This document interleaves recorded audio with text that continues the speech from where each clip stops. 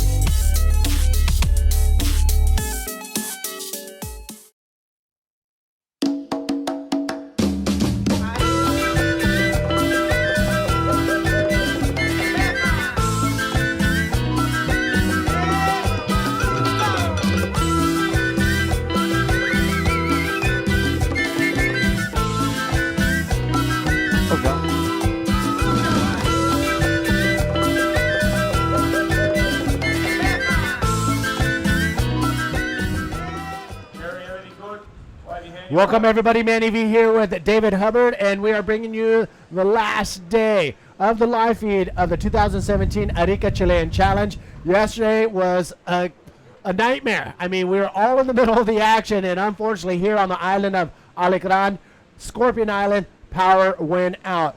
But today we are coming back right where we left off in heat number 4, round number 3. Yeah, so we got about 10 minutes, 50 seconds remaining in this heat. We're going to start off our day of competition with that heat. The riders have paddled out into the water, and even on the approach, Joshua Toledo getting cleaned up by a massive set, losing his board. Matias Diaz, fellow Chilean, also in this heat number 4, came in, got another board. He's going to take it out to him. So the riders are getting situated, and we should be starting really soon. Yeah, so while they're paddling out with that extra board and everything, take a look at yesterday's highlights, and when we get back, we should be ready to rock and roll with heat number 4. Check out the highlights.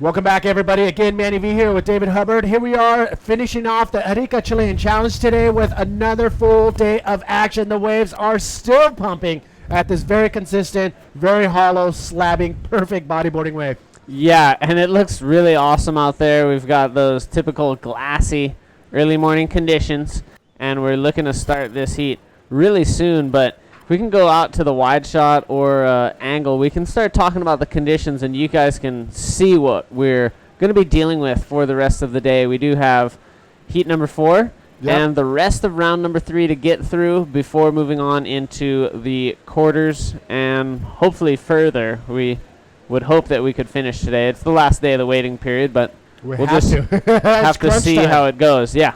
All right, let's take a look at what's going on out in the water. Again, heat number 4. We have Jared Houston in red, Matias Diaz in white, Miguel Rodriguez from Peru in yellow, and Joshua Toledo in the black jersey. Here we go, ladies and gentlemen, the last day of the Arica Chilean Challenge. Alexandra Rinder is on site. She will be saying hi here and there. But, yeah, I mean, this is it, ladies and gentlemen. The final day is about to go down. And wave conditions for today, it's solid out there. It's pretty similar to yesterday, wave size.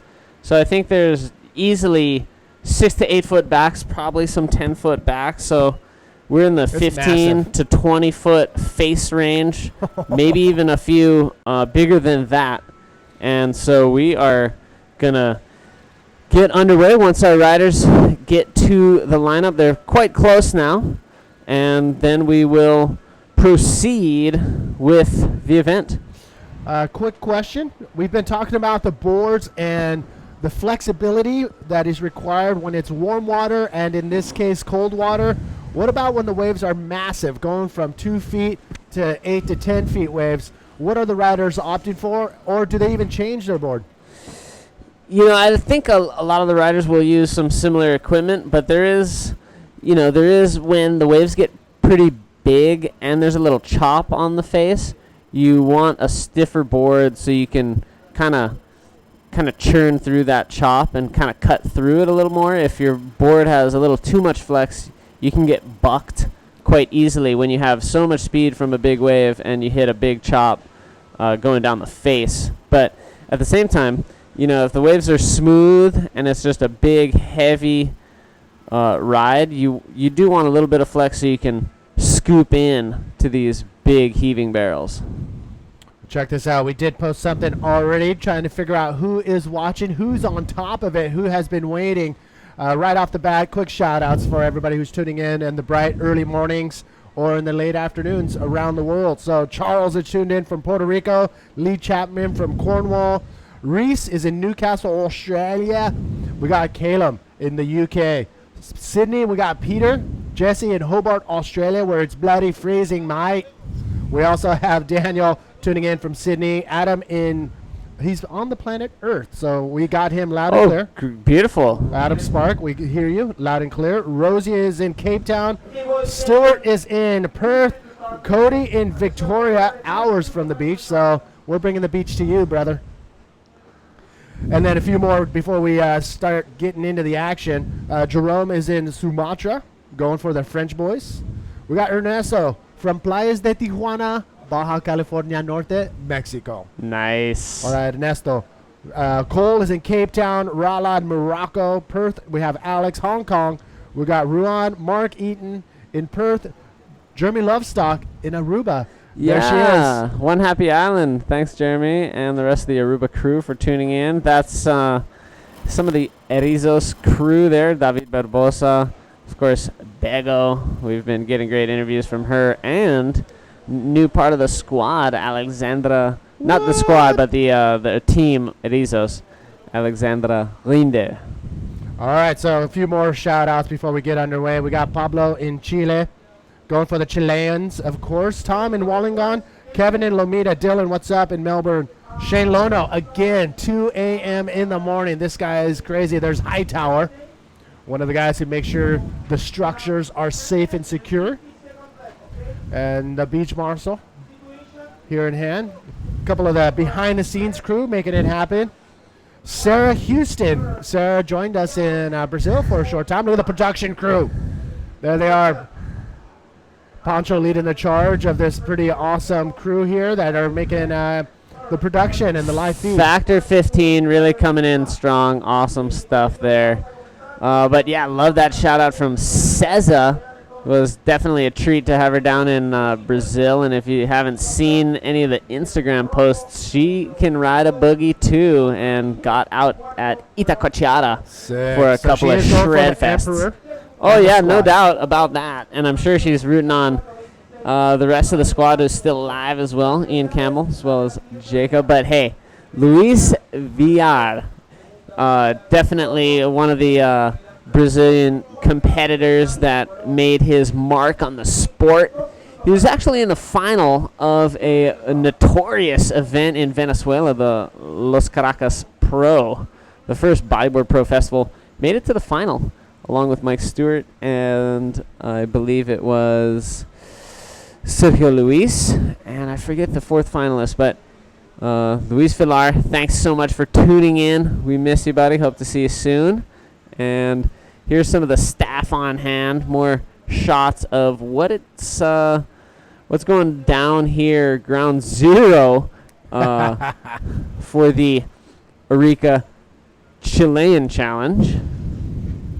How amazing would it be to see a Chilean win this event in their backyard or in their front yard if you're from Arica? We do have a handful of Chileans still in the event. Yeah, it would be awesome, especially if one of the local Flopianos like Diego Sepulveda pulled out the win. I know Union Flopos, the entire city of Arica, has been waiting for that moment for over 10 years now.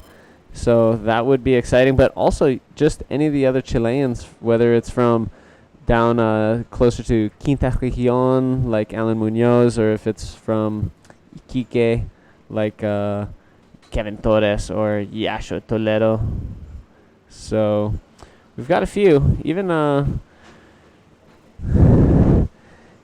even a few more Chileans to give it a go. But, of course, Ian Campbell is looking to repeat. He wants his eye on the title.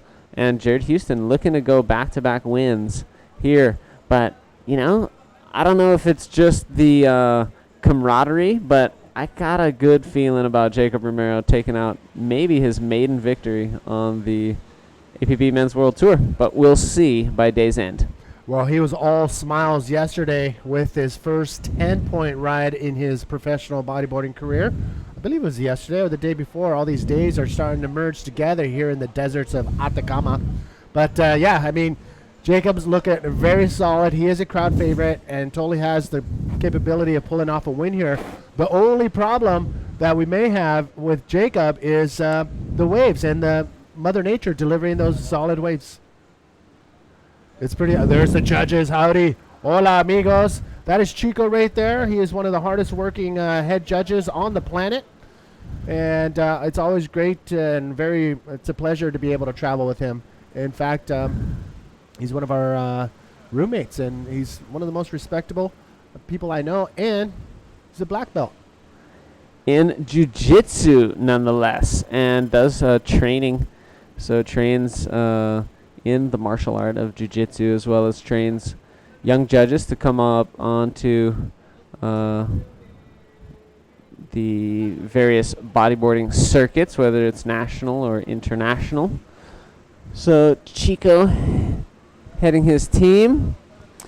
And so we are just moments away from beginning the first heat of the day, which will be the remainder of Heat 3. Here's the sound system, homies. Yeah. They're pumping the jams.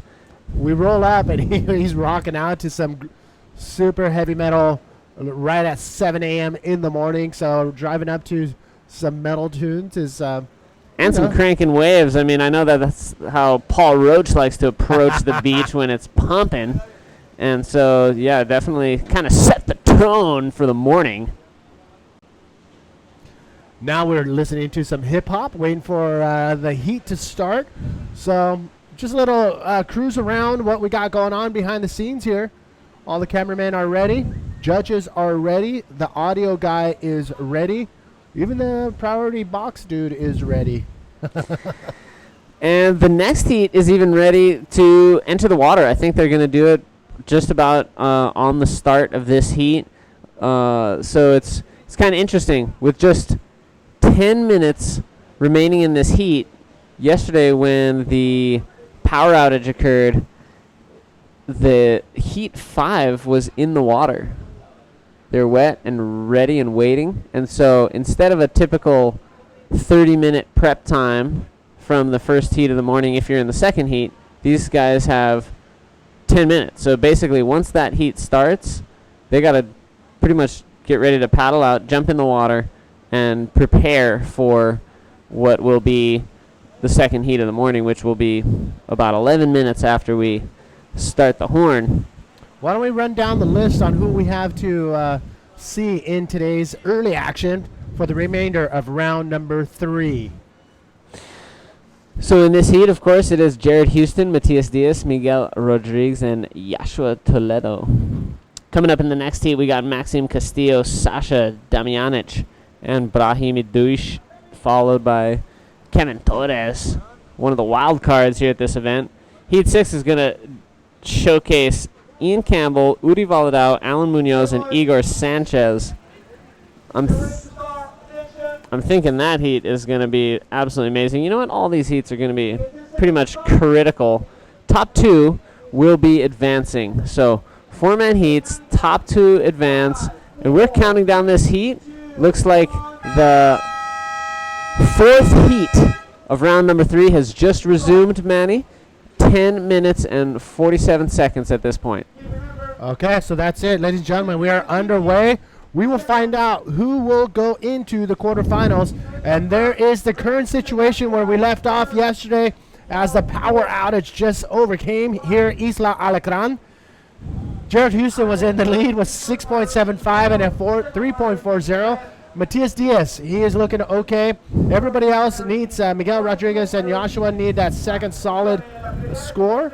But, I mean, that 10 minutes and 50 seconds will fly right by if the riders don't get a wave right off the bat.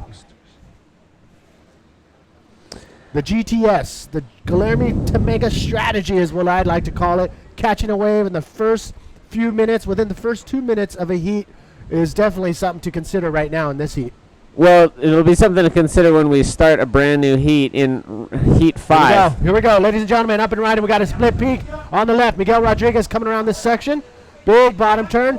Oh, using a little bit more of his bottom turn speed than the lip itself to go for some air. And Jared Houston on the left.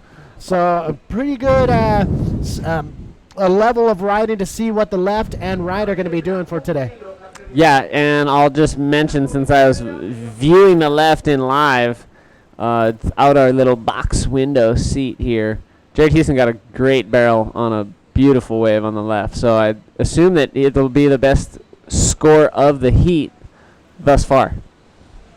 We'll see, though.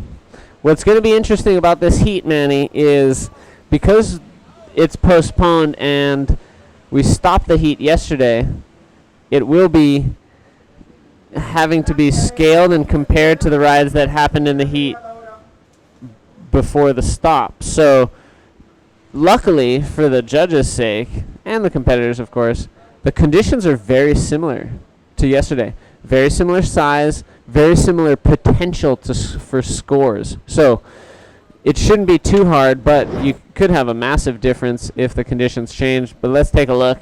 Replay for our rider, Miguel. Yeah, and that's the other good thing about that is that there weren't too many waves caught in that before the heat was paused and when we resumed this heat.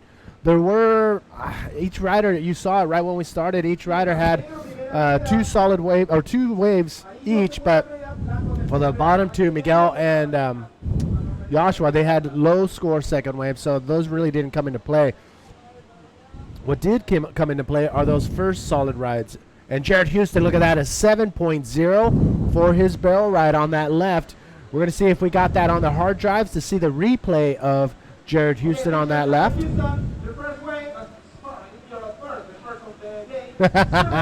Our beach commentator's getting a little fumbled up.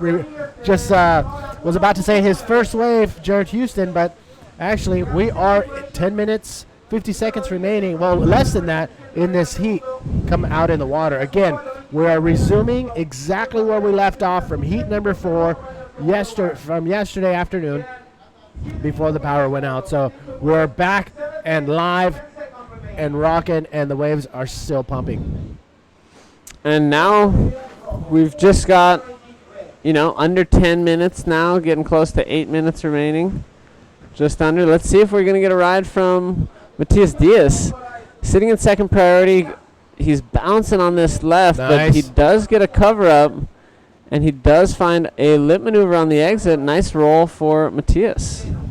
That was actually not a bad ride. Matias Diaz will probably that'll be his solid ride. And Joshua Toledo with a comeback right there with a nice wave exchange, a barrel for himself. And on the outside, taking a look, no, nobody. But wow, Joshua Toledo and Matias Diaz back-to-back barrel rides.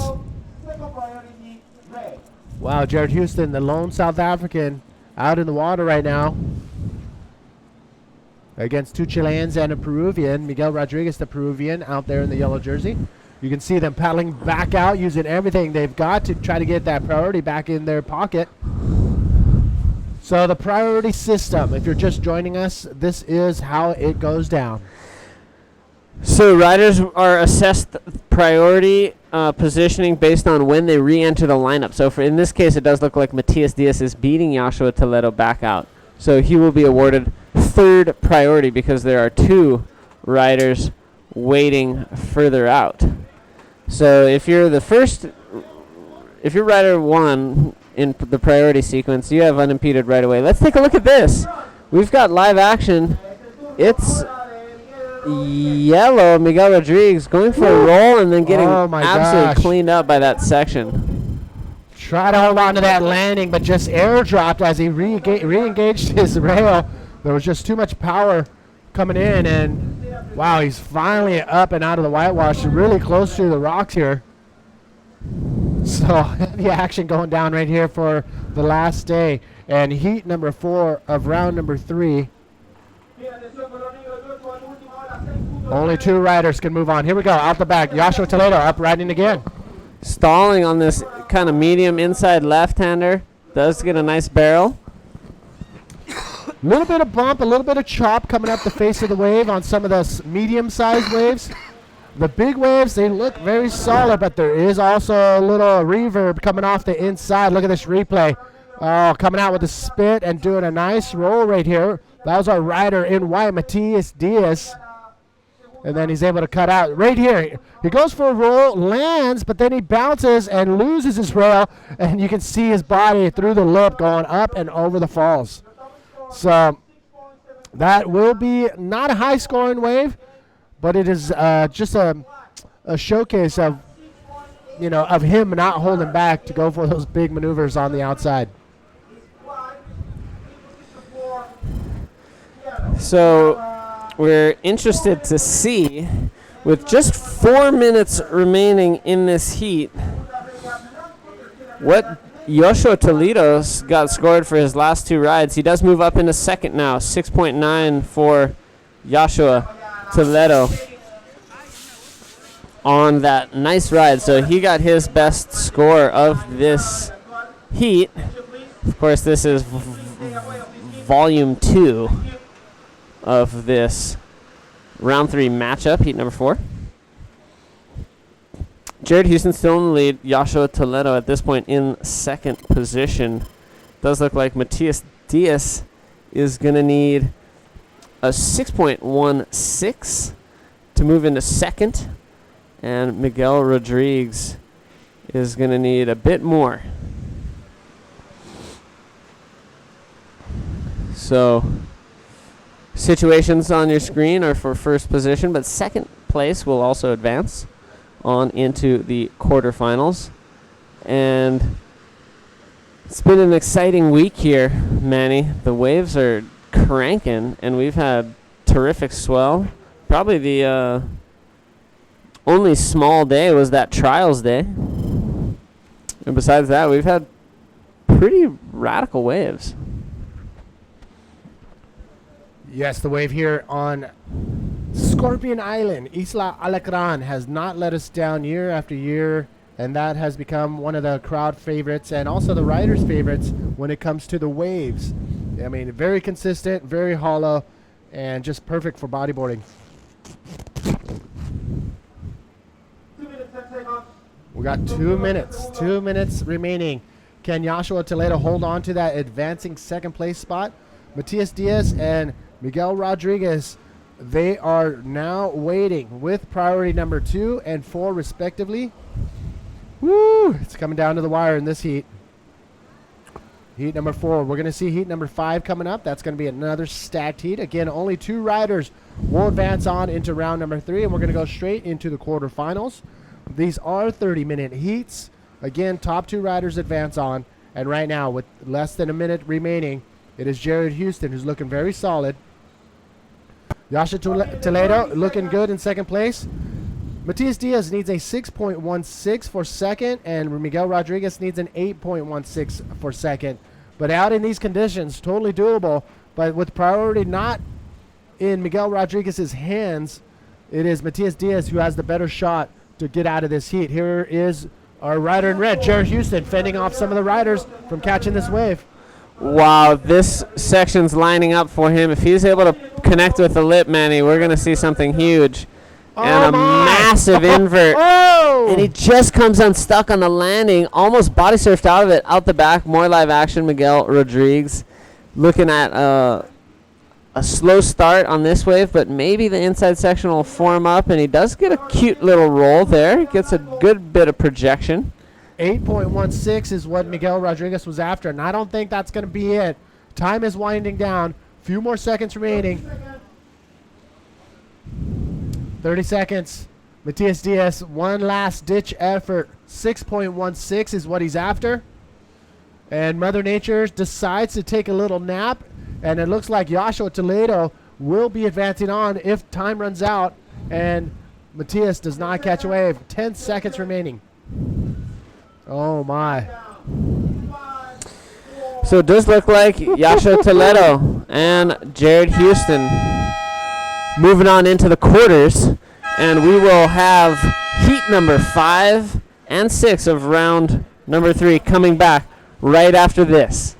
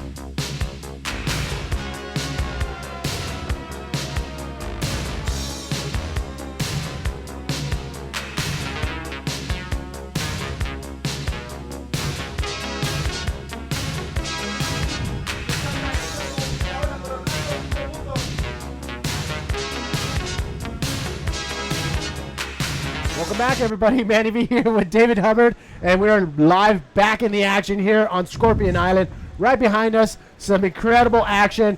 Waves are still pumping. 6, 8, maybe even 10-foot waves are still coming in here at Float Post. Dub, who do we got in the water? Well, let's just get right out into the action to see that we got Maxime Castillo, Sasha Damjanic, Brahim Idoish, as well as Kevin Torres. So that's who we're going to see match up in heat number 5 of round number 3. 2 more heats before we move into the quarters, Manny. I know we talked about some of the riders and what boards they're preferencing when it comes to the bigger stuff. What about the riders themselves? I mean, you got bigger guys like Eder Luciano, Dudu Pedra.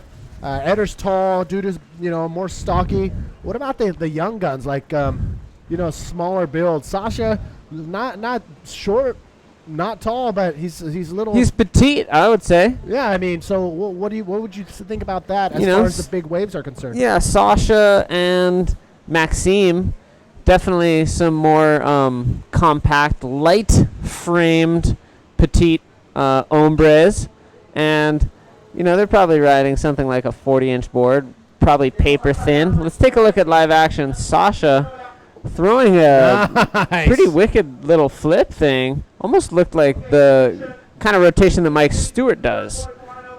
I mean, he pulled it off. He landed and rode a little bit and then cut out into the barrel. But that was a great way to start his heat. Here in heat number 5, Sasha Damjanic in the white jersey. Maxime will be in red. Brahim from Morocco will be in yellow. Kevin Torres will be wearing the black jersey. So this is some really exciting stuff, as this event has been not disappointing whatsoever. Let's take another look at the cutout. That was right after that nice big flip. So, wow, we got a big set coming in here. Let's see if there's any takers out the back.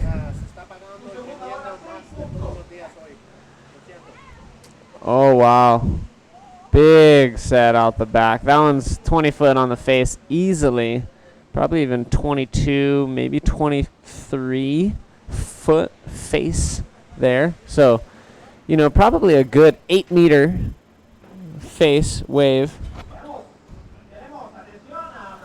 We do got Brahimi Deutsch on the left, hoping to get a nice cover up.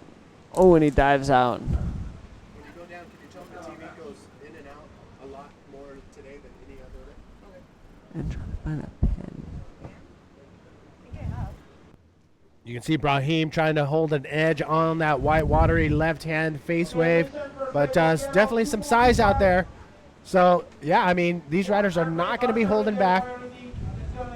Have we seen any? Have we heard about anybody losing fins, or have we seen some broken leashes? Some leash plugs have that been stripped out? I mean, there's a ton of power out here. I think one of the first days I've seen a super duper long stretched out coil leash, and even a big old crease on the top of their board. Might have been Joshua Toledo's board that he's riding right now. But out in the water, taking a look at this one, paddling, digging hard. Kevin Torres, can he get over that ledge? Yes, he does. Kevin Torres on his first wave of the day, opting to go left. A lot of the riders are now seeing the potential of what the left has to offer. Oh, cuts out of there before has the opportunity to do anything. So Kevin Torres' first wave, not what he wanted. Look at that, Sasha Damjanic with a 6.0 and a 5.0 to start off his heat. Not bad at all. So now it's a run for first and second from the rest of the riders. Maxime Castillo, he's been looking very good, very sharp, especially in these bigger size conditions. So it's going to be fun to watch what Maxime Castillo can do in these conditions. I mean, he's showing no fear, coming off the bottom, hitting the lip, and also pulling into some pretty heavy barrels. Brahim, obviously, we know that he's no stranger to hitting the lip, as we like to recount some of the big moves, especially that big invert he did last year. Maneuver of the year. Last year was the maneuver of the year from Brahim Idosh from Morocco. Big invert in Tahiti. What can he do here? We will find out shortly. These are 30-minute heats. Top two riders will advance on into the quarterfinals. Manny V here with David Hubbard. Please join us. Check out our Facebook page and look for the comments. Here we go, up and riding. Live action. This is Sasha, heat leader, fooling around on this left-hander. Little insider. Not very far from where he caught that 10-point ride. Oh, yellow scratching to try to access that one. I think that was Brahimi Deutsch. No ride for yellow.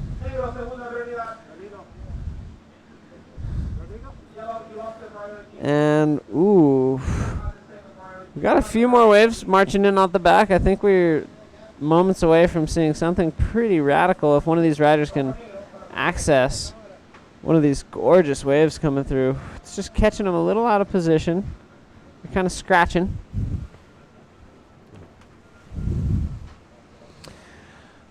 But, wow, amazing round 3 matchups. I expect an incredible set of quarterfinals.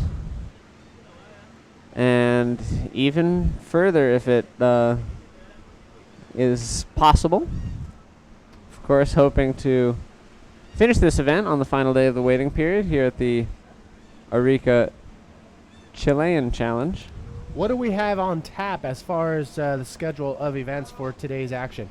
Well, I don't think we've had a day where we ran per the schedule, but hopefully today, we'll see. No guarantees whatsoever.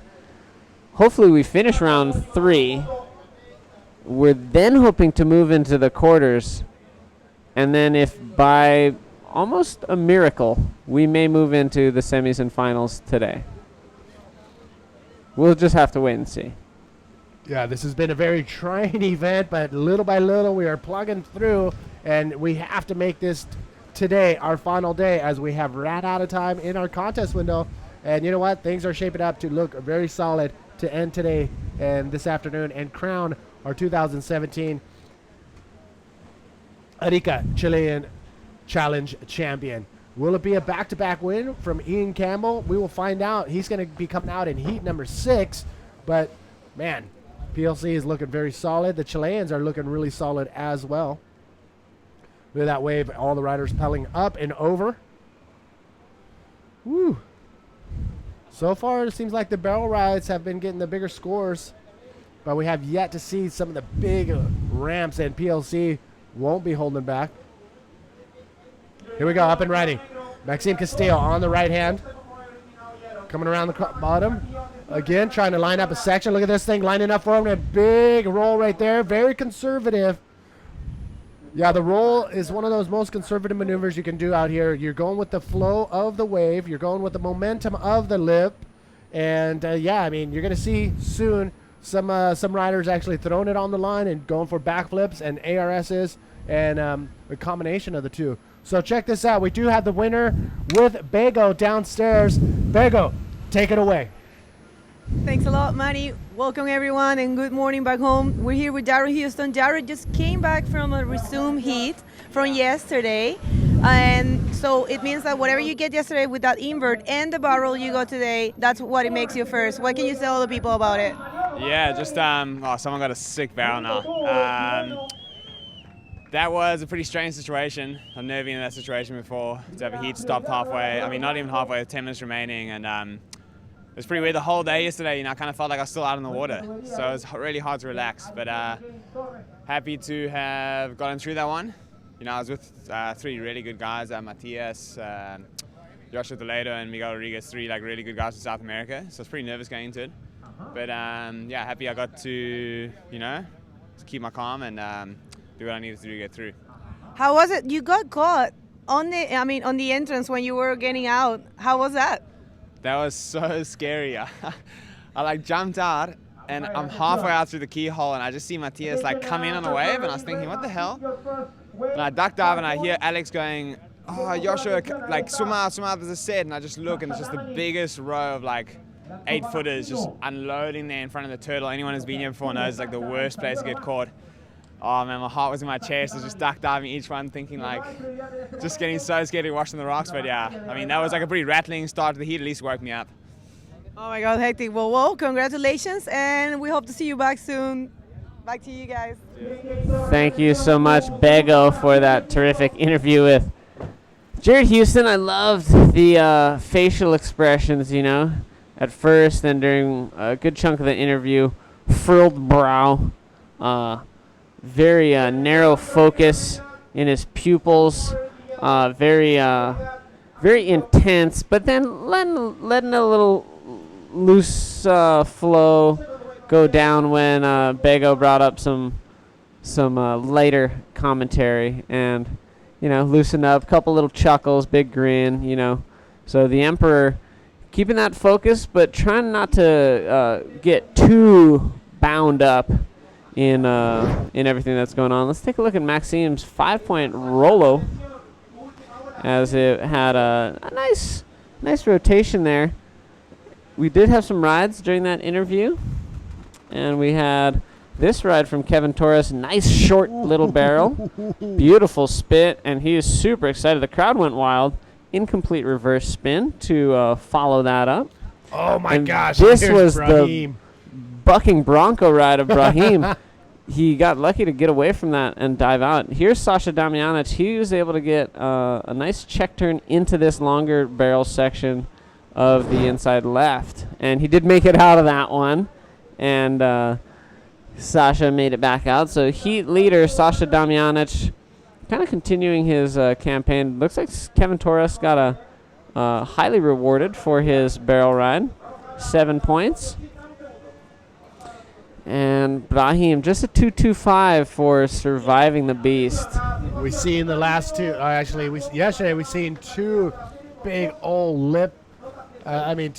Two Chileans just getting smashed yesterday when they try to renegotiate their line and try to avoid the lip, but instead, direct hit. You sunk my battleship. They were destroyed.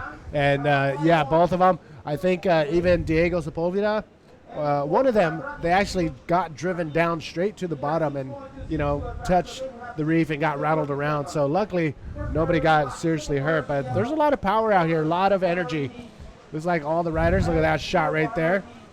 Pretty good perspective on how big it is out here. It's pretty massive out here. I don't know about you, but I'd probably go Alistair Taylor circa 1998 and just wear a helmet the entire time I'm out there.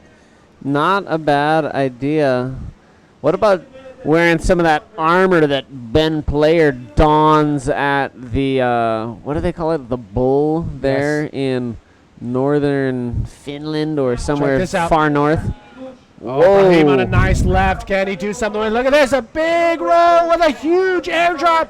Can he make it? I don't think so, but man, the height that he had to hold on to and try to land that thing, oh my goodness. That was insane. Can't wait to see it on replay. Woo! Big flight path from Brahimi Deutsch. And it looks like he almost handled the bounce, but you could see the rear axle, just his legs getting flung in the direction of the channel, making him start to lose control, and then he just got munched by the lip. Here it is. Look at the section, lots of speed, big section, huge roll. There's the legs flying out in front of him, and he dipped it. If he were to land that, he would have to have regained his edge and hold on, and he would be in the barrel, and he would have to come out of that barrel to have it a deemed completed maneuver with a barrel on top. Yeah, and even if he were to have just pulled into the barrel and we could see him then traveling, I think they would say that the roller was complete. But yes, for the roll and barrel, he would have had to land it and make it out of that barrel, which was tracking him down, which is a big issue on why he didn't land it, was because the lip really tracked him down quite efficiently. So he gets another 225 for his efforts. Brahimi Deutsch putting it on the line. Let's take a look at this, Manny. Kevin Torres, the Chilean, hair flick before bottom turning, making it to the bottom. Throwing a spin. That may not have helped him. Actually, it does get him around that section. And you know what? And showing no fear, going for a roll in that very treacherous, very choppy area down the beach. Oh, my. Out the back, Maxime Castillo on another frothy wave. Looking for a section to try to hit. Thing is lining up. And not much there for Maxime, so throws a spin. Again, thank you all for tuning in. We are rocking here at the 2017 Arica Chilean Challenge. 13 minutes, 50 seconds remaining in this heat. Sasha looking really good. Kevin Torres, he probably will be coming up pretty close up to Sasha Damjanic.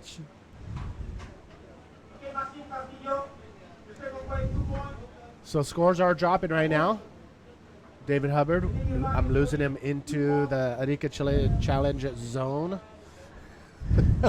We did this yesterday. No, who was it? Me and Naranjo the other day. We were just zoning out on the beauty. When the sun came out, we were just phasing out on how incredible this whole area is with perfect A-frame waves coming in. Yeah, it's one of those places that has some magic around it. Look at this out the back. Nice clean turn. Brahim. Too deep for the section, has to dive out. But, you know, I was checking out and focusing on the intense focus and zone that Igor Sanchez is getting himself into. Igor Sanchez coming up in heat number 6. To me, he's the dark horse of this whole event. He could really pull it together. He's a solid fella. Resides or hails from the Canary Islands, now residing down in Reñaca, near Viña del Mar, near Santiago. Has a bodyboard shop down there, so he is super focused. He's a powerful rider, likes big waves, but proficient in small stuff too. He made it through the trials day where it was tiny tots, and he is one of the surviving trialists who's still into the main event. He's looking for a slot in the quarters, and he and Ian Campbell are now making their way down onto the rocks. So I think that's going to be a great matchup. Defending champion of the event with the dark horse of the event, Igor Sanchez. Yeah, I think he has the body and build and the skills to be able to pull off a win here, especially in these conditions. I mean, we're going to be seeing some bumps and chops coming up the face of the wave, but because he's a bigger built and stronger guy, he's going to be able to cut right through those chops and maintain his speed with his edge in the face of the wave. And he's no stranger to hit the lip either, but giant backflips, huge ARSs, we're going to find out soon if Igor Sanchez can pull those off. The other thing he's got in his repertoire, experience. He's ridden Flopos tons of times. He's been competing out here since as early as 2007, 2008.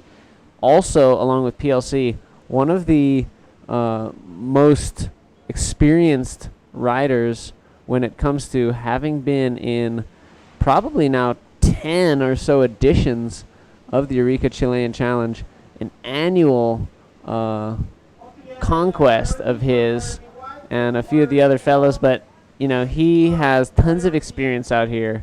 He knows this wave. He knows the waters of Chile. He now calls them home.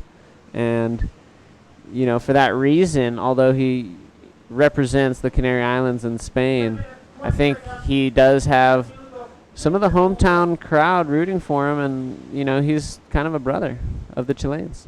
With all that in his back pocket, what is it going to take as far as the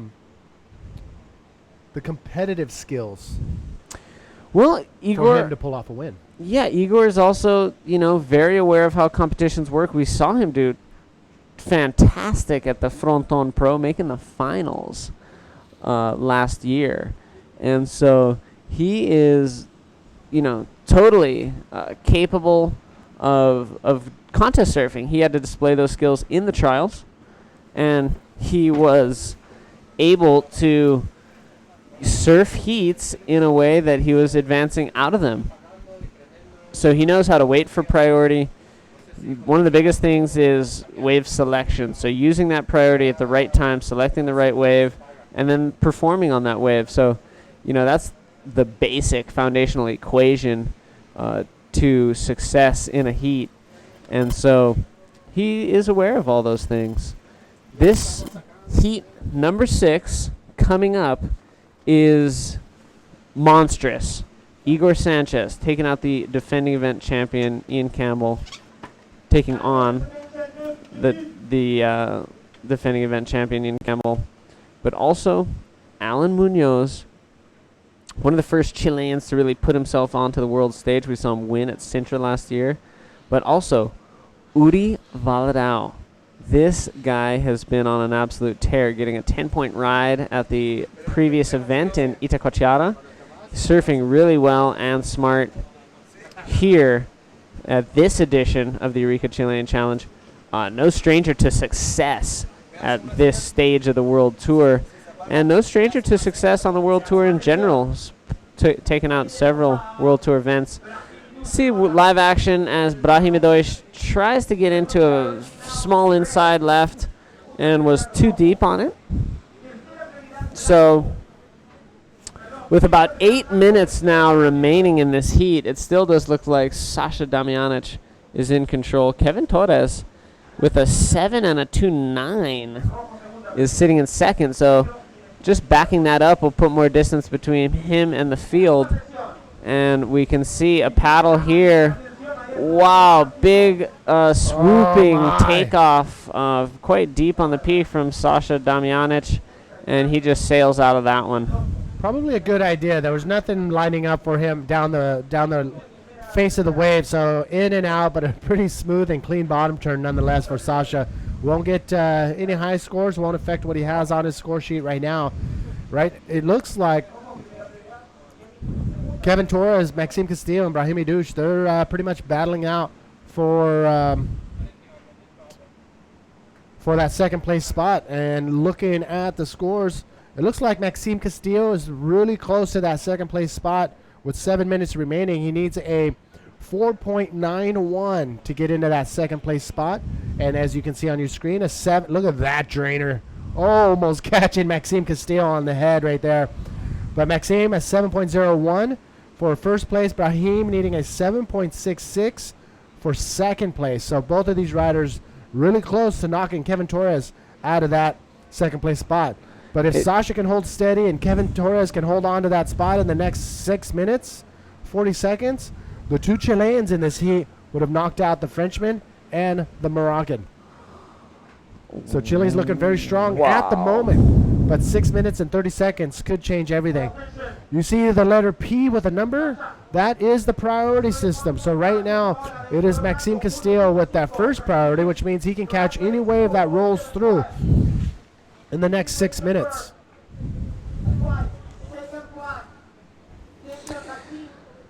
Yeah, so, after Brahim went for that small wave, he got absolutely cleaned up by that whole set. He is now just making his way into the channel.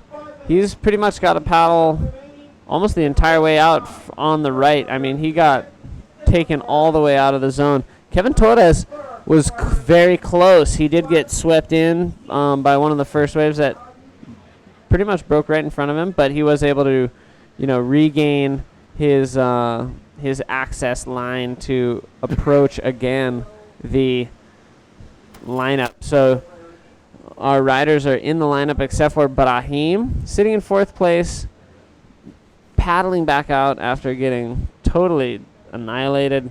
Just getting close to 5 minutes now remaining. Riders in the next heat are accessing the lineup, paddling out through the quite treacherous keyhole. They better hurry up because I see a set rolling through right now. Look at this thing coming into the lineup. It looks like Brahim taking a look, but it's Maxime Castillo with priority. He knows what he needs. Pretty obtainable score, 4.91. Is this wave going to line up for him is the question. Or did he just lose his priority to something that will not better his score? And it looks like that is not going to help. I mean, you can see the frustration right there. I heard him scream. Oh, my gosh. From here, from probably 100 meters away.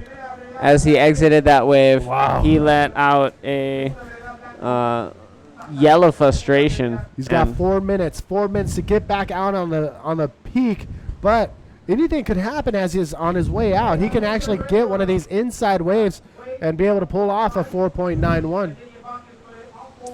Yeah, that is possible. Sasha Damjanic, Kevin Torres. Kevin now striking on this wave. He wants to get rid of that 2.9, put more distance between him and Maxime. He's stalling on the peak here. Pulls a nice big roll there, and then dives out in front of that next section. I think that was well-surfed wave. Yep. I think that roll is going to get rid of his 2.9 by a fair margin, and I'm excited to see where that leaves the situation. All right, Sasha waving his hand on your screen, trying to get the latest update from the beach commentator. Here's another look at Kevin Torres' wave. Perfectly executed roll. Yeah, so he's able to get up to this section and flowed with it nicely. Love the hair, just tracking behind him. Landed it clean, dove out, and does look like 5-point ride, maybe even a 5.5 coming in for Kevin Torres. And I think that's even going to put him into the lead. Sasha Damjanic now in 2nd place. Maxime Castillo needs a 7.01 to get ahead of Sasha. Looked like a couple of the riders just got really close to getting cleaned up. It's very hard to have so much water moving out there and being in the right place at the right time. And all by himself on the outside, Sasha Damjanic waiting and paddling over these sets right here. But, oh, my goodness, are you kidding right now? It is pounding out there. So for Sasha, he's alone in the lineup. It's his best call to wait patiently. Wait until the other riders get close. So, there's almost a better reason for him to wait until one of the next riders is out into the lineup before he takes another wave, which is probably why he was just waiting patiently out there. He's sitting in an advancing spot. He was leading the heat all the way up until Kevin's last wave. So he wants to take one of the next opportunities and make sure that the opportunity does not go to one of the riders in 3rd and 4th to attack his advancing position. So instead of taking a wave that no one else is going to ride, he's going to want to take a wave that could be ridden by either 3rd or 4th place. That's the strategy when you have priority in your hands. And thank you, Begonia, for delivering the goods from Casa Beltran, I believe, providing breakfast for the staff and competitors throughout the week. And also, I actually had breakfast already, so this will be our second breakfast. First breakfast at Hotel Arica, a beautiful establishment. And if you're ever going to come to Arica and you want the high level luxury accommodations, Hotel Arica is pretty legit, right on the water, and a beautiful pool. and incredible staff as well. So, yeah, I mean, we're coming down to the wire right here. 1 minute remaining. So many good waves are just rolling through. You can see the ships on the outside just bobbing back and forth as the swell energy comes under them. Less than a minute now remaining. Kevin Wow. Torres in first, Sasha in second. So the Dude, that- Chileans looking to both make an appearance into the quarterfinals. The Chileans, definitely a force to be reckoned with here at the Arica Chilean Challenge. We got two of them ready to actually knock out the French phenom, Maxime Castillo, and the Moroccan magician, Brahim Idosh. This is another, I don't want to call it an upset because Kevin Torres and Sasha Damjanic, they're right up there with the thick of things. So, wow, the two Chileans just made it happen. Two more Chileans getting close to the final here at the Arica Chilean Challenge. And as that heat counts down, we'll take a quick commercial break and be back with the last heat of round number 3. Heat number 6 will be an amazing heat, so you don't want to miss it. Stay with us.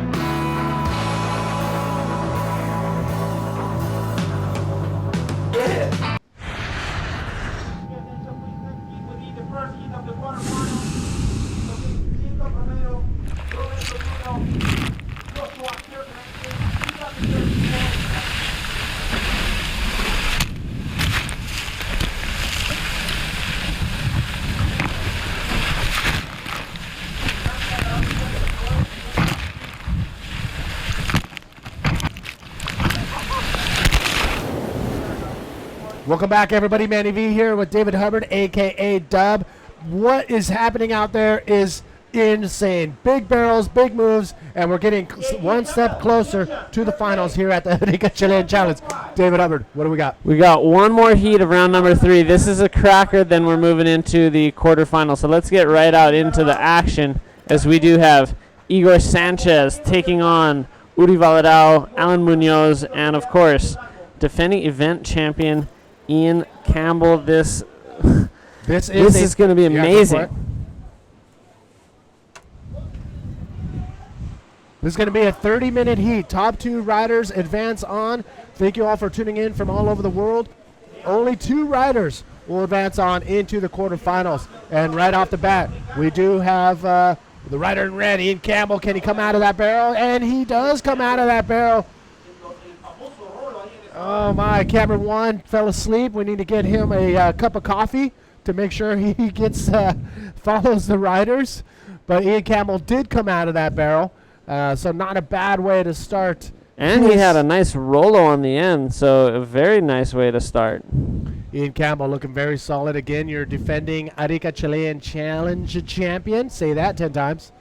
But Ian Campbell from South Africa knows this wave very well and would love to have a repeat. That has yet to be done, I believe. Let's take a look at Steve Action Jackson's blog. I think it's bodyboarding101.blogspot.com. Search for Arica Chilean Challenge history. That's where I'm getting my information from. I'm not going to lie to you. But Jackson, the walking bodyboarding almanac. So, yeah, I mean, Ian Campbell can make it a two-peat, back-to-back win right here if he can pull off a win here and get closer to the final.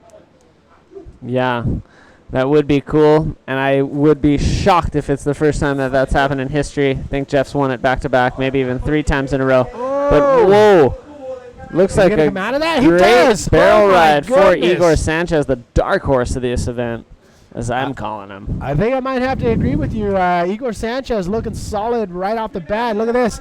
Answering back. A nice clean bottom turn. Udi Valadao gets a barrel of his own, but he's going to look for a section, go for a big extended roll. Wow, this is a pretty epic heat getting thrown down right now, ladies and gentlemen.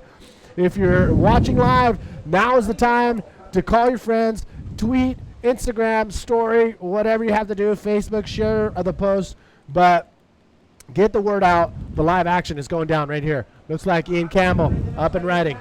Oh, my. Nice barrels. left. He's getting totally shacked and comes out clean. So right off the start, an amazing heat. Not even 5 minutes has passed, Manny, and we've seen more action than a lot of other heats in this event. And, you know, everybody's got a good score on the board, and we'll see if it'll be enough to attack that first and second place spots.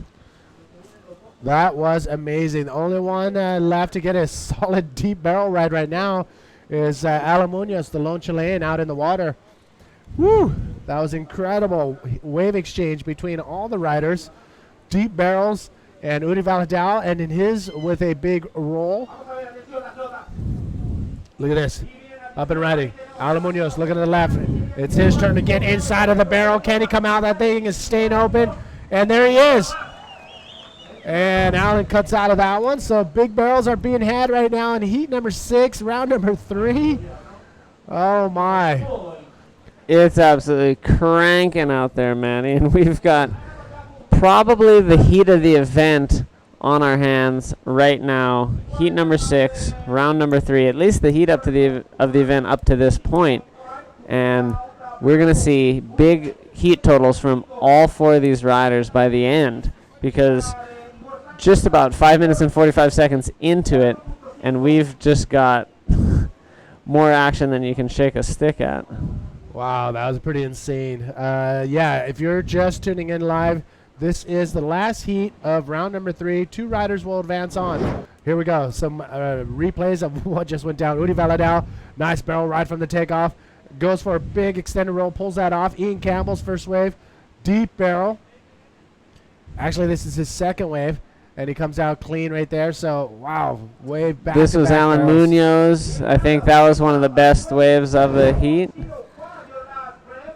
Wow, really, really cool to kick off this heat with such a intense start. Ian Campbell out the back on this left. This is a big wave, and he is flying through the pit here. He's still in there. Oh, my gosh. That was pretty insane. Super deep. You can tell that he was stalling and dragging his legs, trying to get as much barrel time as possible. I mean, you couldn't tell because he was inside of the barrel, but for him to slow down and stay in the barrel and get as much barrel time as possible is only the reason how he was able to get so much barrel time right there. Wow, incredible. Here it is again. So he's up there, he's navigating, drawing a nice line. Now he's just staying behind the curtain for the long duration of that one. So a great ride for Ian Campbell. I'm interested to see where it falls in because it was a set wave. He was going fast for most of it, and he was, you know, in the barrel for quite a long time, but never really deep in the barrel. So, but he does get a 9. Yeah, so Ian Campbell getting a better barrel ride than Alan Munoz. And I apologize in advance. I'm just coming over this weird sniffles thing that I got going on. As soon as I land here, I get it. I don't know if it's the dust in the air or what's going on, but maybe it's just me. Yeah, well, I also get affected by cold weather. So people always ask me if I'm sick when I'm in a cold weather place because my nose runs. But that's my body's reaction to cold weather. So I guess I need one of those little nasal warmers and wear a face mask. Paddle from Alan Munoz. Alan Munoz now, we see the score dropping 8-5, so he got a solid one as well. We are seeing a terrific battle on our hands, Manny. Yeah, this is a pretty insane heat. Here we go. Udi Valadao, he's taking a look at this left right here. Nice clean bottom turn. Oh, did he get rejected? He did on that first section and then tries to get into that second one, but decides to cut out before it comes into the inside. So Udi Valadao drawing his bottom turn out just a little bit too much. Igor Sanchez, look how he stalls on his bottom turn and is able to scoop in under the lip and get a barrel. And I think Udi Valadao probably should have done something similar to that, but again, easier to say from here in the safety of that booth. But Igor Sanchez riding that thing perfectly. Man, was that 2 barrels on that wave? Double barrel. And you know, that wave, to me, it didn't look that awesome at the start, but he made the most of it. I'd say he milked out almost as many points out of that wave as possible, you know, surfing it to close to its maximum potential. Igor Sanchez is not going to go down without a fight, and in fact, I would still hold on to the dark horse claims and say that he is totally alive and kicking in this heat with the potential to come out possibly on top, if not at least in an advancing spot. But Ian Campbell, Alan Munoz, they're looking strong. Udi Valadao is looking fierce. And this is definitely a heat that none of the competitors would want to find themselves in because of the other 3 riders in it. But it's just the way it all breaks down when we're surfing 4-man heats and we start getting to the pointy end of the draw, as some like to say. As we start whittling down and making eliminations, the cream rises to the top, and we have just stupendous action here. Yeah, it's going to be a shame to see 2 of these riders not making it through because each one of them has been performing incredibly in this heat.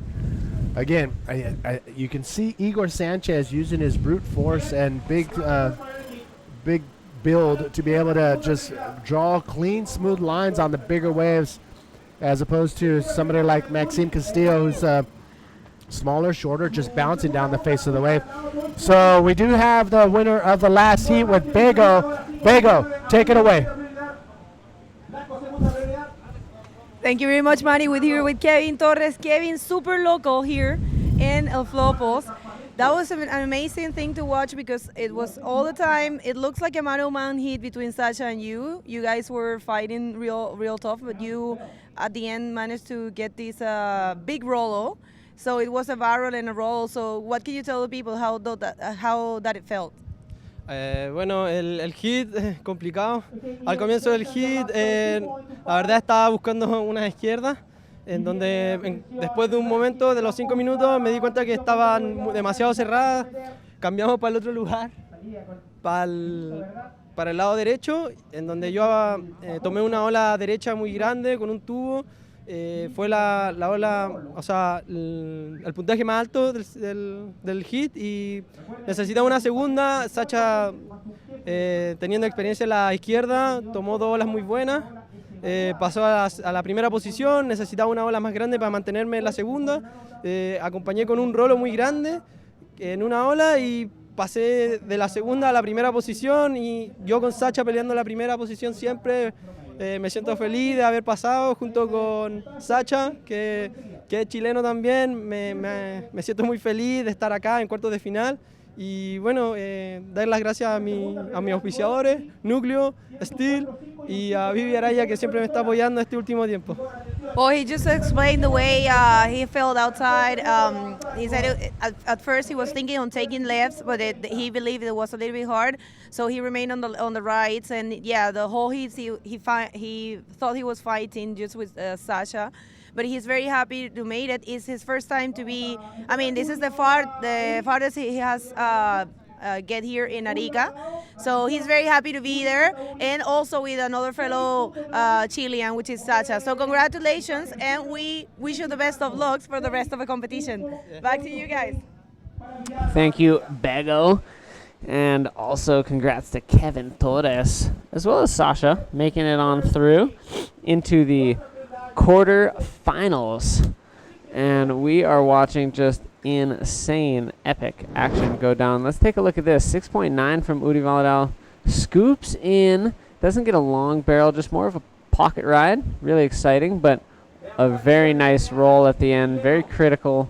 So a pretty complete ride. Let's take a look at Alan Munoz, the Chilean. Beautiful backflip there. This is live action now. So Alan Munoz looking for an 8.25, another 8.25, or an 8.26 actually, to get him into that first place spot. But he's sitting solid in second right now. I wonder how that is going to fare. That big backflip is going to fare against some of the big barrel rides that were thrown down. That was one of the bigger moves, one of the bigger cleaner moves completed. So Alan Munoz throwing it down definitely will be better than that 5.5 that he has as his second high score, but it is pumping out here, ladies and gentlemen. Thank you once again for tuning in. I am going to post something on the APB Facebook page, but look at this bomb coming in right now. Igor Sanchez looking for that line, and there he is. He's finding the inside section, hitting the brakes right there, dragging his legs, finds the barrel. Can he come out? Get out of the way, flag. And he does come out in that very crucial part of that wave right there. Oh, my goodness. That was awesome. We need to move that flag now. Yeah, that was awesome. My gosh. That was great stuff. Very cool to see. Oh, my gosh. Igor Sanchez getting a terrific barrel on that left-hander. We need to move that flag now. Yeah, okay, it's being done. We need to move that flag now. All right, here we are. Back to the live action. Ian Campbell up and riding. Nice, clean bottom turn. Look at this thing coming up and forming up for him. He's going to fly it through this inside section. Has to go around it, and definitely is going to fly off the back. Does a little goofy little kickoff, kind of a little flying fish. You know, kind of maybe a tribute to his mother's swimming school. Flying fish swimming school. And that's where the swimming dynasty all began for Ian Campbell, a very powerful swimmer right there from his mother's swimming school. Let's take a look at live action now out the Alan Munoz, big section. Nice air reverse. Oh, my goodness. Are you kidding me? And he's not done. He's kind of hoping for a little bit something else on the inside, but ends up opting out. So very, very cool. Rides coming from all of these riders in this heat. An amazing heat. This is the heat of the event. This is pretty incredible. Thank you for tuning in. You know what? I forgot. I was going to post something on the APB Facebook page. We are going to have a short little break between round number 3 and the quarterfinals. That'll be the time where I will run down the shout-out list on APB Tour Facebook page. Give me about 2 seconds before I... Whew. Oh, man, I lost it with that flag in the way. I don't know if you guys heard it on camera. But, man, that flag has now been removed. Oh, my goodness. All right, posting right now. Ladies and gentlemen, if you want some shout-outs, we only have time to give shout-outs to the first few people that are tuning in. So let's see. Where you at is going to be the post. I know it's not proper to end with a preposition, but I think we're okay with that. We're totally okay with that.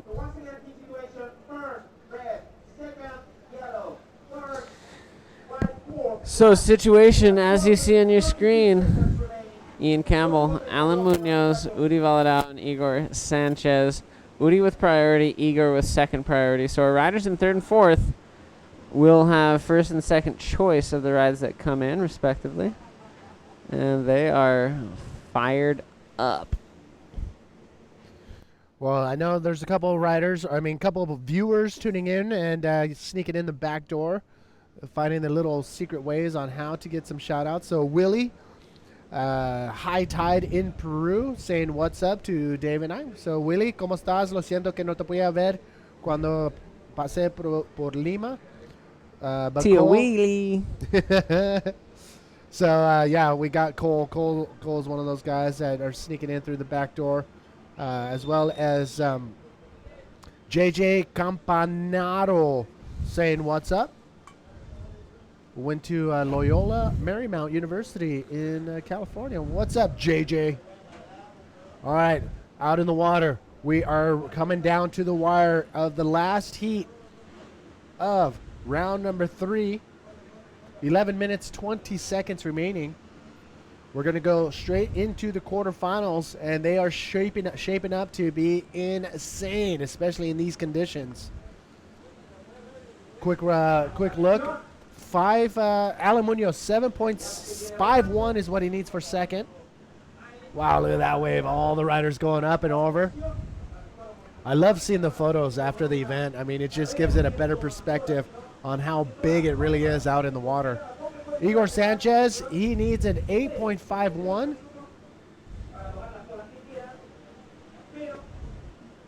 Massive set coming in. This one's closing out on the left. The right's shaping itself up. Riders out the back, having a look. Uri Valadao going for it on this big right-hander. He's going to just get out of there. He didn't find a lip off the peak. He's out. He did use first priority for that. So now Igor Sanchez in first priority. Ian Campbell will be sitting with second priority, and Alan Munoz with third. Uri Valadao is going to put himself back into the lineup and will be sitting with fourth priority. So that's how the priority system works. Uri was waiting. He had first choice, and he chose that wave. And even if he just had a short ride, even if he would have just paddled for the wave, he would lose that priority and go down into the priority sequence all the way back to the bottom of the totem pole, so to speak. Current situation, 9 minutes, 45 seconds remaining. Igor Sanchez on the hunt for that 8.76 for second place and 9.51 for first. But again, this is 2 riders advancing on. So second place is where you want to be if you're caught behind the 8 ball. Uri Valadao now looking for an 8.86 to get into second place. Igor Sanchez, he does have the first priority, so that is definitely going to be in his favor. So he can sit out there and wait as long as he wants to catch that next 8.76 potential. And up and riding, we got... this is Igor. He's chosen this wave as what he's going to approach it with. He's got a lot of speed. Here's a nice section. Oh, no. No, it just kind of flattened out on him. So Igor Sanchez used his priority on that wave. We've got about a little more than 8.5 minutes remaining. So he has the potential to be able to go back out and get one more ride, maybe 2. Well, Ian Campbell now has that first priority. Alan Munoz has second priority, and Alan Munoz will be the one to be watched as Uri Valadao and Igor Sanchez are nipping at that second place spot from Alan Munoz. Here is Ian Campbell. He's going to take advantage of his priority and drop in on this one. Nice clean bottom turn. Finds the pocket, finds the barrel, holding it steady, holding that speed line. Can he come out? Will that wave stay open?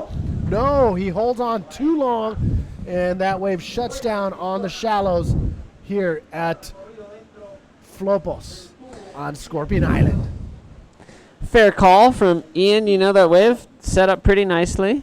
And, you know, priority is only good if you use it. So, you know, sitting with priority and never catching a wave doesn't really serve you well. And the other riders had a potential to maybe get something on that. At least it looked that way on the takeoff. So, you know, not necessarily a bad call for Ian to attack this wave. Nice barrel. Tons of travel time. And occasionally here at Flopos, it just clamps at the end and just shuts down as it gets closer to the keyhole. So that's what happened. You know, not necessarily a riding error from Ian, but just the way the wave ended up panning out. It did not offer an exit. So Ian Campbell is sitting in first spot, looking strong to defend his event win here last year. His maiden victory on the APB World Tour was here last year, and he backed it up at Viana, getting 2 wins in the same year, and that catapulted him up on the ratings and in the eyes of the whole world as one of the best bodyboarders of this day and age. Let's take a look at our rider in white. It does look like Uri Valadao. This right's stretching out, and Uri Valadao's eyeing up this section. He goes up and throws a cool little invert. You know, he almost got assisted by the V as it shot up and gave him a little bit of padding, but it threw his board just a little to the side, and he wasn't able to land flat. So, Uri Valadao, incomplete ride. Uri and Igor using their priority. Not maybe the best wave selection, but at the same time, as time winds down, you know, a wave is better than no wave. So, you know, them, when they took off, they saw what they deemed to be potential for a score that could put them into second. Igor was, Uri was close to finding that. Let's take a look at Alan Munoz scooping in on this left. Wow, he's behind the peak. He's getting absolutely shacked, and he comes out clean. Oh, my. This was a really technical approach, very critical barrel ride from Alan Munoz. You know, he's already got some solid scores on the board. Not quite sure if that's going to improve his situation, but he's knocking on the door to put a little more distance between him and Uri and Igor. And Ian moves right back up into the priority sequence. He's in the lead. He's got priority. He loves coffee. Came down here on an empty stomach and drank a cup of coffee. And I was shocked that an athlete would approach a day of competition like that. So I gave him a banana. And let's see Ian Campbell on this one. He's looking at the first right that he's accessed thus far. He's getting a really long barrel, and it just clambers down on him near the end of it. And boy, that it looked like he was staying open. Section continued to go in front of him pretty far. If he would have made it out of that, I think he would have improved his lead. Let's take a look at Udi's invert, Manny. Here he comes up. He doesn't tweak it too hard. There's the V. It almost looked like he was helping him, but check out Alan Munoz. It looked like he almost got erased there, but he survived it. And that was exciting. Alan's riding really strong in this heat. Yeah, he's looking really good right now, holding on to that second place spot. 4 minutes remaining. And again, top 2 riders will be going into the quarterfinals. First place in this heat will go into quarterfinal number 3 or 4. And second place will also go into quarterfinal heat 3 or 4. But the quarterfinals are shaping up to be incredible. That first heat in the quarterfinals, we're going to see Roberto Bruno, Jacob Romero, and Josh Kirkman. And in that second heat, PLC, Antonio Cardoso, and the Chilean Diego Sepulveda. So now, waiting patiently in heats 3 and 4 are Jared Houston, Sasha Damjanic in heat 3. Kevin Torres and Joshua Toledo are in heat 4. So waiting in idle right now are the quarterfinals. 3 minutes remaining in this last heat of round number 3. Again, thank you all for tuning in. Looks like we do have some action coming in. Igor Sanchez. Up and riding on this one. He's on a nice right. It's staying open. He's up and tucked into the barrel. He comes out, and he's going to line up this inside section. Another one. Super awesome barrel there, and comes out clean. So remember earlier in the heat, he got a double barrel, Manny, but I feel that this one is going to far exceed the points he received on the previous one. 8.76 is what he needs for second place. 8.76. He's knocking on the door, Manny. Oh, my goodness. It's going to be close. Those were perfectly executed barrel rides. 2 of them on that wave. Both super clean. Wow, an 8.76 for second place is Igor Sanchez. Going to strike from behind in the last few minutes of this heat. Possibly could go down. Look at the scores on your screen. Oh, my goodness. So we've got a very high scoring heat from all 4 riders, which We haven't necessarily seen that in every heat of round number 3. We've seen a few riders just kind of unable to get scores on the board, or at least a backup score, but each of these riders has heat totals that could have advanced them out of other round 3 heats, shaping up to be just an amazing, almost maybe even historical heat here at the Arica Chilean Challenge. So it does look like Igor Sanchez does get an 8-point ride. Look at that right here. That first barrel, it gets just a little clipped on the outside and exiting, or actually going in and coming out. But right here, look at this. The clean barrel, maintains that nice line, and was able to come out as it pinches. But, man, that was a perfectly ridden wave right there from Igor Sanchez. Out the back, Ian Camel. Now he's just having fun out there. Ian Camel, a little bit of mist hitting the camera on the lens. Coming around another section. Not much there for Ian Camel. So we didn't. Alan Munoz was on the left and got a pretty good ride. It's going to be near that 7.5 ride of his. I don't know if it's going to be any better and put more distance between him and 3rd and 4th position. But with 1 minute remaining, Igor Sanchez is back in the lineup. Udi's holding priority, and Igor has 2nd priority. So both 3rd and 4th have opportunities to strike if a wave comes in the next 45 seconds. So very, very critical stuff. Very, very critical stuff. 7.76 from Igor Sanchez to move into 2nd. Udi Valadao needs an 8.86 to move to 2nd. Both riders totally capable, and with about 20 seconds now, doesn't look like you can see on your screen, not much really coming through on the horizon. Now time is just slipping away. You saw a replay right there of Alan Munoz's last wave. Oh, wow. Oh, slapping the water. Igor Sanchez, you can tell the frustration settling on Igor Sanchez right there, and he was so close to making it into the quarterfinals. But in the end, it was Ian Campbell and Alan Munoz, another Chilean, moving on into the quarterfinals. The quarterfinals will be coming up right after this commercial break, so stay tuned.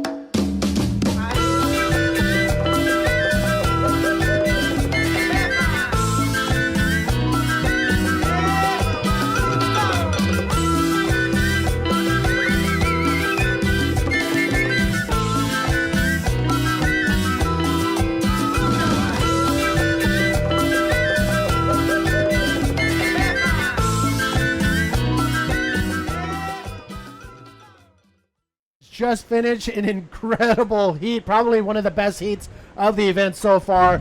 Barrels, big move, big flips. Igor Sanchez unfortunately couldn't come up with the goods either. Udi Valadao. Udi Valadao couldn't do it either. But Ian Campbell advances on, and another Chilean into the quarterfinals is Alan Munoz. So round number 3 done. Quarterfinals is due up next. And they're counting down the heat, so let's get right out into the action as we start quarterfinal number 1. It's going to be Jacob Romero, Roberto Bruno, and Joshua Brigitte Kirkman. Oh, my. So Josh Kirkman is looking very solid. It's very cool to have this fierce and well-known competitor. He always brought up how a lot of fellow competitors did not like him back in the day because he brought a different element to the whole competition. And here he is, up and riding in black, Josh Kirkman. Big power turn, big check turn right there. Nice, clean little pocket ride. Comes out with a ton of speed. This guy is on fire. What? Yeah, he's fierce. He's ready to rock and roll. He is going for it, and we love it. We love to see seasoned riders make get a new lease on life. You know, he got married, hyphenated his last name, and he's ready to get back into international competition. You know, and he is approaching it from a more mellow. Yeah, a more recreational standpoint instead of occupational. So he used to make his living off professional bodyboarding. Now he's very successful and proficient in what he does and doesn't need side income from the sport. And it's all, fun for him now.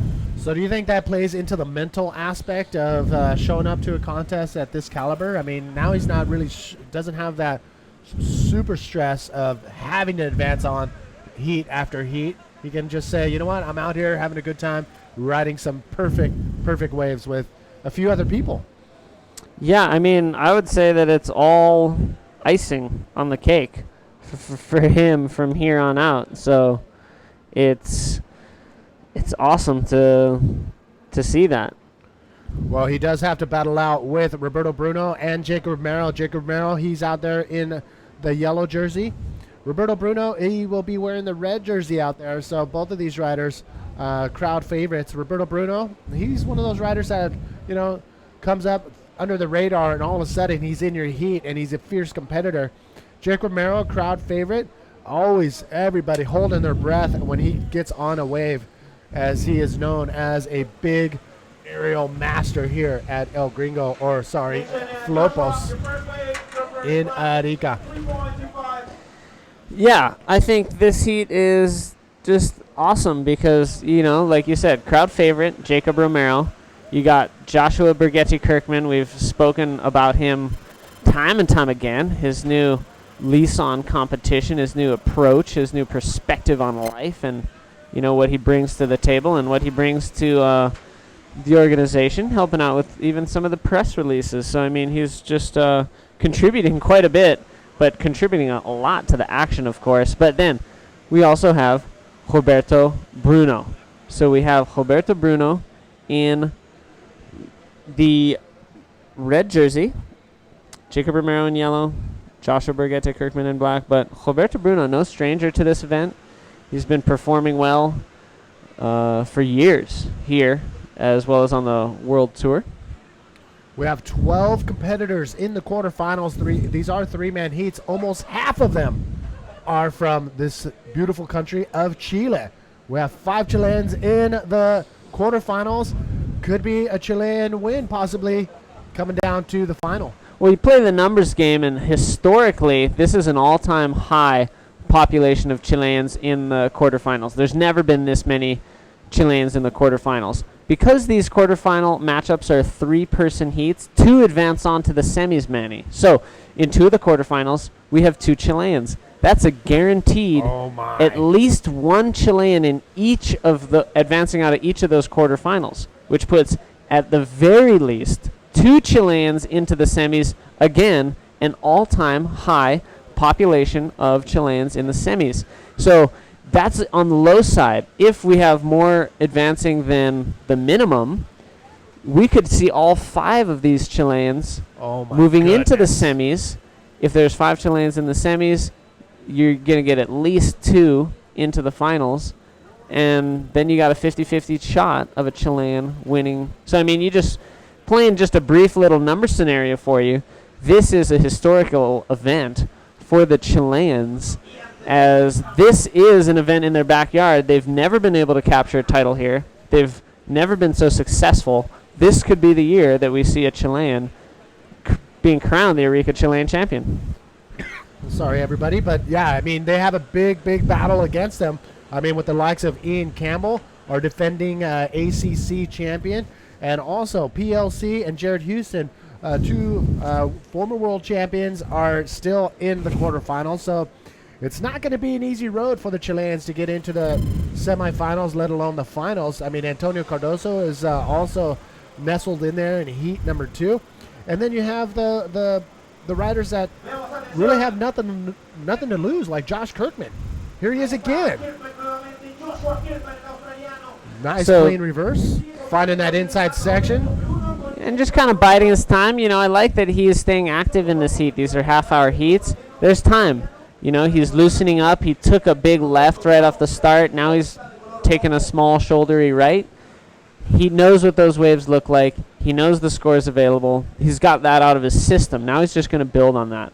So he's going to go back out and start to approach waves that look a little better, but, you know, sitting under the priority of the other guys, not a bad option to explore some of the waves that are coming in and get a feel for the water. You know, he didn't free surf it this morning, so he's kind of testing the waters.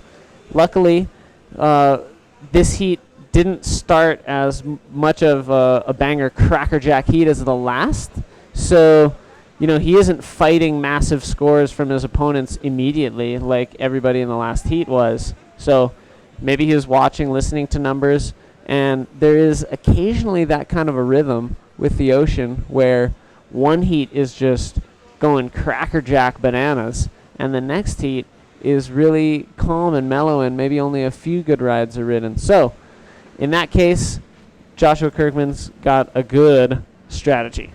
All right, looks like we do have the winner with the Begonia downstairs. Begonia, take it away. Thanks a lot, Manny. We're here with Ian Campbell. Super stoked. Ian, you actually dominate the whole heat. That was pretty long barrel you got. And then the roll and the salmon air. What can you tell people about it? Yeah, it's pretty difficult out there. Just lucky to get those, try to get as many waves as I could out there, and kind of got a little bit aggressive at the start and took 2 quick waves and got some nice scores on those, and then just built from there. I was pretty disappointed not to come out of one later on in the heat, but yeah, I did the salmon air for Hardy, and yeah, it just really felt good out there and feeling good in the water, so stoked. How does it feel to be in the quarters? I mean, no, oh yeah. Yeah, flip, man. After the week we've had, it's just like so good to be here and be in the quarterfinals, and you know, this event we just had couple issues throughout the week, but it just seems to be flying through the final day now, and just stoked to get through to the quarterfinals and hopefully keep the dream alive to the finals. So congratulations. You want to say hi to someone now? Yeah, just to all my friends and family, my girlfriend Rosie, mom, dad and Hank, and my brother Andrew. Thanks so much for the support, guys. It's been unreal, this whole South American leg. And to everyone else watching, I know Craig and Cam and all the other boys are out there, Dion Mayer. Thanks so much, guys. Keep the messages flowing in, and really appreciate the support all the time. Well, there you have it then. Congratulations, Ian, and best of luck for the rest of the competition. Back to you guys. Well, congratulations one more time to the South African Ian Campbell. Now's a good time to run down our shout-out list as the riders out in the water in quarterfinal number 1 are standing by for a set to roll in. Wow, right off the top is Sarah Houston saying hello to and going for Ian Campbell and Jared Houston, of course. And she's watching from Cape Town, South Africa. Jose is in Puerto Rico. Dion Meyer in Cape Town.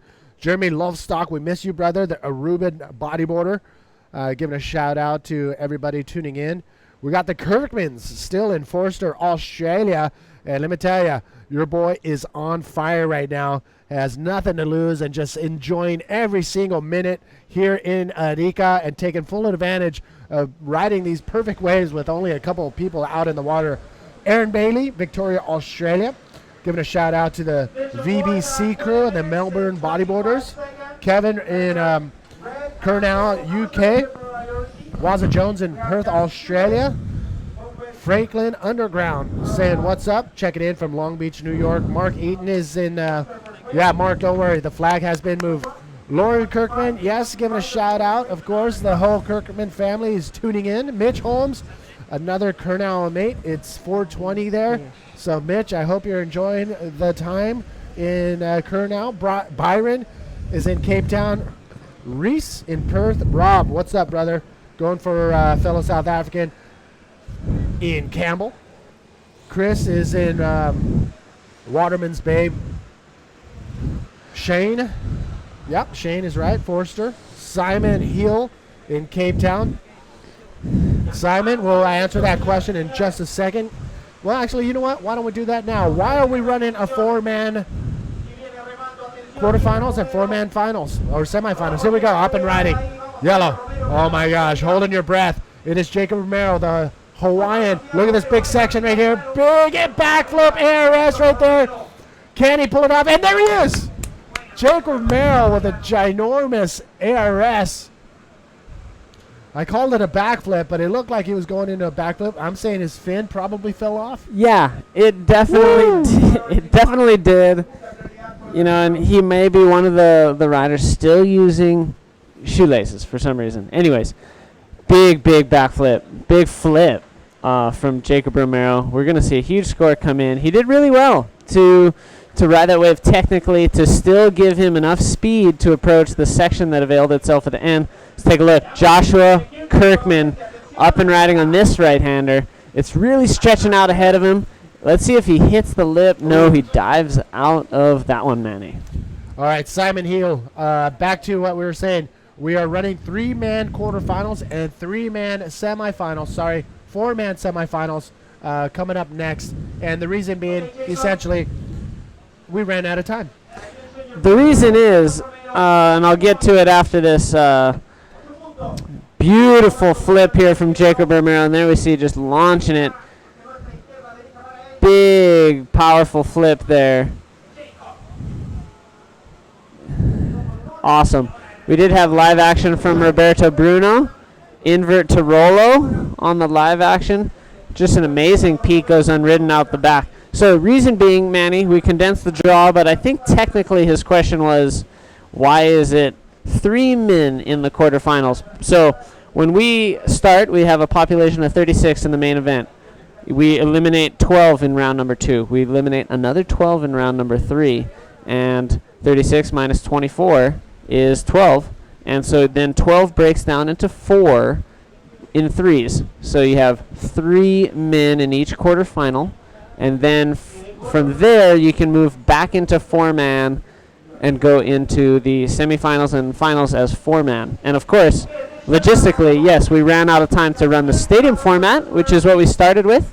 And, you know, we'll hear probably more about that in press releases to follow this event. Let's take a look at what happened. Roberto Bruno. All right, that was Roberto Bruno. Nice, clean pocket ride. Goes for an invert right there. Not much projection from the lip itself, more from the bottom turn. And then comes into the inside with a nice, clean roll. So a solid ride right there for Roberto Bruno on his first wave. So scores are going to be coming down right now on your screen. I'm going to shoot a couple more shout-outs down the list before I put the phone down. If you want shout-outs, you got to be on it pretty quick. Casey is in Cornwall. Lyle in Cape Town. Mitchell tuned in. Chad is in Cape Town as well. Well, all the South Africans, it seems like, are tuning in. So thank you all. Shot Bruce. Francisco in Argentina. Hola, Santi Sanchez. Claro. Y Nico. Claro que sí. Adam is in York, South Africa. And last but not least, Ida. Sarah Lena is tuning in from Sweden, I believe. Oh, nice. Nice. International crowd rolling in on the intranet, the World Wide Web. Thanks, everybody, for tuning in. And it does look like Coquego, Jose Miguel Gomez Urbina watching, and Santiago, fellow DK Master, streaming. Loving J-Rom's high-flying action, and we love that you're tuning in from Santiago, Coquego. Whew, all right, let's bring you up to speed with the scores as they are getting shot up on your screen soon. But wow, another high-flying action heat going down the quarterfinals.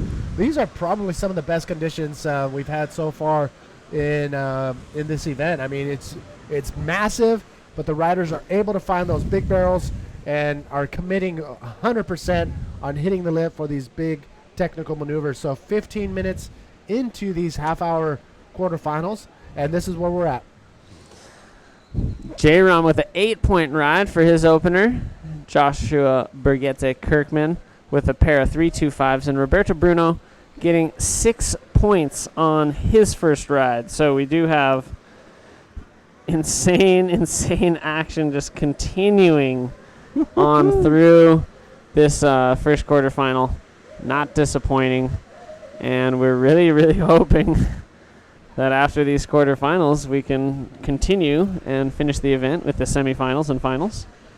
But we don't want to make any claims too early on. Yeah, it's been a pretty trying event, but you know what? We're moving. Here we go, up and riding. Jacob Romero, hold your breath, ladies and gentlemen. Nice clean bottom turn, finds a lip section on the outside and goes for a backflip, pulls it around. Not super clean, but look at this section coming up. No, not much there for Jacob Romero to do anything else with that. It's going to be his second wave. It's not going to be super high scoring, but it will be his second wave to be judged. And again, 30-minute heats, top 2 waves are scored, and the sum of those two will give a total points for the rider. The riders with the top 2 scores in the heat will advance on into the semifinals. Again, only 2 riders out of the 3 are going to advance on. 5.5 for Jacob Romero. You're going to see that score drop on your screen. Josh Kirkman, you saw that right there at 3.25 times 2. I mean, 3.25 and for his first wave and a 3.25 for his second wave. Roberto Bruno still looking pretty solid. I mean, that 6-point ride is definitely going to help him.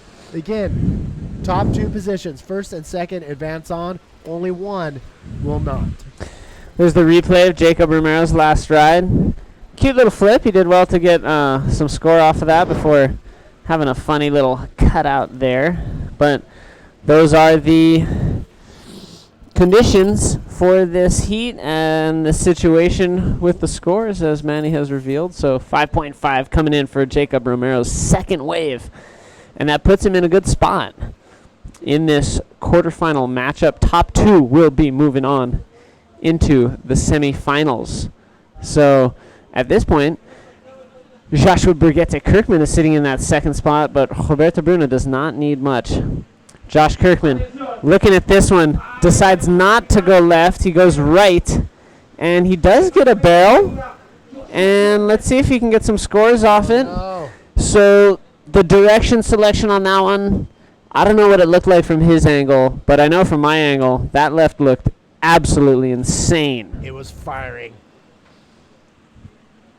Josh Kirkman getting out of the impact zone by catching this right-hander and moving just a little bit closer to the channel. So catches another wave really quickly thereafter to get out of the area. That leaves Roberto Bruno out the back, as well as Jacob Romero. Roberto sitting with priority. He has first choice of what's going on. So there has been one competitor. There has been one rider that has had a back-to-back win here at the Arica Chilean Challenge.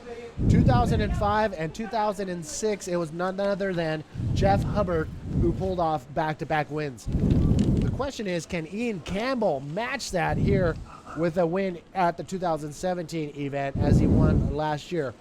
We have actually a special treat for you coming up in the next heat. Dave Hubbard will be joined by none other than the women's grand final in 2015, Alexandra Rinder from the Canary Islands. It's going to be pretty awesome to get her perspective and have her chit-chat away with David Hubbard on heat number 2 of the quarterfinals, where she's going to see Pierre Luis Costes, Antonio Cardoso, and Diego Sepulveda. So that's going to be a fun heat to watch coming up after this first quarterfinals.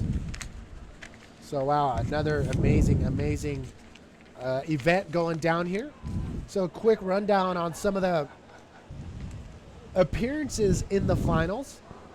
Jeff Hubbard, Guilherme Temega, Dave Winchester, and Omri Laverne, all of them have clocked in 4 final appearances here at this event. Ben Player with 2, Ryan Hardy, and a bunch of other riders followed suit with only 1 appearance. But it's been an incredible event with a lot of riders, coming here just for the incredible wave of Flopos. Perfect conditions here today. Glassy, little side shore, opening up the rights just a little bit, looking down over the guard railing here, and I see PLC making his way down to the water's edge. So very cool stuff. Thank you for the stats, Steve Action Jackson. Stoked you were able to confirm my brother's back-to-back wins that Manny was just a little unsure of, and trying to claim that Ian was going to make history if he did it here this year, but he would match the historic performances put on by my brother here. And I'm actually super surprised he's only made 4 finals. He made the final with Ryan Hardy. He made a final with GT, multiple finals with GT. I think they're 1 for 1 on those stats. But just a very historic event in the whole realm of bodyboarding, and we are definitely making history in so many ways here at this event. Let's take a look at Roberto Bruno. He doesn't need much to get ahead of Joshua Bergetta Kirkman. See if he finds a lip section. Throws a cute little spin near the top of the wave. Now he's doing another carve to 360 and another carving reverse. So well, he's got his spins down. He's got his spins down, that's for sure. Joshua Kirkman does not need much. I don't think Roberto Bruno is going to put up much higher than a 3-point ride on that one. So I think Joshua Kirkman will be needing somewhere in the 6-point range, maybe 6 or 7-point range, to attack what Roberto Bruno is going to have after this wave, because this wave will move Roberto Bruno up into the lead, I feel. Sorry, into second place, not the lead, but he does get a 4, and so it moves him into second, and Josh needs a 6.76 now to go second. 6.76. The lone Australian left in the draw, the only Australian to make his way into the main event of competition here at the Arica Chilean Challenge, is fighting for the option to continue on to the semifinals. I think semifinals appearance here at the ACC, almost safe to say that he would consider it a career best. He's, I think, made the finals at Shark Island. He's done well on the World Tour previously. But, at this stage of the game, and with the level of riding. This looks like Josh is taking a look at this. No, going up and over. And they are paddling out just a little bit further than the takeoff point right now because they sense something may be coming in. But there's just so much water moving out there, and being in the right spot, they're trying to find something. They find something on the shore, and they use that as their lineup section. All right, looks like there could be something coming in. Jacob Romero. Yeah, we're going to stick with Jacob Romero on the right. Comes off the bottom. Has a ton of speed. Oh, my. He is flying. Keep your eyes on Jacob Romero, the Hawaiian. Here's the section. Not much there. The wave just started turning away from him. Oh, my gosh. The crowd was holding their breath as Jacob Romero lined up that section, but unfortunately was not there. And I tell you something, besides Jacob Romero's flyaway on that last wave, we've got a paddle battle.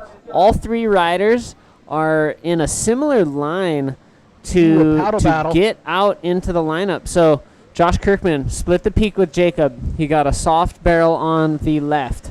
He's making his way out there. Jacob cut out, but also out wide. Roberto Bruno coming out from his long spin sequencing. So we do have a very tight, I would say, paddle battle. It looks a little bit closer to be between Jacob and Joshua. So we'll see, because this could be critical. If Joshua can get priority, he can then get the second ride he needs. 5 minutes remaining for Josh Kirkman to get a 5.76. He got a 4.25 on his last ride. This is it, the soft barrel ride to the left. Now he needs a 5.76 to go ahead of Roberto Bruno. And we are waiting to see the priority sequence. Does look like priority 2 belongs to Josh, and priority 1 to Jacob. There's Jacob's flyaway. And Roberto Bruno in third priority. So with 5 minutes remaining, 4.5 now, if Josh is able to get a 6-point ride or even just short of that, he will be able to get second place position. Roberto Bruno, by all means, may be able to improve his situation and extend the needed score, or reobtain the score if Josh doesn't get far enough in front of Roberto Bruno. So it does look like Jacob Romero sitting in a good spot in this heat. He's got a significant heat total, a solid one. He has first priority, so he's even going to work to increase that. The other riders will be waiting patiently, but they can't be too patient, Manny, because there's only 3.5 minutes remaining in this heat. It could come down to the next wave or two that comes in. The next heat is making their way out into the water. PLC will be wearing the red jersey. Antonio Cardoso in white. We're going to see Diego Sepulveda, one of the 5 Chileans. We will be wearing the black jersey. So we do have that coming up next, but currently in the water with about 3 minutes remaining. Only 2 riders will advance on. Only 2 riders will advance on out of this heat. Right now behind the 8 ball is Josh Kirkman, but he only needs a 5.76 to get into that second place spot. Totally doable. 2 minutes, 30 seconds. Josh Kirkman, can he pull it off? Can he make it into the semifinals? I think he's going to need to give it a go on one of these next waves, because it doesn't look like a lot coming in after this. So we see a series of waves coming in right now. This left-hander was pretty cool, but he would have had to been way inside to catch it. Let's see if it even has an exit on it. It would have been possible. So I think these riders are going to have to move way inside. They're sitting far out the back. No sets on the horizon. So, for the sake of Joshua Brigitte Kirkman's dream run here in the Arica Chilean Challenge, he's hoping against hope that something is going to come in and give him a 5.76 in the next 2 minutes. Well, he does have priority number 2 in his pocket, so Josh can pull it off. But Roberto Bruno, he's probably going to stay pretty close to Josh Kirkman. Actually, they're actually pretty kind of far away apart from each other out in the lineup. So Josh, he's being smart right now, paddling a little bit further inside, knowing that time is ticking away. The only problem with that is that he may get cleaned up by a freak set that could roll through. So Josh Kirkman waiting patiently. Jacob Romero looking very solid to make a semifinal appearance. Roberto Bruno, he would love to march on forward closer to the final. But Joshua Kirkman. Check it out, Manny. He's paddling. He's scratching. There's a wave coming in. This could be it. A 5.76 is what he needs. He's going up on this one. Oh, my goodness. He's going for this right-hander. He's going to pull in, and the section just scoots a little bit in front of him. It does look like he will not be making it out of that wave or this quarterfinal, as there's just 30 seconds remaining and he is way now on the inside. So Wow. good effort for him to get a wave at the very end of this heat. But The doors slam shut on that wave, and as well as the end of the contest, the event for Josh Kirkman in the black jersey. That was his last chance to make it out of the event. And you know what? I think he's still going to come out of the water all smiles. He just had an incredible time here in Arica, and I'm sure he's going to be sending kisses to his lady and all his friends who have been watching him throughout this event. Coming down to the last 10 seconds, it does look like Jacob Romero will advance on along with Roberto Bruno into the semifinals. Wow, that was amazing. Another amazing heat. so after this quick commercial break, we'll be back with the second quarterfinal, so please stay tuned.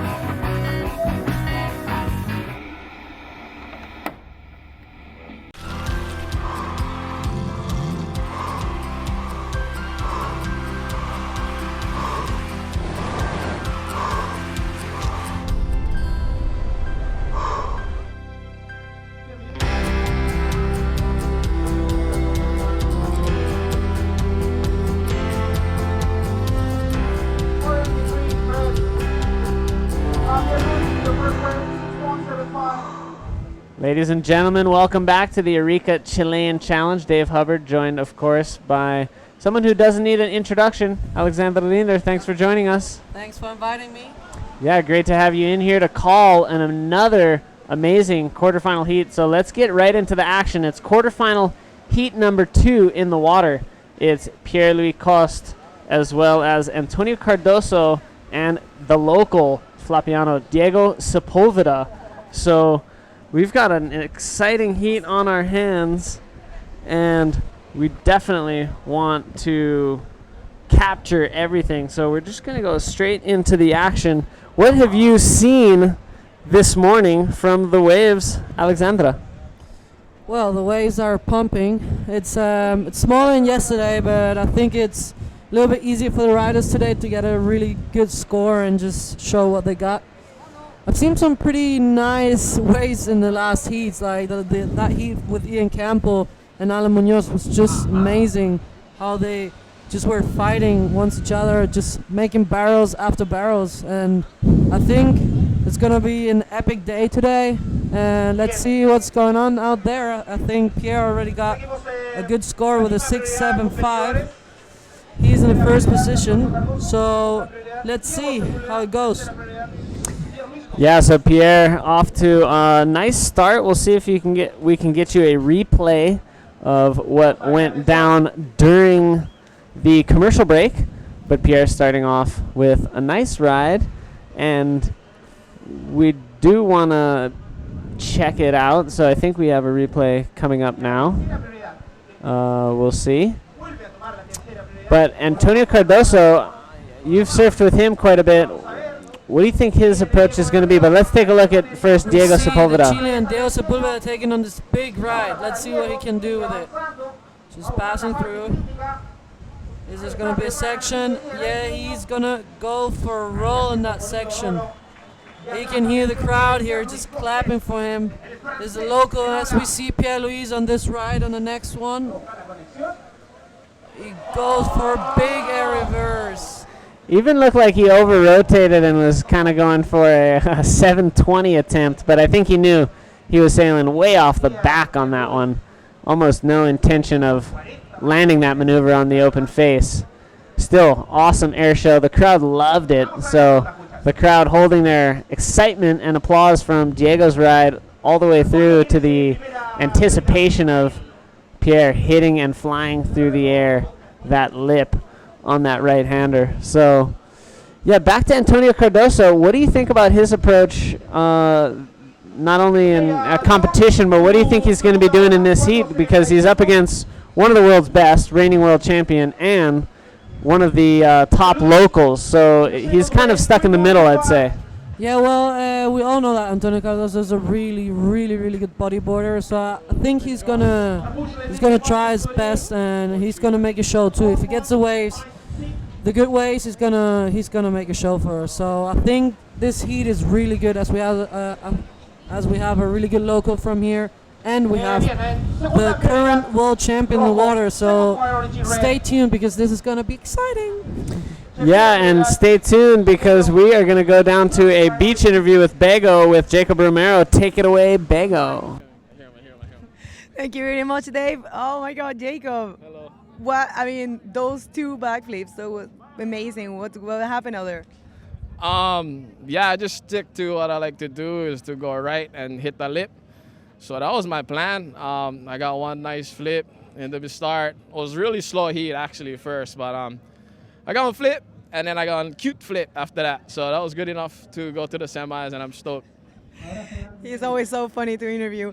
Why you never choose to go left? If I have to go left, I'll go left and get barreled. But I just thought, like, bro, I saw big sections and I wanted to hit it. So, yeah, if I got to go left next heat, I'll go left. There you have it then. Congratulations. You want to say hi to someone now? Hello, everybody. My family again, my wife again, my friends and fans again. Thanks for the support. Aloha. So thank you very much, Jacob, and best of luck for the rest of the competitions. Back to you guys.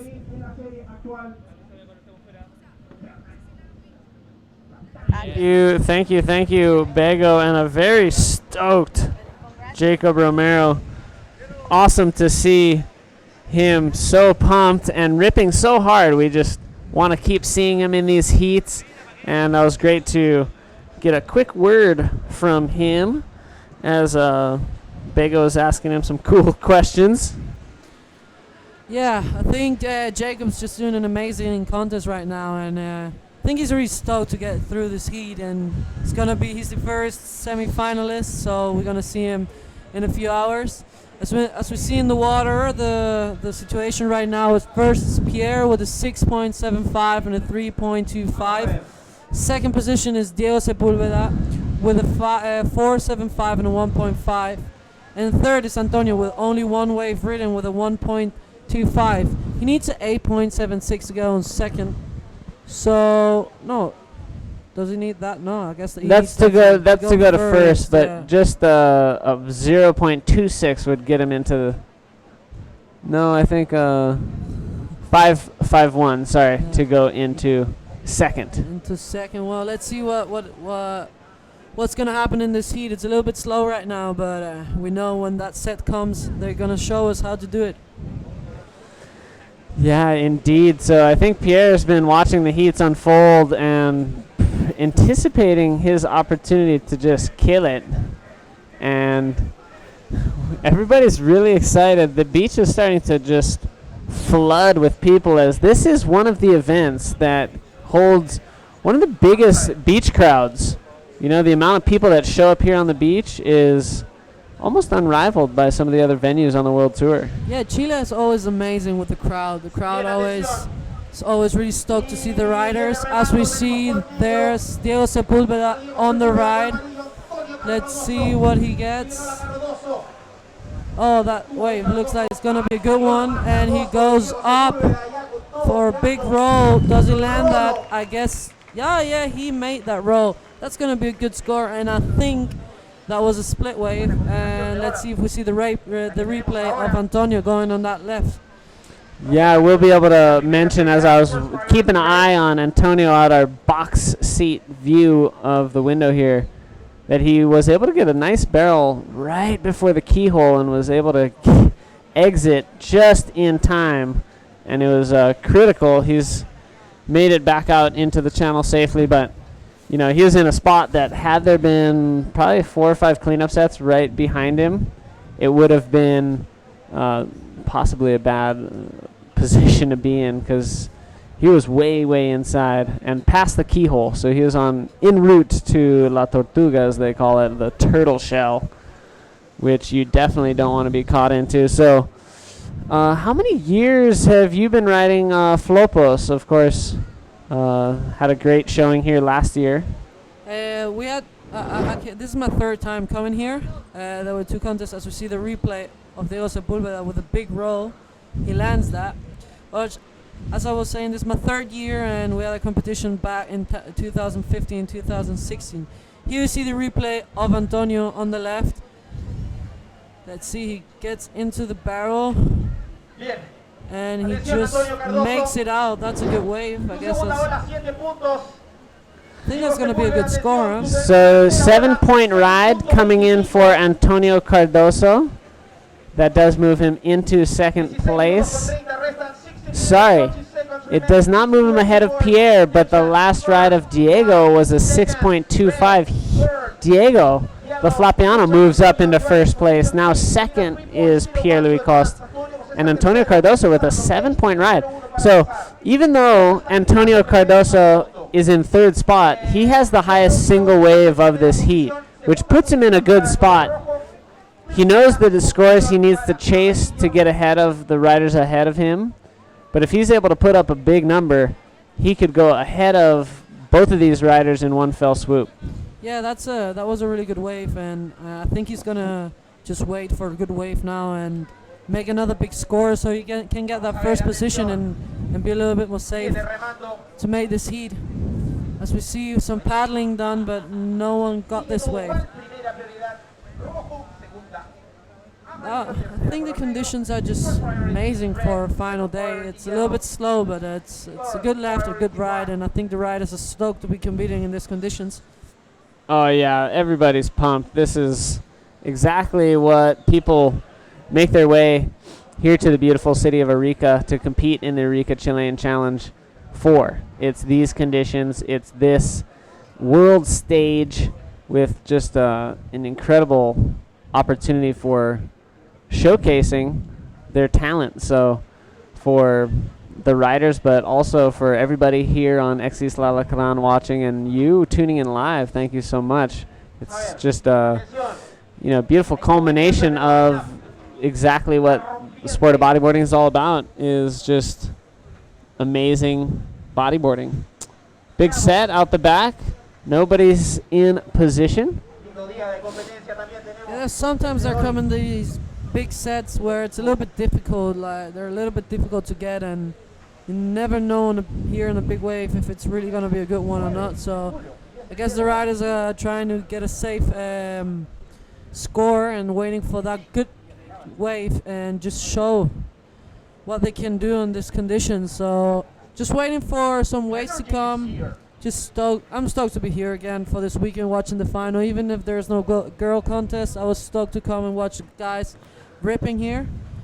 And yeah, well, I love Chile. I've been here, this is my 5th time. I think it's one of the countries I've most visit of all in the entire world. So I'm stoked to be here every year and leaving to Antofagasta tonight for the contest over there, and let's see how it goes.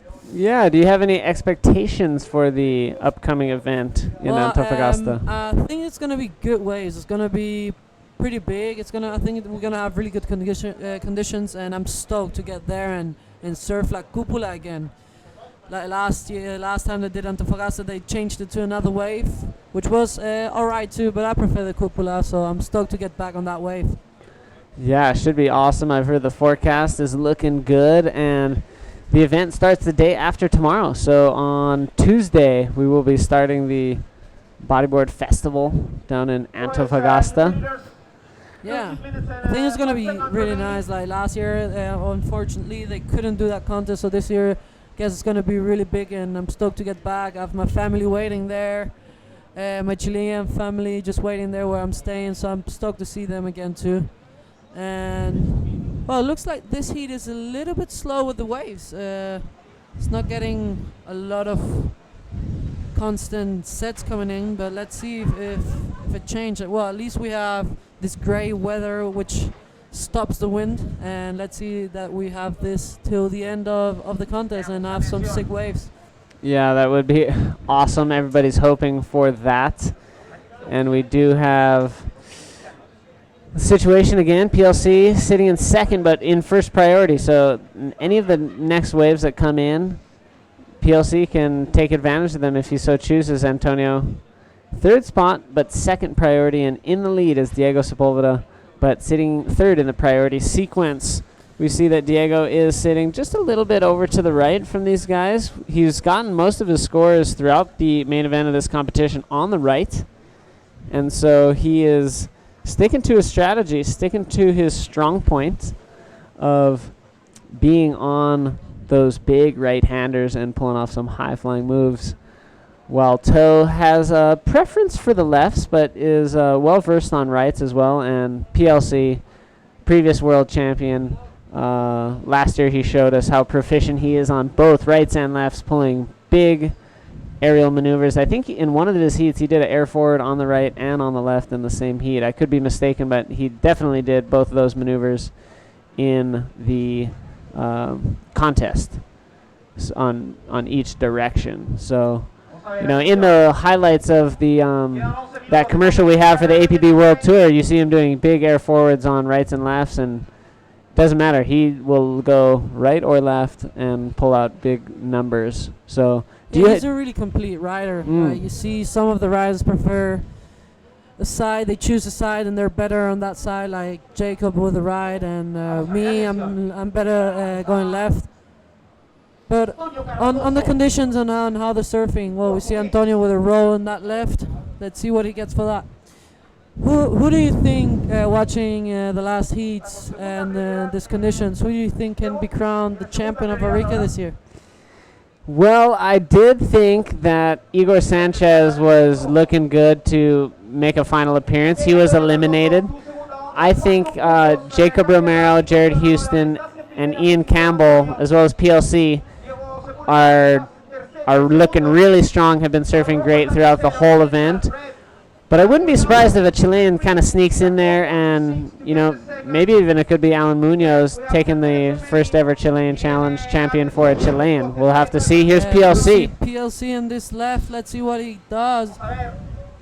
What can he do? He goes for that flip that he always does. I don't know. It's just he has that perfection on that flip, and he just made it in this wave. Let's see what he gets. I guess this maybe change the situation as he gets Pierre is on third now. He needs 4.26. I guess he would get the score and make it to the second position. Second is Diego Sepulveda, and with the last wave of Antonio Cardoso got first, as we see the replay of Pierre with that flip, clean landing, and comes out of there. Let's see what the judges think and what they give him for this flip, and see how the situation changed. So it is enough. 6-1-0. Moves into the lead. Antonio Cardoso did momentarily step into the lead, so now Antonio in second. Diego Sepulveda to move into second. A really tight heat, and I guess it's gonna. The last minutes of the heat are gonna be excited to see how they're gonna battle through this. It's really like the scores are pretty similar. Antonio sits with the best score, still with that 7 and that barrel on the left. So let's see what happens. Looks like there is a set coming outside, as we have Pierre with priority, Antonio with second. Oh no, Diego Sepulveda's first priority, second priority Antonio, and I guess Pierre will win. As we see Diego on this big left, let's see what he does. Does he go for a barrel? Is he gonna fly? He goes for the roll, and he lands that roll, and the crowd likes it. So let's see what the judges give him for this score, for what score they give him for this roll. So this was critical. This was a good sized wave. You notice that he was kind of torn in between the barrel and hitting the lip, and when he did get up to the lip, he hit it pretty late. He did a through the lip roll, but it was critical, and it was difficult to pull. It was definitely going to be worth some points. I think he's knocking on the door. I think it could be as close as a 5-point ride, which would be enough to get him into second. Let's see. Goes for that roll, hits the lips, a little bit under the lip, but maybe. Yeah, they give him a 5.25, and he gets into second position. So, as we see, the Chilean moves into second position. Let's see what's going to happen in this last minutes of the heat. See Antonio on third position now, and we see Pierre going on this ride. He goes for a big flip. Oh, he can't pull that.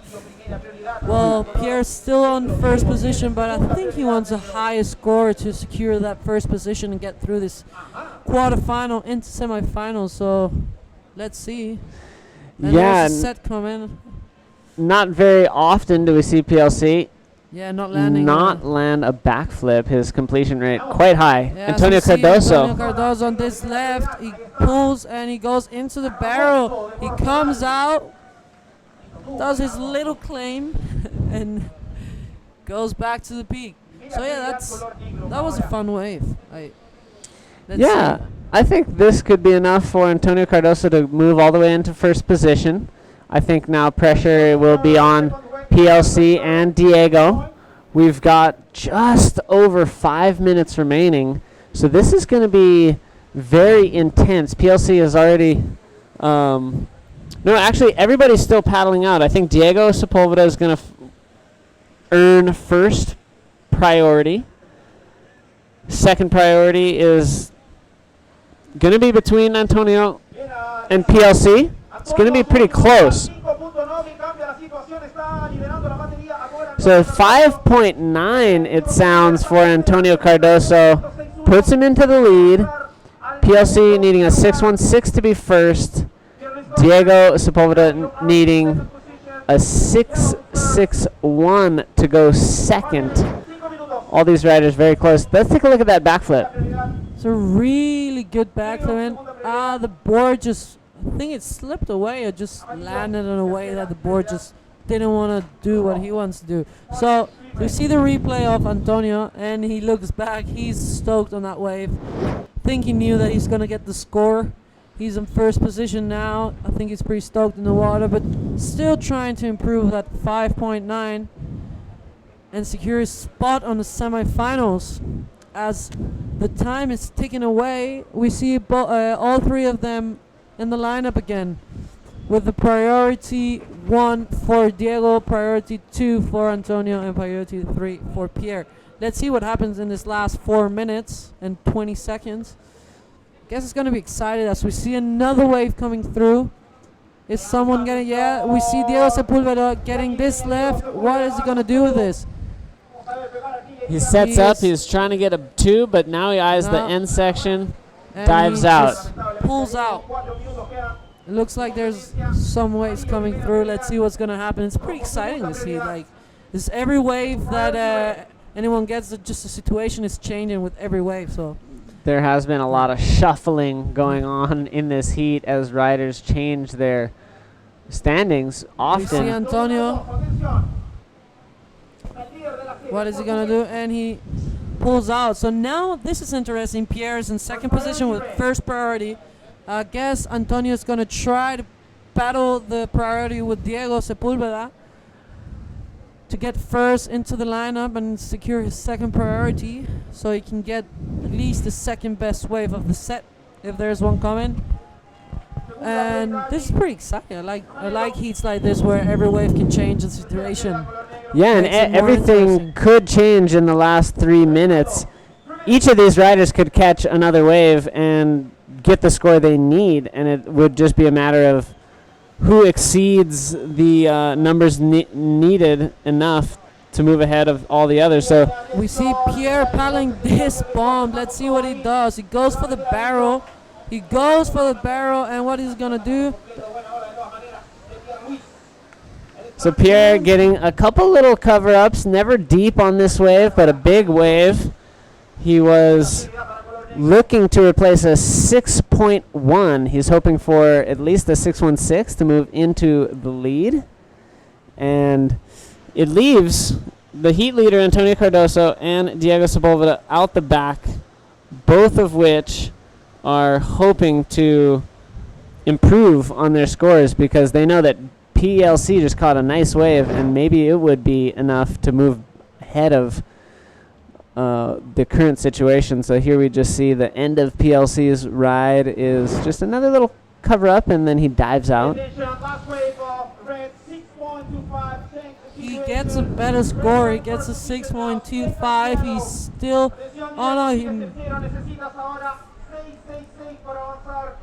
yeah, he pulls into first place.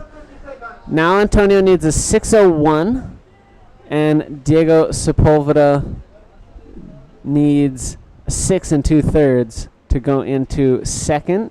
PLC having a look at this inside left-hander with just 1 minute remaining. For a big flip. He doesn't pull that again. It looks like he needs maybe some more wax on that board. That's not really common that Pierre doesn't land 2 backflips in one heat. Yeah, maybe in the same heat. I guess he's a little bit nervous too. He's getting close to make it through into semifinals as we see a battle there, and we see Antonio going for that left. Let's see what he does. He gets through. What is he going to do? He go into the barrel, and is he gonna hit the lip? No, he doesn't hit the lip. And he's paddling out. There's still 1 minute left. So let's see what's gonna happen. We see Diego on that right. Let's see if he can get the score and change the positioning. Is he gonna make something in that right? Let's see if he's gonna fly. Is he? No, that shuts him down. So 20 seconds left, and it looks like Antonio and Pierre are moving on into semifinals. So really exciting heat, not the highest score heat, but with every wave there was this heat situation change. So that was pretty exciting. And as the time runs away, Pierre gets first into semifinals, Antonio Cardoso second position, and third Diego Sepulveda. Well, thanks for joining us, Alexandra. Thanks for inviting us. I want to say hi to my family back home, and yeah, see you guys. All right, well, we're going to take a commercial break and be back with quarterfinal number 3 right after this.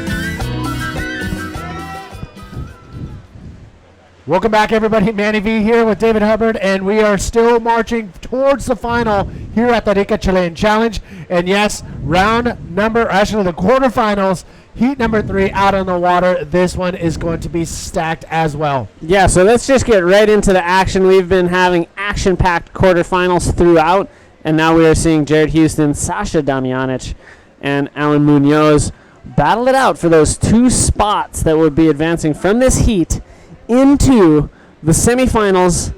And with 2 Chileans in this heat, at least 1 Chilean will be in the semifinal from this quarterfinal. So very, very exciting stuff. We've been seeing incredible heats pair up. That last one was action-packed all the way to the finale. And we don't expect a lot of different stuff moving on through.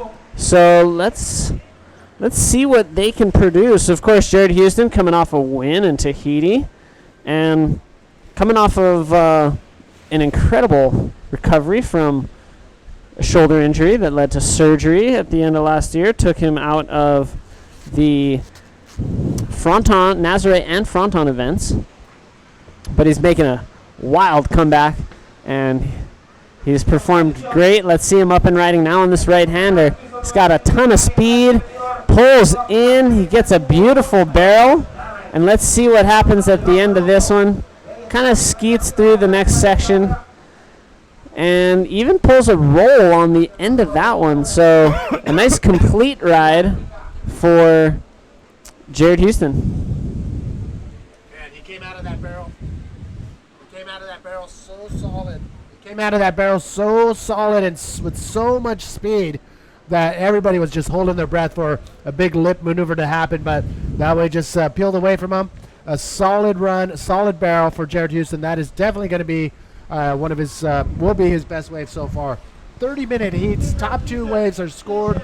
Only 2 riders of the 3 will advance on into the semifinals.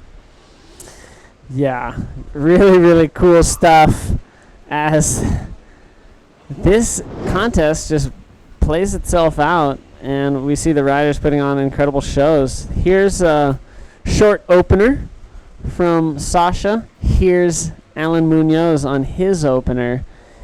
Tucks in under that, and it just gets away from him. Here's Jared Houston.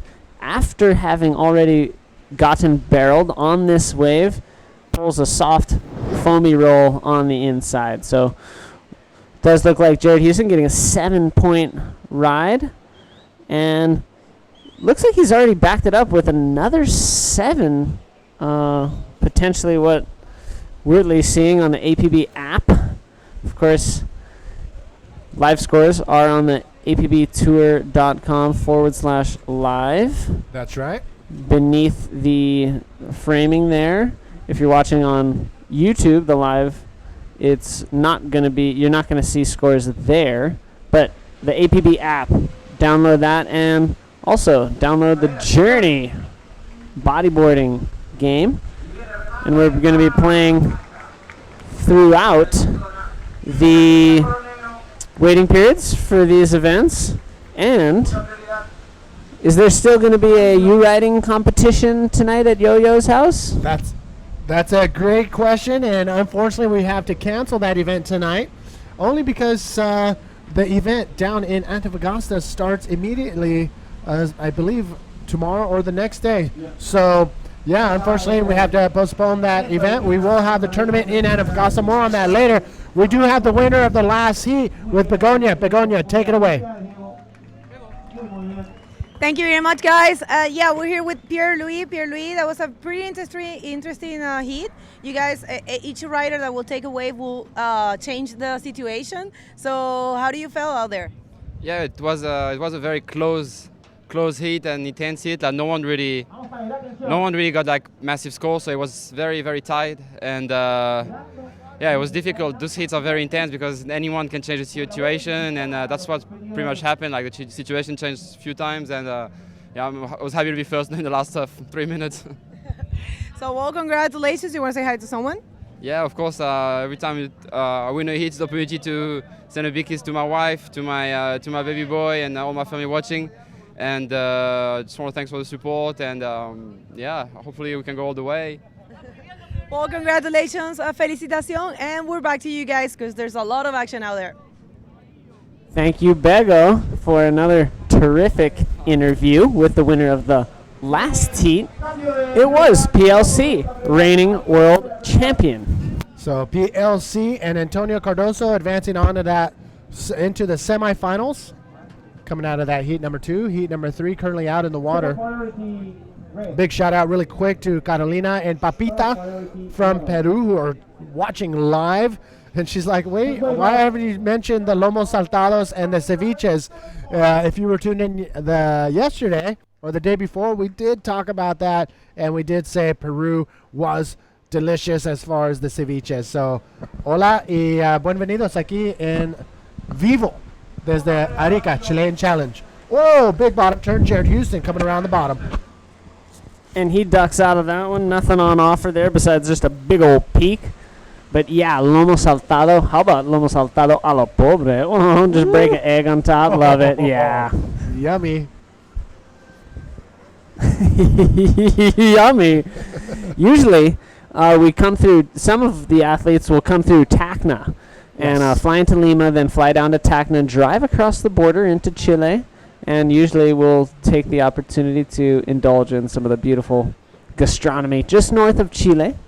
But of course, Chile wants to also be on the world stage of gastronomy, and certainly is so when it comes to wine, producing, as some consider, some of the best wine in the world from the valley just near Santiago. Alan Munoz dropping in, coming around that section, sliding on the speed line, and boom, he jacks the button right there, but his board was tossed out in front of the wave. Hopefully his leash doesn't break or snap. It looks like he does have it. Jared Houston. Jared Houston. He's flying down the wave on this one. He's got so much speed, Manny. He connects it with a huge air reverse, Manny. That thing was massive, and it does look like it just got away from him. But I loved it. Can't wait to see it on replays. Can't wait to see it on highlights. This would have been the maneuver of the event had he landed it. But, you know, I feel that in a quarterfinal such as this, it's probably better to... Wow, that was insane.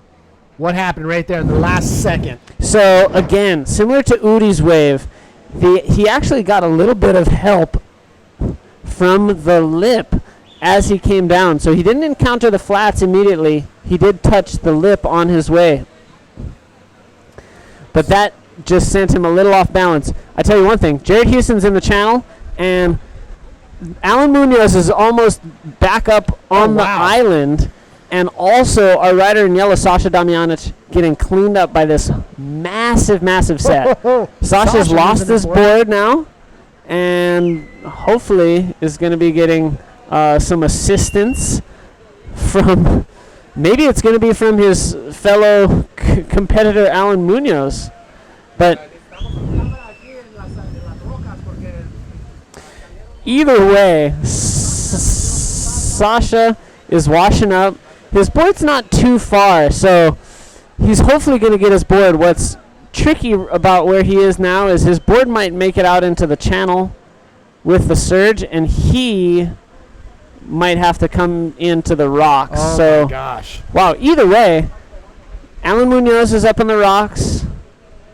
Sasha Damjanic trying to re-access the lineup. He's fighting the current right there. As you can see, it gets really deep right in that section right there. So he actually has to go duck under this and get pushed up onto the rocks.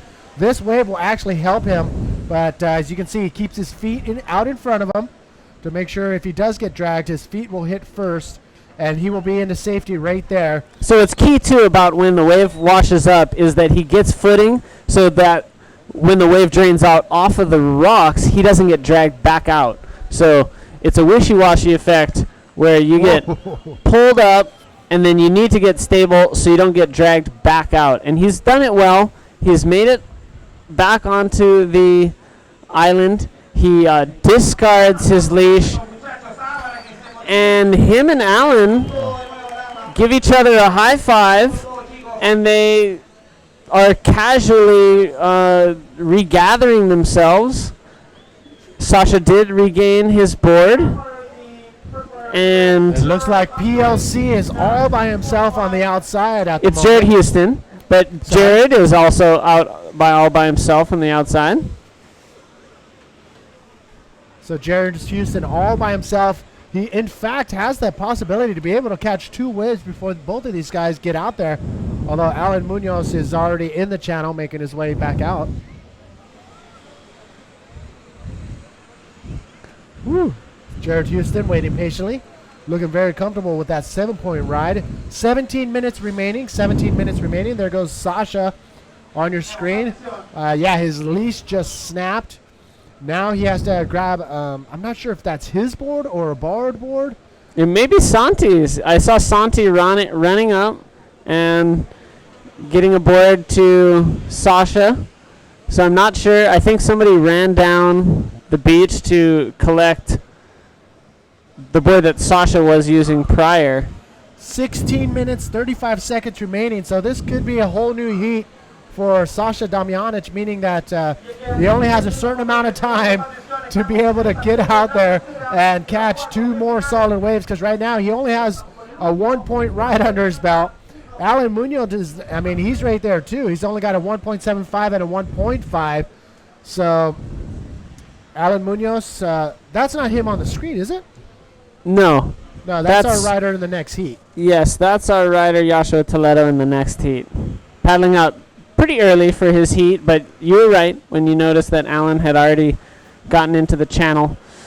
Jared Houston having a look out the back on this one. Nice looking left-hander, beautiful scoop, slowly stalls into it, but quite a bit too deep, and he gets ejected out the back. Looks like he was able to get pushed out the back with the foam, but then he did get sucked over. So now he's washing into the keyhole and resetting, very near to where Sasha is actually. Jared Houston, unfortunately, could not get out of there. When these waves hit these shallow reefs, there's a lot of variables at stake. The wave hits the shallow reef, and then it barrels over, and depending on where you take off, you can actually have a little push from the side as the wave is crashing onto the reef.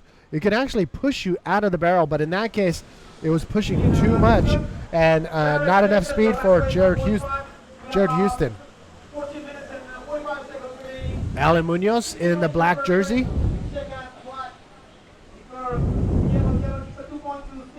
Wow, so low scores for the 2 Chileans, but at least 1 Chilean will go into the semifinals, so that's a bonus.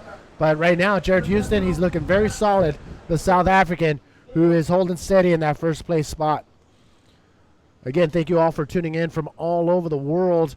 We know the South Africans from all around the coast in South Africa are tuning in to watch their very own South Africans still in the competition. Look how massive that wave is. Are you kidding me? Easily 8 to 10 foot waves still rolling through. That means that these wave faces could be easily 16 to 20 foot faces rolling in here in the shallows of northern Chile, Arica. Wow.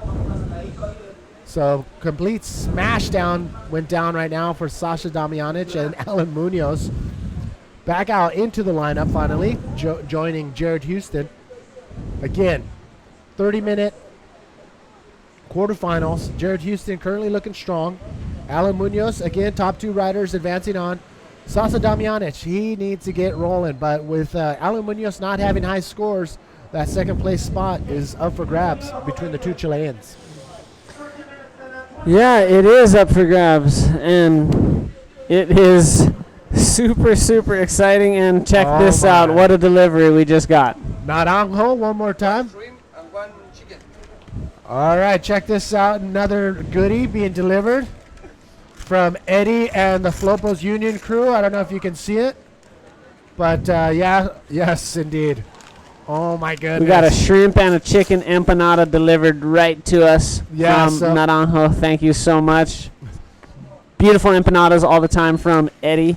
And so we are just pumped on the little snack that'll help power us through as we continue to call these amazing heats that are in the lineup. Wow, Jared Houston, 7-point ride. And you know what? It's maybe not the same as a case of pastel de natas, Manny, but Manny's got a thing about having people deliver him delicacies from regions. Oh my gosh! Well, I mean, if you're going to be sitting in the booth all day long, you may as well indulge a little bit in the local deliciousness that they have here. And in this case, it's Eddie who is selling his empanadas out of the Flopos Union structure right next to the massive structure we have here. So thank you, Eddie and the crew, for delivering the goods. Super stoked. Mahalo, of course, to the and gracias todo the gente de Union Flopos. Thanks to the whole Union Flopos crew. Great support, and we're looking forward to Union Flopos taking ownership of the Arica Chilean Challenge and running this event next year. Ladies and gentlemen, welcome to the live feed of the 2017 Arica Chilean Challenge. Again, Manny V here with David Hubbard, a.k.a. Dub. We are coming down to the final right now. We are in the quarterfinals, number 3. Jared Houston looking very solid. Alan Munoz in the black jersey. And Sasha Damianic. One of these two Chileans will go into the semifinal. The question is, who will have the better of the score between these two? So it's just going to come down to the last 10 minutes, 50 seconds. Now's a good time to post something up on our APB Facebook page. I love giving shout-outs to all of you that are tuning in all over the world. Got to be quick because there's only so much time to give shout-outs. So give me a second. I'll post that right now as we come down to the wire in this heat. David Hubbard enjoying the view from high atop the second story of the scaffolding here. Yeah, loving the view. The road that circumnavigates Isla La Gran starting to fill up with peeps. The people just flood out of the town, and especially on a weekend such as this, on a Sunday. You know, the only other thing to do on a Sunday is check out La Feria de Dominical, the Sunday open-air market, which happens in the city. So they might either head there after the comp finishes, or maybe they already went, but this is definitely something that you're going to do if you live in the city of Arica and love the sport of bodyboarding. Jared Houston up and riding, split peak scenario, and we're going to see Jared Houston flying down the line, pull a huge invert, and lands it clean. That's one of the maneuvers of the morning thus far. Let's see. Now Alan Munoz out the back on this left, getting a beautiful barrel, spit out clean. And it does look like if Alan paddles hard, he'll get back out and regain first priority. Sasha, of course, split the peak with Jared, but Jared getting the better of the exchange. Big, epic invert. So cool to see.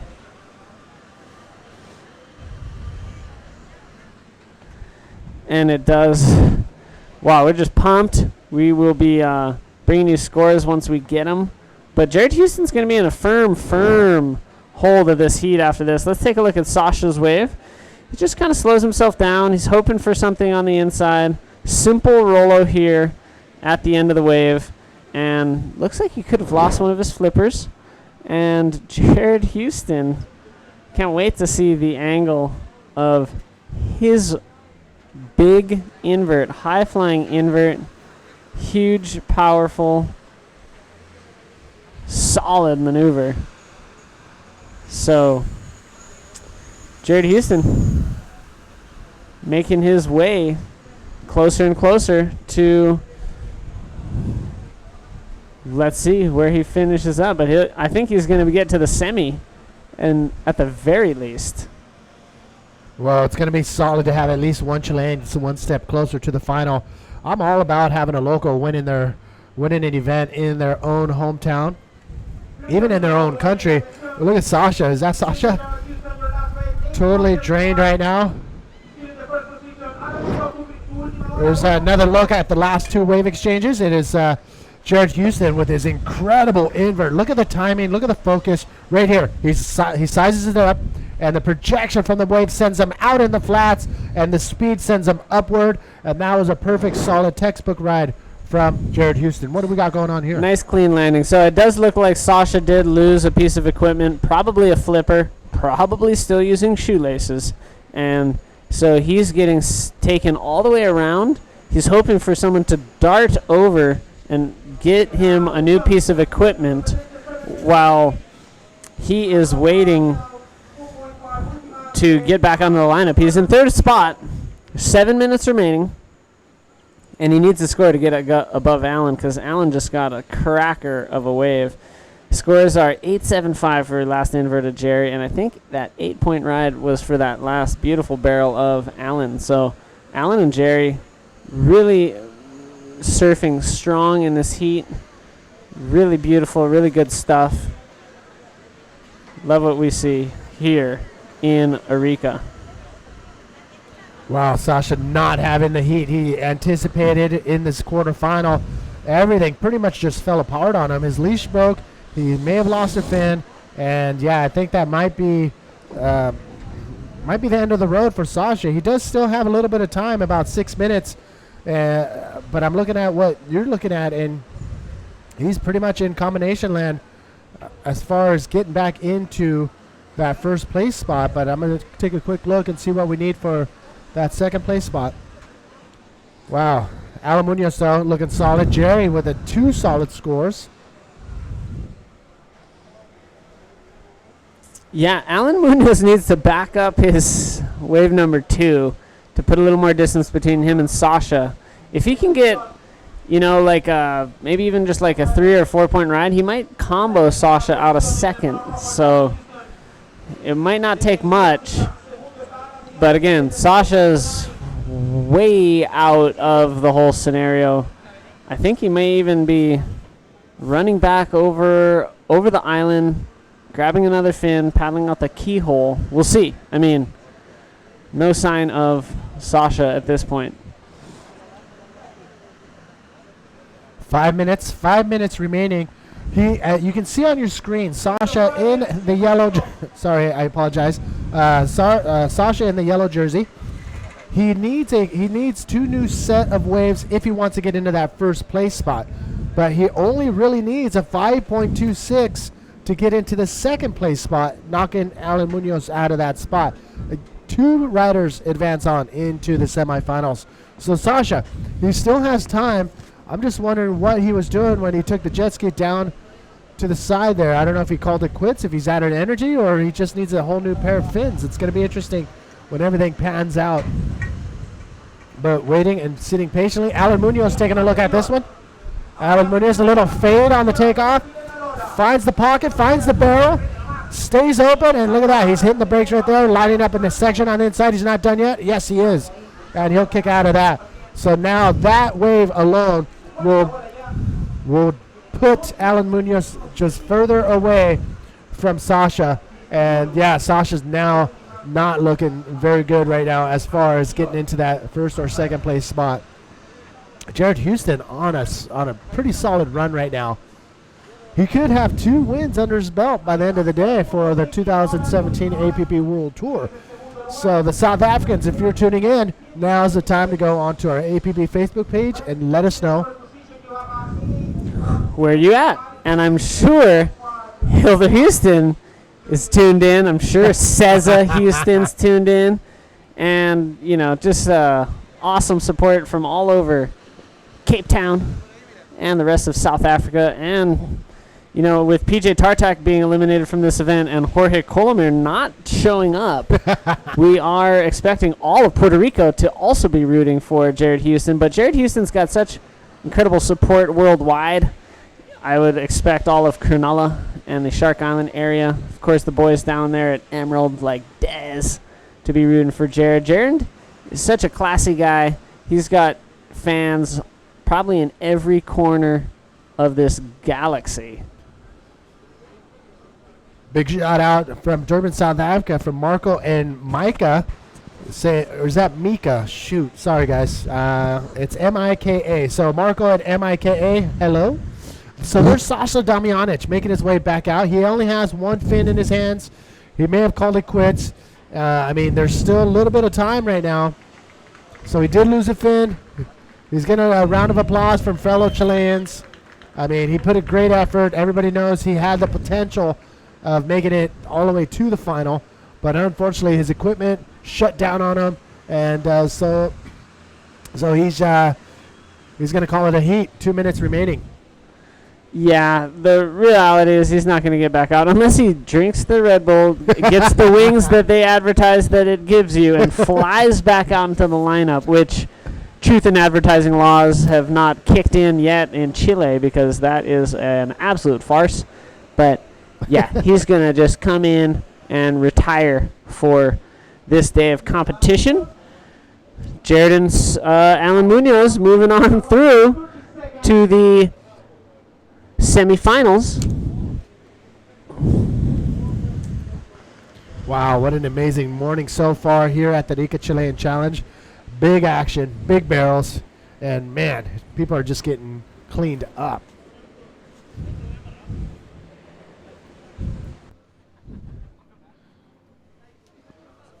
All right, ladies and gentlemen, that is, we're winding down to the last few seconds here.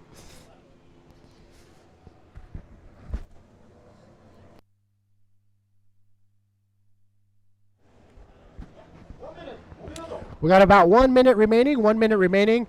Jared Houston looking very strong. Alan Munoz, and essentially Alan Munoz and Jared Houston will advance on into the four-man semifinal. That's where we will determine the finalists in this very interesting week here in Arica. Wow, it's just been a very, very trying times as far as putting things together here and to run smoothly, but essentially it all comes down to the last day, and everything looks solid so far. The production guys have been on it, so thank you. The judges and head judges looking, holding it down in the judging area. Lucky for us, no major injuries. So ladies and gentlemen, there you have it. Jared Houston and Alan Munoz will advance on into the semifinals. Don't go anywhere. We're going to be right back with the last quarterfinals right after this.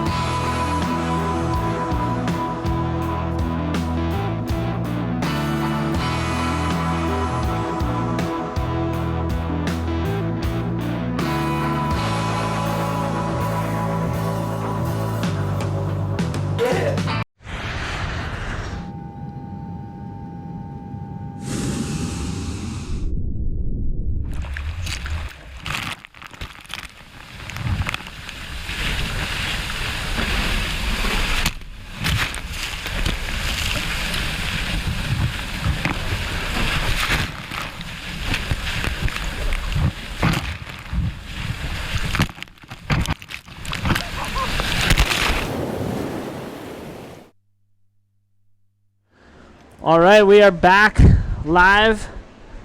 This is the 2017 Arica Chilean Challenge, and we do have a special guest here in the studio. G'day. We got Josh Kirkman, Joshua Brigitte Kirkman. That's the one. And did I pronounce it right? Yeah, more or less.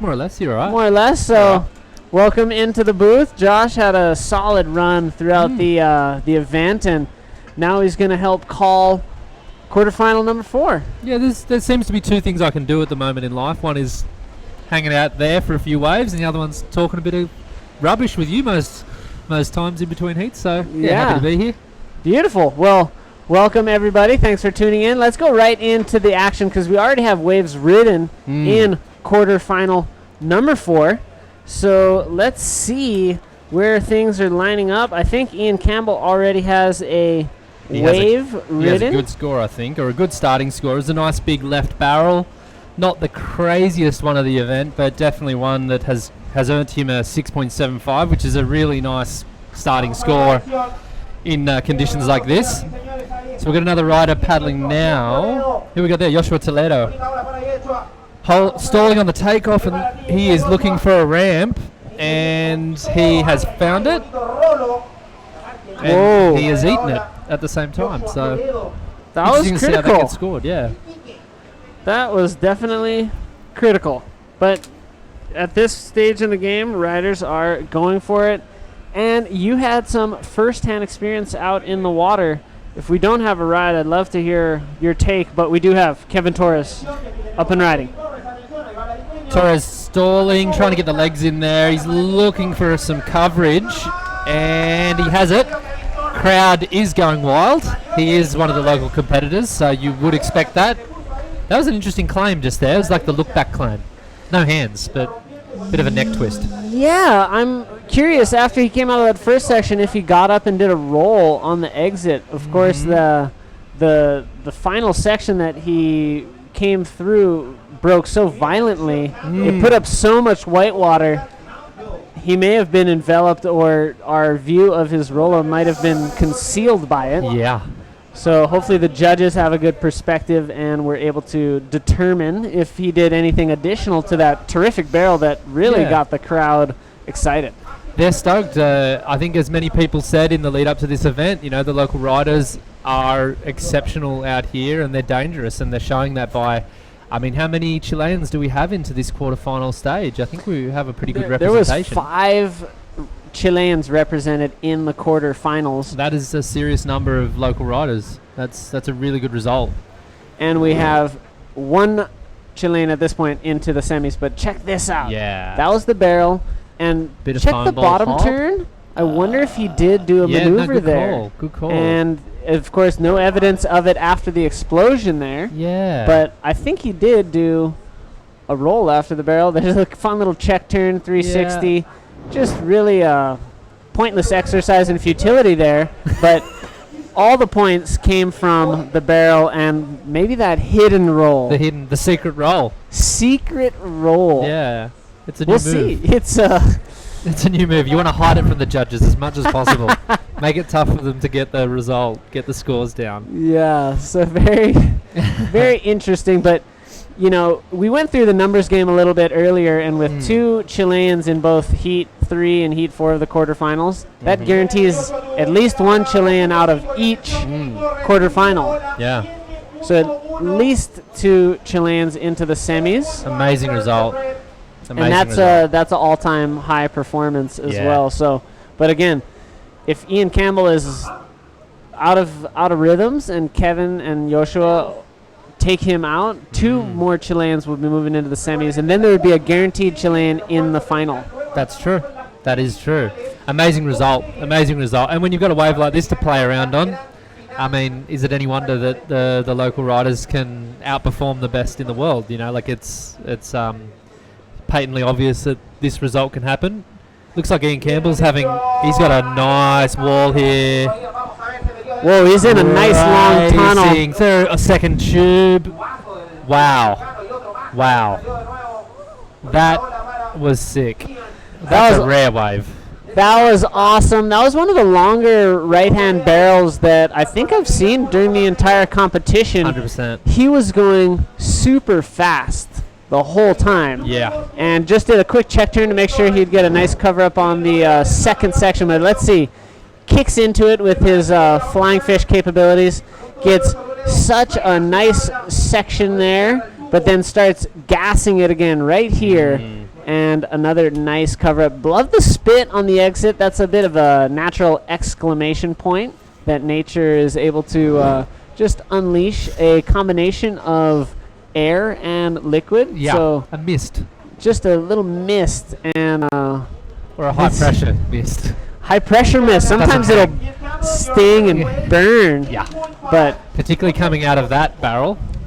That was a really good effort from Ian. I mean, I know from my last heat, which it was tough out there in our heat, quite a slow heat, but when you take off on those waves, you really are uncertain about what's going to happen, whether it's going to throw out and really give you that barrel or whether you're going to have to look for the ramp. So it does have its moments. It's a difficult wave to ride. It's not a straightforward proposition at all. So, and I find it challenging to select the good waves out there. You know, it's easy to see the good waves Yeah. on the shore because 100%. you can watch the whole wave go by. Yeah. But when you're out there and you see the wave approach the lineup, it's very, very challenging to know Yeah. if the wave's going to run through, if it's going to stay clean, if it's going to even open. Sometimes it looks open, but it kind of clamps on the takeoff or on the exit. So, I mean, challenging wave.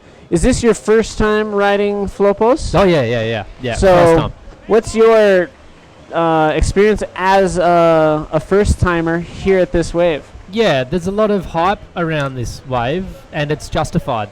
The wave is one of the best waves I've ever surfed.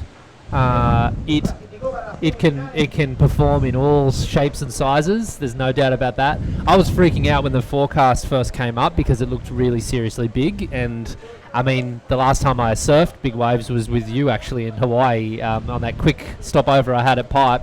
And before that, it was probably a decade since I'd been in waves that were over 6 feet on a bodyboard. So coming here, I was really, really nervous about the size that they had predicted in the original forecasts. But once it did back off a little bit, thankfully. But I mean, look, this is pretty serious stuff still. So this wave is incredible. It can obviously handle size, but I mean, when it's small, it's an exceptional wave. You know, you have the most fun you can ever have. So yeah, great spot, super spot. So, great rundown if you viewers are at home and ever thinking about coming to Chile. And, you know, you hear riders who've ridden this a lot say it's great, riders who hail from Chile saying it's great. Now you've heard it from the mouth of extraño, a foreigner, saying the same thing. You know, first-timer saying, hey, I came here, and this wave is absolutely amazing. So, you know, I've met a few visitors from some of the other countries here in South America, like Argentina, and they will come and vacation here for this weekend, or the week rather, to be a part of this as a festival, so to speak, and to see the event take place. You know, they get to stand right here on the island. The action's happening right in front of them. They get to rub shoulders with the pros as they come in and out of their heats and get autographs and get selfies and whatnot. So we do have Jared Houston with Begonia downstairs. So let's go down to the interview. Take it away, Bego. Thanks a lot, guys. We're here with Jared Houston. Jared, incredible heat, amazing maneuver, amazing interview you did there, and we saw these guys just getting. I don't even know how to say it. They just got a huge set on their heads, and you were left alone. I mean, how all those things felt? Yeah, I mean, it's kind of pretty difficult there. Like I was explaining to you before, it's inconsistent enough for you to relax, but there's still really big sets coming through. I mean, I felt really bad for those guys getting caught inside like that, losing their boards and their fins. I mean, you can see they're pretty rattled. Obviously, that worked to my advantage. I was able to steer clear of the big ones. Got a couple of nice ramps. I had a really cool ramp that I didn't land the air reverse. I was kind of a bit of like so I'm just hoping to get another one later and I can flare up again. We have you had a big injury last year, and right now we're seeing you strongest than ever. Do you think that's because you stayed so long out of the water that got you the strength you have now? I just had an amazing physiotherapist. His name was Glenn Quinones from Puerto Rico, and he just, me and him just clicked from the get-go. You know, my surgeon did a great job as well. You know, really, fixed me up so well. But then he referred me to this physiotherapist, and this guy is an athlete himself. He lives and breathes, fitness and health. And I just find him so inspiring, so I really took on board everything that he taught me. We worked really hard. I recovered from a shoulder surgery in about 3.5 months, which is actually kind of a record time. And was able to win the first event as Tahiti, but I couldn't have done it without them. So I just want to say a big thanks to Glenel, si está mirando, muchas gracias, bro, y todo el equipo de Workout Fitness también, muchas gracias. So there you have it then. We already have Jared in the semis, so congratulations and best of luck for the rest of the competition. Back to you guys. All right, thank you very much, Bego, and thank you and congratulations, of course, to Jared Houston doing well in that heat, and also just great to see him look straight at the camera and deliver some words to the loved ones of his and his friends that are watching. He knows he's got so much international support, as well as, of course, from his home country of South Africa. So really, really awesome and well supported. I love to see the new guard of South Africans. I would say that they are a very, very strong contingent on the world tour in this day and age. And there was an epoch previously where there was quite a number of really strong South Africans, and they would travel as a group on the GOB back when Andre Botha was going back to back on his titles. And since then there's been well represented performances by South Africans, but I'd say right now they've got one of the most powerful crews of riders that are showing up on the world tour. It's really good. It's really good. As a group of people, we've got some live action though. Red stroking in. I believe that's Kevin Torres, one of the local riders. He's got a pretty serious piece of ramp coming up, and he tries to punch through the lip. If he can get through that, I will be very, very impressed. I'm still impressed just because he hit it. Not making it through, but there's still plenty of time left for the local rider, and he's got some tricks in his bag that he can pull out whenever he wants. So I'm sure he'll get back out there and reposition for another crack at it. And let's talk about what it takes to. Let's check out this. We do have Ian Campbell live action. He's up on another right. Ooh. He doesn't get in the barrel at the start and dives out of that one. And fair enough, the barrel, didn't really shape up on the inside either. So pretty.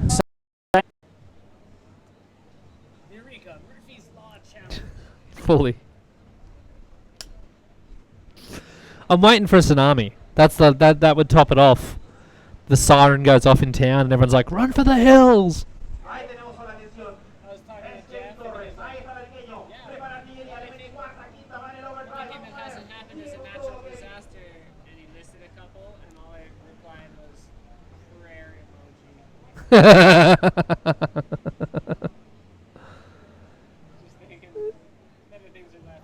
Yeah. Fuck.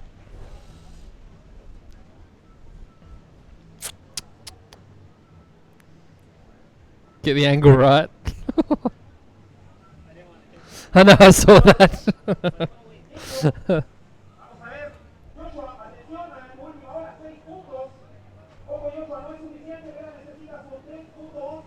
So what did I finish? Equal ninth. Equal ninth.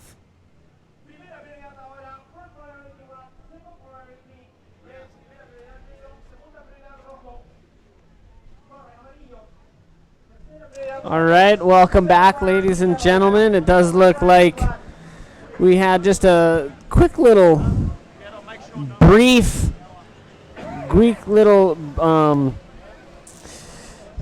brownout, as they say. Another little, that was it. Little that is quick the term, little shortage of power, just momentary. Yeah. And so we took our deep breaths and we've resituated, and the heat is still going on out in the water. It's quarterfinal number 4. Let's take a look at this. Rider in black, Joshua Toledo, getting some coverage. I mean, he's done really well to get that.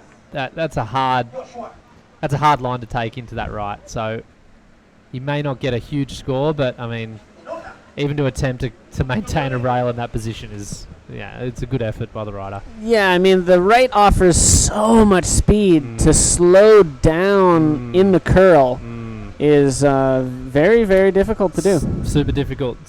Every rider struggles with that same problem when they take off on the right. The left, of course, is a different proposition. Often you want to probably go as fast as you can at some points, but the right really requires some choosing the right line from the start and getting the legs working to slow you down. But Joshua Toledo, he had a good go there. Maybe not the biggest score, but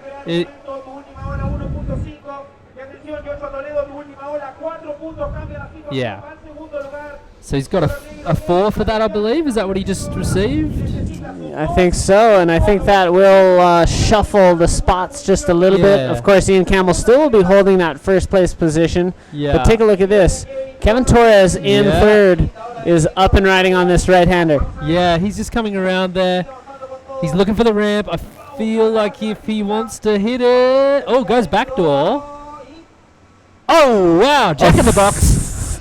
A floater exit from that barrel. Very difficult, probably accidental in some respects, and I'm calling incomplete floater exit of that barrel for Kevin Torres. Floater re-entry out of the barrel. Yeah. So it's like he was in the tunnel and took the skylight to try to slippery slide down the slope of. But let's take a look at the glass this. ceiling. Ian Campbell stalling on the takeoff on the left.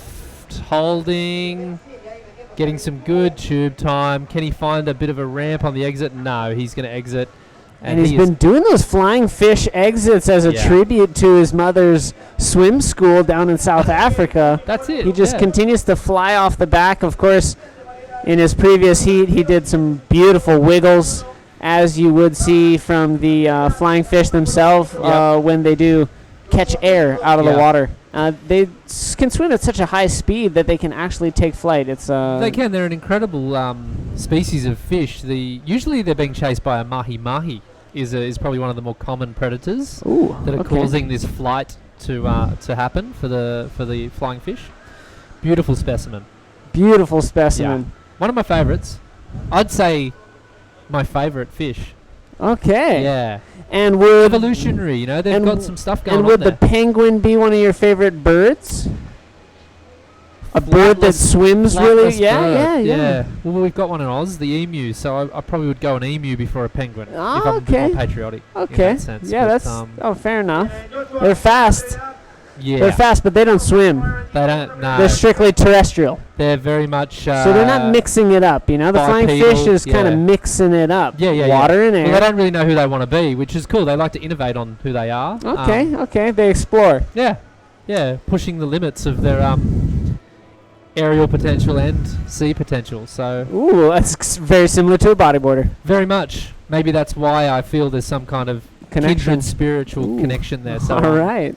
Yeah. Well, this is the getting really flying deep. fish, very interesting animal, but also very terrific swim school down there in South Africa. So if you're thinking about putting a young child into some swimming lessons to increase the safety and take your role as a parent seriously, if you're living in a coastal town such as Durban, then definitely look up the Flying Fish Surf School. Very much never a bad thing to teach one how to swim. It's it's a skill that I guess we probably all take for granted at this level of competition. You know, it's probably the easiest thing for us to do, but so many people, they really should learn, you know, from a young age. And it's never bad for a child to get thrown in the water and in the salty brine and swim a few laps. Learn how to avoid those rip currents, etc. For sure. Look after themselves. And if it doesn't help you save your own life, it could help you save another's. Yeah, definitely. And we usually do like to make shout-outs during the broadcast. I'll take this opportunity to send out a global shout-out and thank you. A salute to all the water safety personnel around the globe, all the lifeguards at all the beaches, keeping it safe. Of course, we rely heavily on the lifeguards here to run this event, but hey, the next time you're down at the beach and it's a guarded beach, go up to the tower and say thanks and let them warn you of the dangers and let them feel your appreciation. And of course, if you're having a picnic, if you're having a barbecue down at the beach, feed the guards. They love to get a plate of whatever you're cooking up and keep them well fed, keep them energized, because they may be expounding multiple calories to save your life or the life of a loved one. Well, how was that day, that swell in March in Hawaii? I think the North Shore lifeguards, something I'm going to just throw out, there was like 50 to 70 rescues on the day of that swell in Hawaii that came up. Wow. In one day on the North Shore. I believe it. Yeah. I believe it. The 7 Mile Miracle, as they call it. Yeah. Just a mecca for wave riding, Yeah. and also for people to just come to the beach who are totally clueless, get too close to the water's edge, and That's just it. get sucked out, or people who get a little bit too eager and push themselves out of their range. But at the same time, some of the rescues were probably happening to very proficient swimmers, True. excellent watermen. True. The ocean is so powerful that we will often hear of cases where people who've been in the water their whole lives need rescuing because they're overpowered by. That's what happens the when you ocean. push the limits of anything. You're going to go into the danger zone. And also shout out to the North Shore Lifeguards for running the sickest body surfing competition on planet Earth, in my opinion. And Joshua Burgette Kirkman being able to participate on his little stint there on the North Shore. Very lucky. It was a great day. Kevin Torres stalling, keeping the legs in. Nice roller on the peak, and he has another. Ooh, he's gone for an early stall there. That was fascinating. It was fascinating. Split peak on the outside. Wow, Ian Campbell on a soft left, but it's the right-hander that is offering a terrific Big ride for ramp. Joshua, No. and he has to gallivant off of his board to dive and submerge himself under the breaking curl of that one. He got some serious shack time on that, right? He's a dangerous rider, that guy. And it does look like the two Chileans on the right-hander are engaging in Manny Vargas's favorite aspect of the competition, a paddle battle. Paddle battle. We got a paddle battle. And Joshua Toledo has bolted out of the gates. Kevin Torres is taking it easy. Maybe this is an example of the tortoise and the hare. Ooh. The tortoise here. He's going to make a late charge. Joshua, no, it's over. Yeah, usually what I notice is riders will engage in a flurry of kicks and strokes, and once one rider gets a couple meters ahead of the other, the guy who's behind decides, I'm going to catch my breath and get out well rested. I'm going to let this guy burn some energy. He'll get priority ahead of me, but I'm going to get back out well rested, and they kind of have to regather their mental state of mind and just kind of recompose. Deep breaths help out here. Oh, Get wow. a few of them in. Yeah. You're sitting pretty. But, never... The paddle battle can be the difference between winning a heat and losing it too. I remember my first trial heat here. I had a bit of a paddle battle with Manea from Tahiti. And, that was in the last 3 minutes of the heat, and I was holding the heat, but... He's a dangerous rider, so I got the priority. I got to hold on to it. I took control of the heat again. So never underestimate the value of getting your flippers moving and building up some lactic acid to get back out the back. I think it's well worth the effort. Yeah, and a lot of novice or amateur competitors will get that tip hopefully early on from either a coach or a friend or their peers about the hustle and really hustling back out, because there's no use in a fixed time scenario to let time tick away while you kind of meander back out into the lineup. Exactly. And I've always been really impressed with one of the riders from my home, very talented David Phillips. We've nicknamed him D Phelps. Yep. And we've kind of said, hey, the D Phil hustle, but unfortunately, it is completely saturated with sarcasm, as he is so casual at paddling back out. Okay. And instead of living up to Michael Phelps and the nickname D Phelps, it's really that he will never paddle hard. Yeah. For some reason. Yeah. Funnily enough, that was I live in Sweden most of the time, as we've discussed in our spare time, and going to the local pool with a kickboard and my fins was basically the only preparation I could have for a good 2 months before this event. So the Swedes would witness me rock up. I'd grab a kickboard, and I was doing basically sprints underwater. I was doing some breath hold and some kickboard 25-meter sprints. Take it easy back, and I'd bash out a few of those. and then also a few sprints. About a 45-minute program that I was doing in Sweden to prepare for this. I love it. And you set up the program yourself? Yeah. Oh, I love it. I figured, love it. the paddle battle, it's a serious piece of competition. It makes up a big part of this.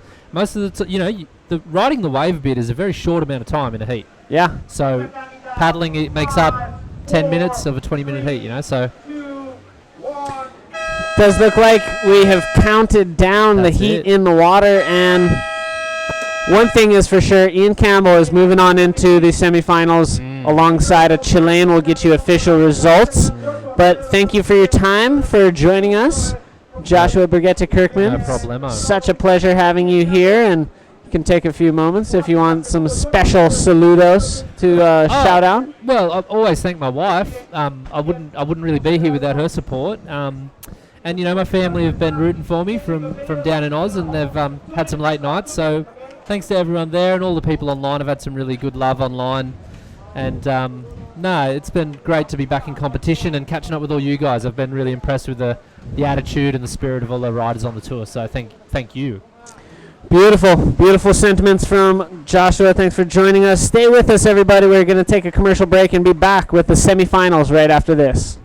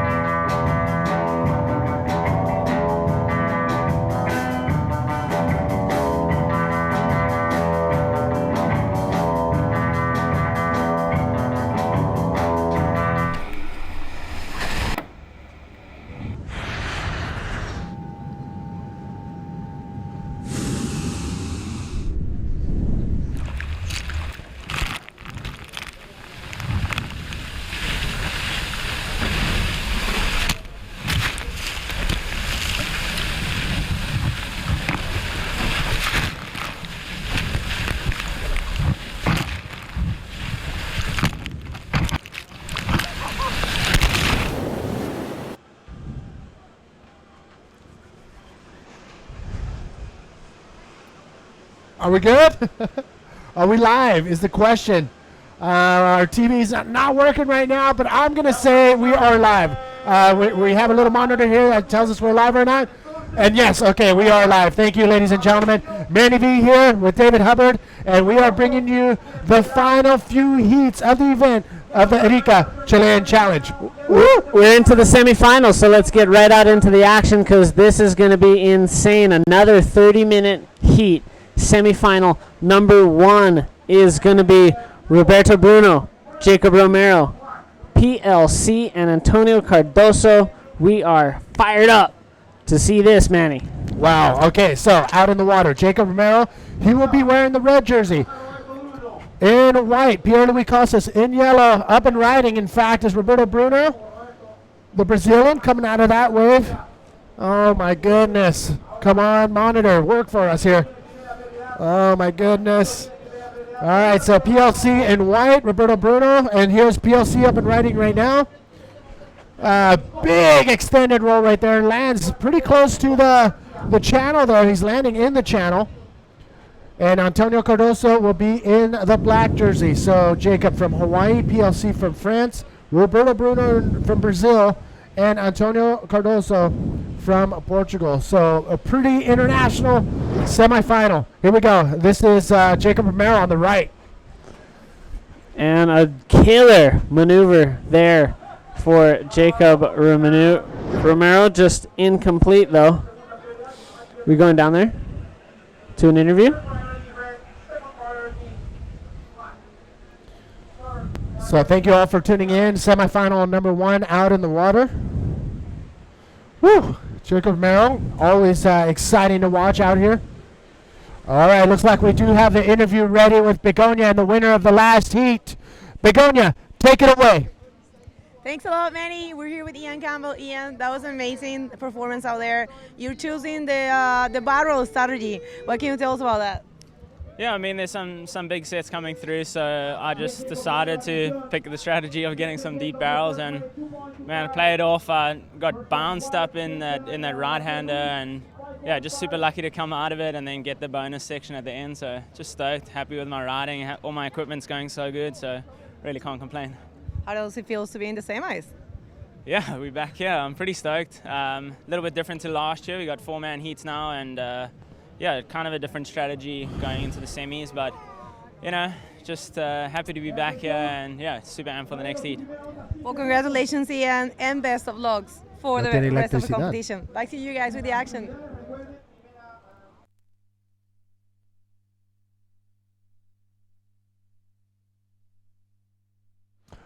Congratulations again to Ian Campbell for advancing on and taking that last quarterfinal. Woo! Pretty hectic times right now here in the booth and as well out in the water. We got some sets rolling in. All right, keep your eyes on the water. Keep your eyes on the screen. It is about to happen right now.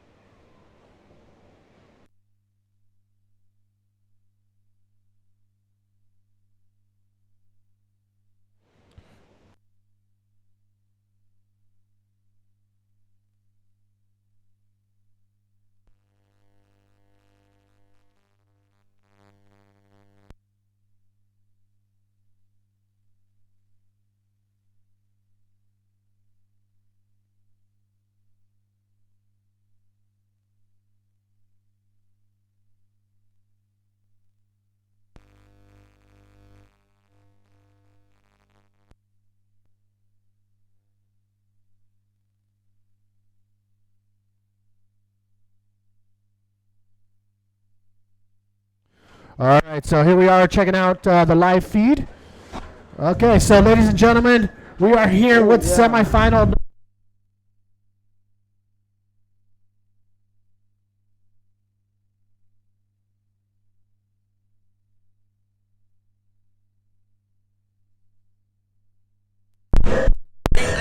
Hello, hello. All right.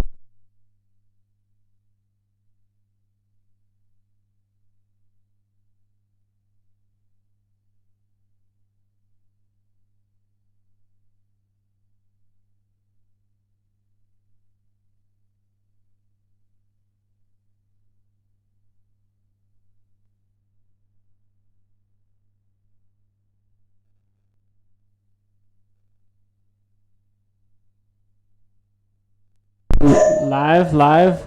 All right, we get a little bit of audio here.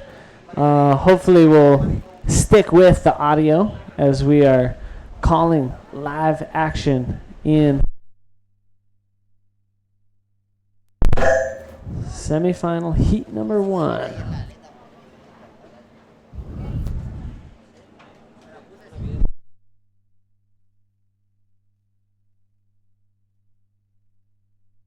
So far it looks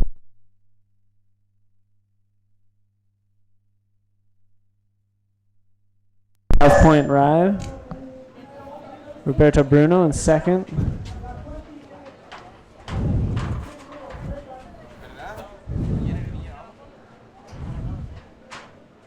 Jacob Romero in that 3rd place spot. Now Jacob moves down into 4th as Antonio's last ride has moved him up into 3rd. But I'll tell you one thing, Manny, these semifinals are going to be just crazy action because they are 4-man heats. And I think this wave can totally handle 4 riders attacking it at the same time. Roberto Bruno up and riding on this left. Gets a solid barrel and flies up and over and away. Probably best to get out of there as the wave that he came from was tracking him down so aggressively. So he's already sitting in that 2nd place spot. That is going to help Roberto Bruno's cause.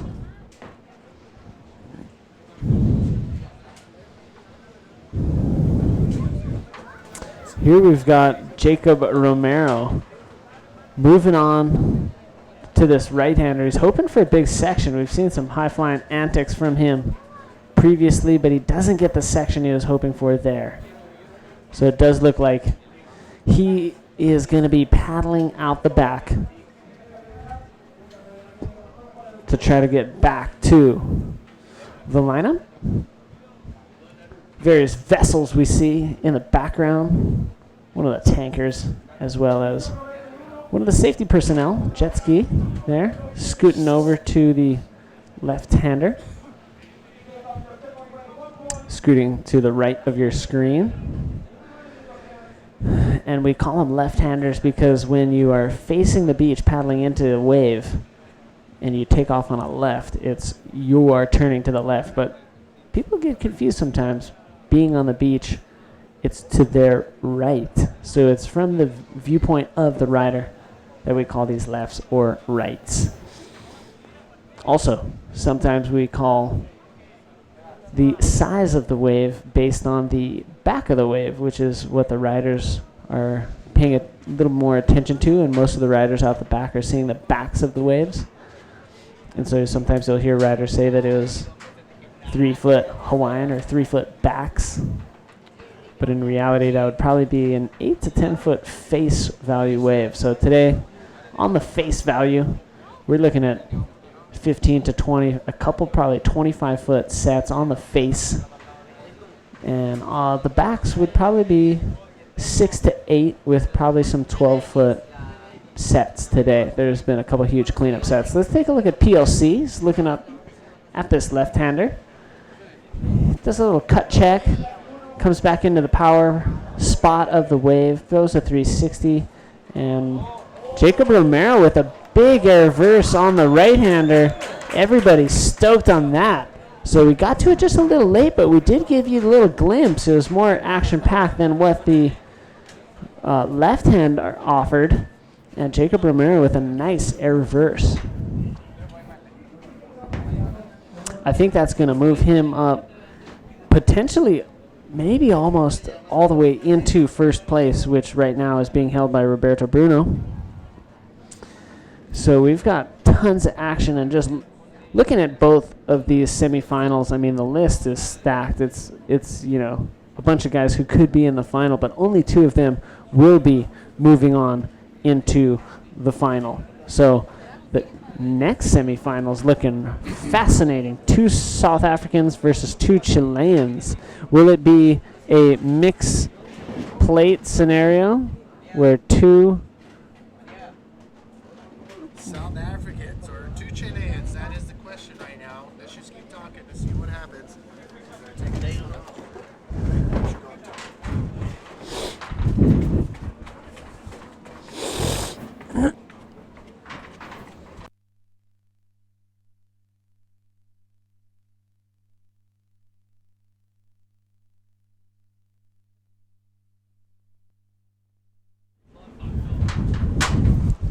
Murphy.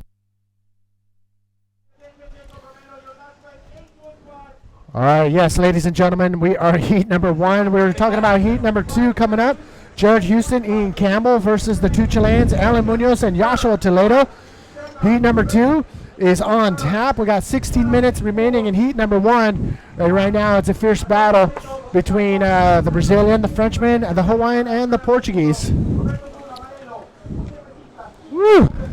Wow, what Get a little bit day of workout competition here we for have, Manny. ourselves. Oh, go. Yeah, running up and down the stairs. Woo! All right, so we got about 4 drones out in the air right now, but not a super high-scoring semifinal right now. Semifinal number 1, but semifinal number 2 is both of these is going to be pretty intense. Again, only 2 riders advance on out of these semifinals. That's right, and that means the final. It's going to be a 4-man final. Let's take a look. Live action out the back. It is Antonio Cardoso dropping in. Nice clean barrel, and it comes out of that. Oh, my, and he's trying to stall to get a lip maneuver in. That was but cool. A short circuit, not much there for Antonio Cardoso. out the back. PLC eyeing up this left-hander, and he is in the tunnel, and he gets totally shacked, comes out clean. Great previous rides for both white and black.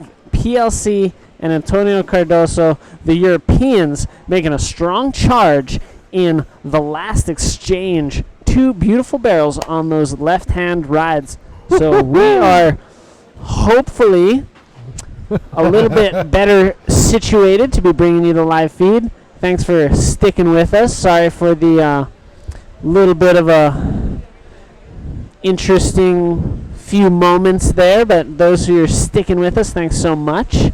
And hopefully we will be able to bring you some clear commentary over the live action with replays throughout the rest of the semifinals and the finals. Currently right now is what we're situated here with 13 minutes and 55 seconds remaining. Roberto Bruno looking really strong, but you know what? The scores are not updated on my phone right here, but let me do a quick little swipe down. What you see on your screen right now is the current situation. PLC looking very solid right now. Jacob Merrill, he's right on his ankles. Look at this, out the back. Roberto Bruno dropping in. Nice clean bottom turn, holding that steady line. A ton of speed. He's way behind this section. If he comes out of this, that will be a miracle. And he cannot. That was way too deep for Roberto Bruno. Wow, look at the scores. Everybody's got some solid scores. Antonio Cardoso with that 7-point ride, and with 17 or about 12 minutes remaining, it's looking pretty solid. So 2 Chileans coming up in semifinal number 2. It's going to be very exciting to see this next semifinals. What if the 2 Chileans take out the 2 South Africans? Oh my. Well, we're going to have a near riot of excitement here on Isla Alacran and throughout the whole, throughout the entire country of Chile if that takes place. So we could be... And there might be a riot of frustration in South Africa. But we could see a mixed plate. We could see a South African and a Chilean move through, or what I think a lot of South Africans and internationalists are thinking, that maybe 2 South Africans will move through from the semifinal. But let's see. Both countries have been producing solid performances through their riders throughout this event and throughout the history of this event. So we'll just have to wait and see, because it's going to be a beautiful matchup in semifinal number 2, but of course we are in semifinal number 1. Just a little over 11 minutes remaining, and so far it's PLC with the strongest set of scores. But Toe did get another 7. If you remember, in his quarter he was in last place with a 7 and came out of it surviving. So if he is going to be able to, he might be situated in a place where he could get a solid score and move into an advancing position. All right, Roberto Bruno, you can see on your screen right there, an 8.26 is what he needs for first place. But to get into the advancing second place spot, all he needs is a 5.01. Here we go, another split peak. We're going to, Roberto Bruno, a 5.01 is what he's after right now to get into second. And not much there, kind of lost all bearings on what was going on right there on that left. Jacob Romero did a huge invert on the right on a smaller wave and pulled it off clean. So Jacob Romero is going to be maybe moving up into first place, but he's definitely going to be strengthening his second spot position, his advancing position off the strength of his last ride. We'll try to get you a replay. PLC 7.5 and 6.5. So, I mean, those are two solid scores, but with an 8.5 from Jacob Romero and Antonio Cardoso's 7-point ride, he is still should not let his guard down. Here's another look at what went down. So taking off on the split peak was Jacob, and he just flew down the line. He knew it would pop up at some point, and there, a nice high-flying invert, decent for the size of the wave. It would be a good backup at this stage in the heat because we are now with just 10 minutes remaining. So important wave for Jacob. It does put him into the lead, 6.15. And now he has put pressure on the rest of the field to make it into the final. We're coming up to the conclusion of the Arica Chilean Challenge. We're in semifinal number 1, under 10 minutes remaining, and after this we'll go into semifinal number 2 if everything works out, and maybe even get into the finals today on the last day of competition. That's right. We only have a few more heats remaining today. This is semifinal 1.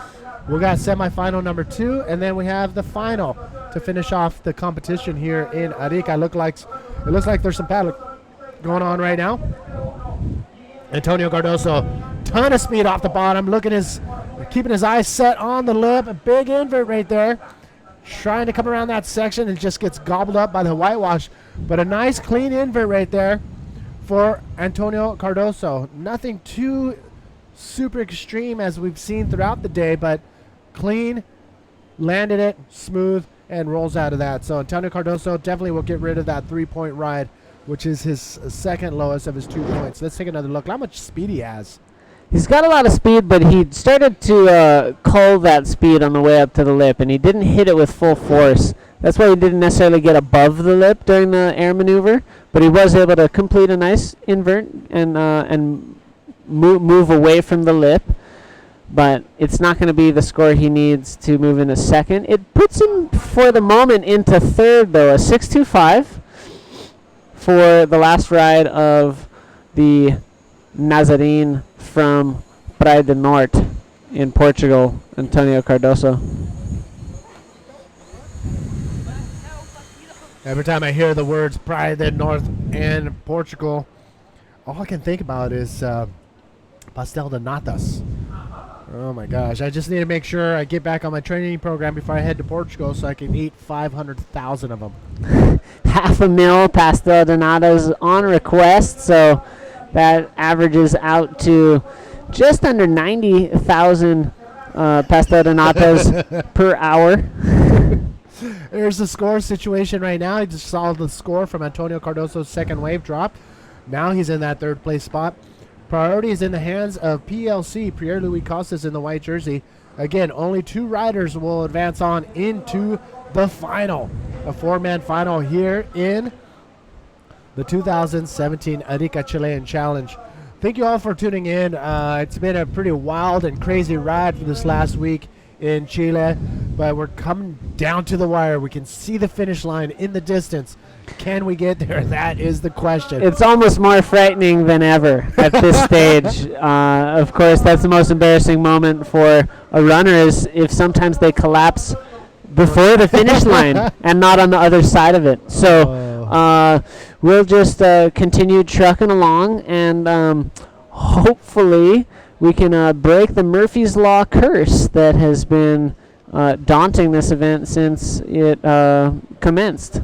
And we can't thank the viewers enough. I mean, we've been given shout outs, and I'm sure there's a ton of people that we deserve a big old shout out. And you know what? Let's do that right now. I'm going to post something on our APB Facebook page as we get into towards the end of the 6 minutes remaining in semifinal number 1.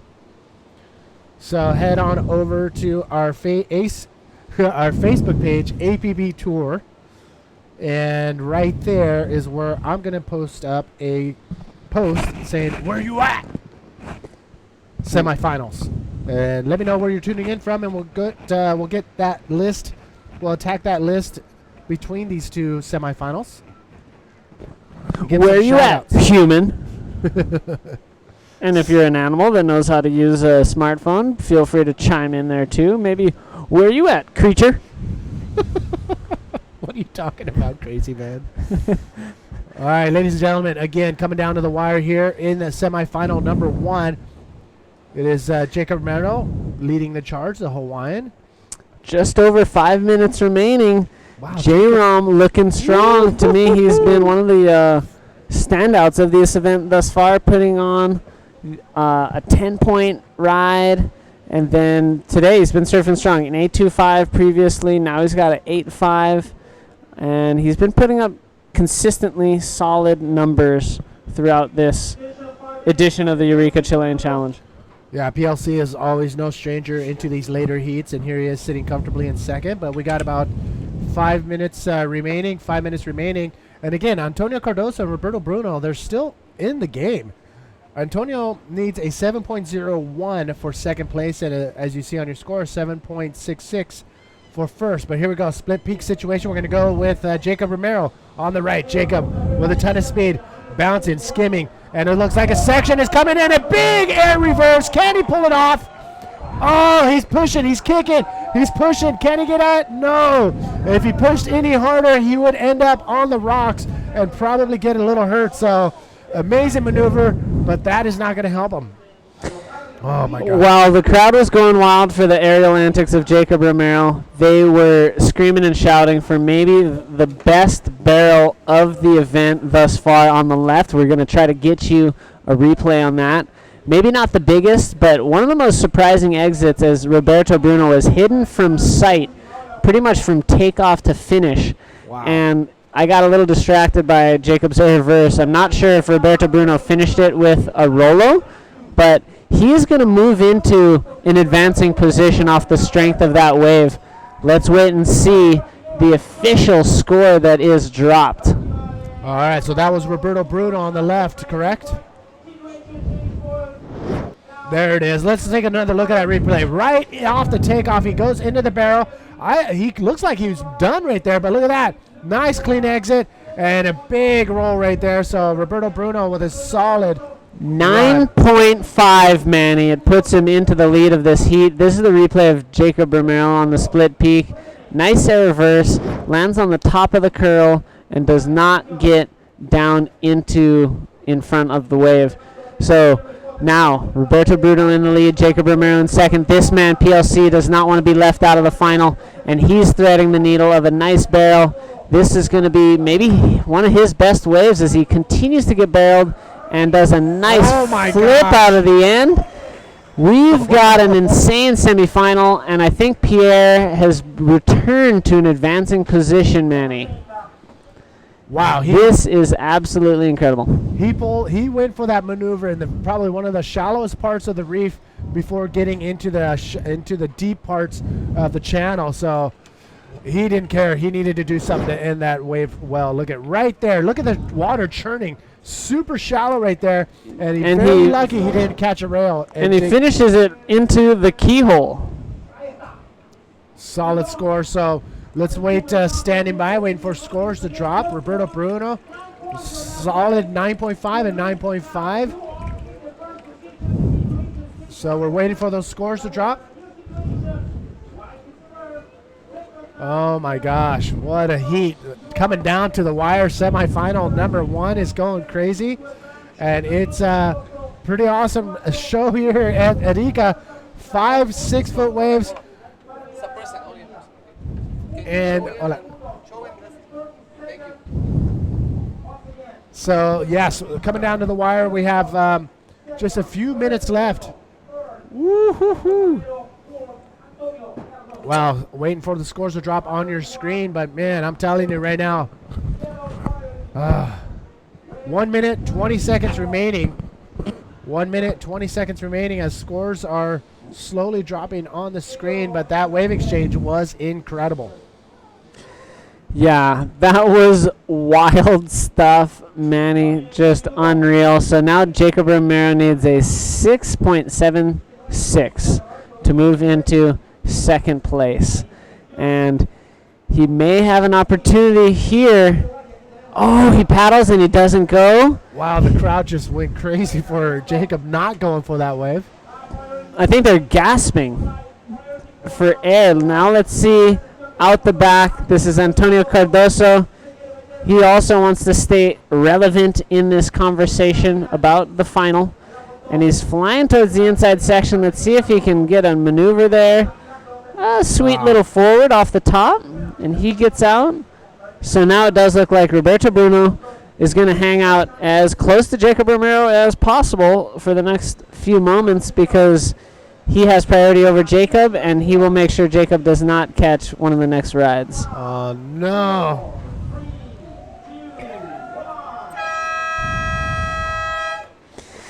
Amazing semifinal. PLC Roberto Bruno moving into the finals. Let's take a quick commercial break and be back with the second semifinal after this.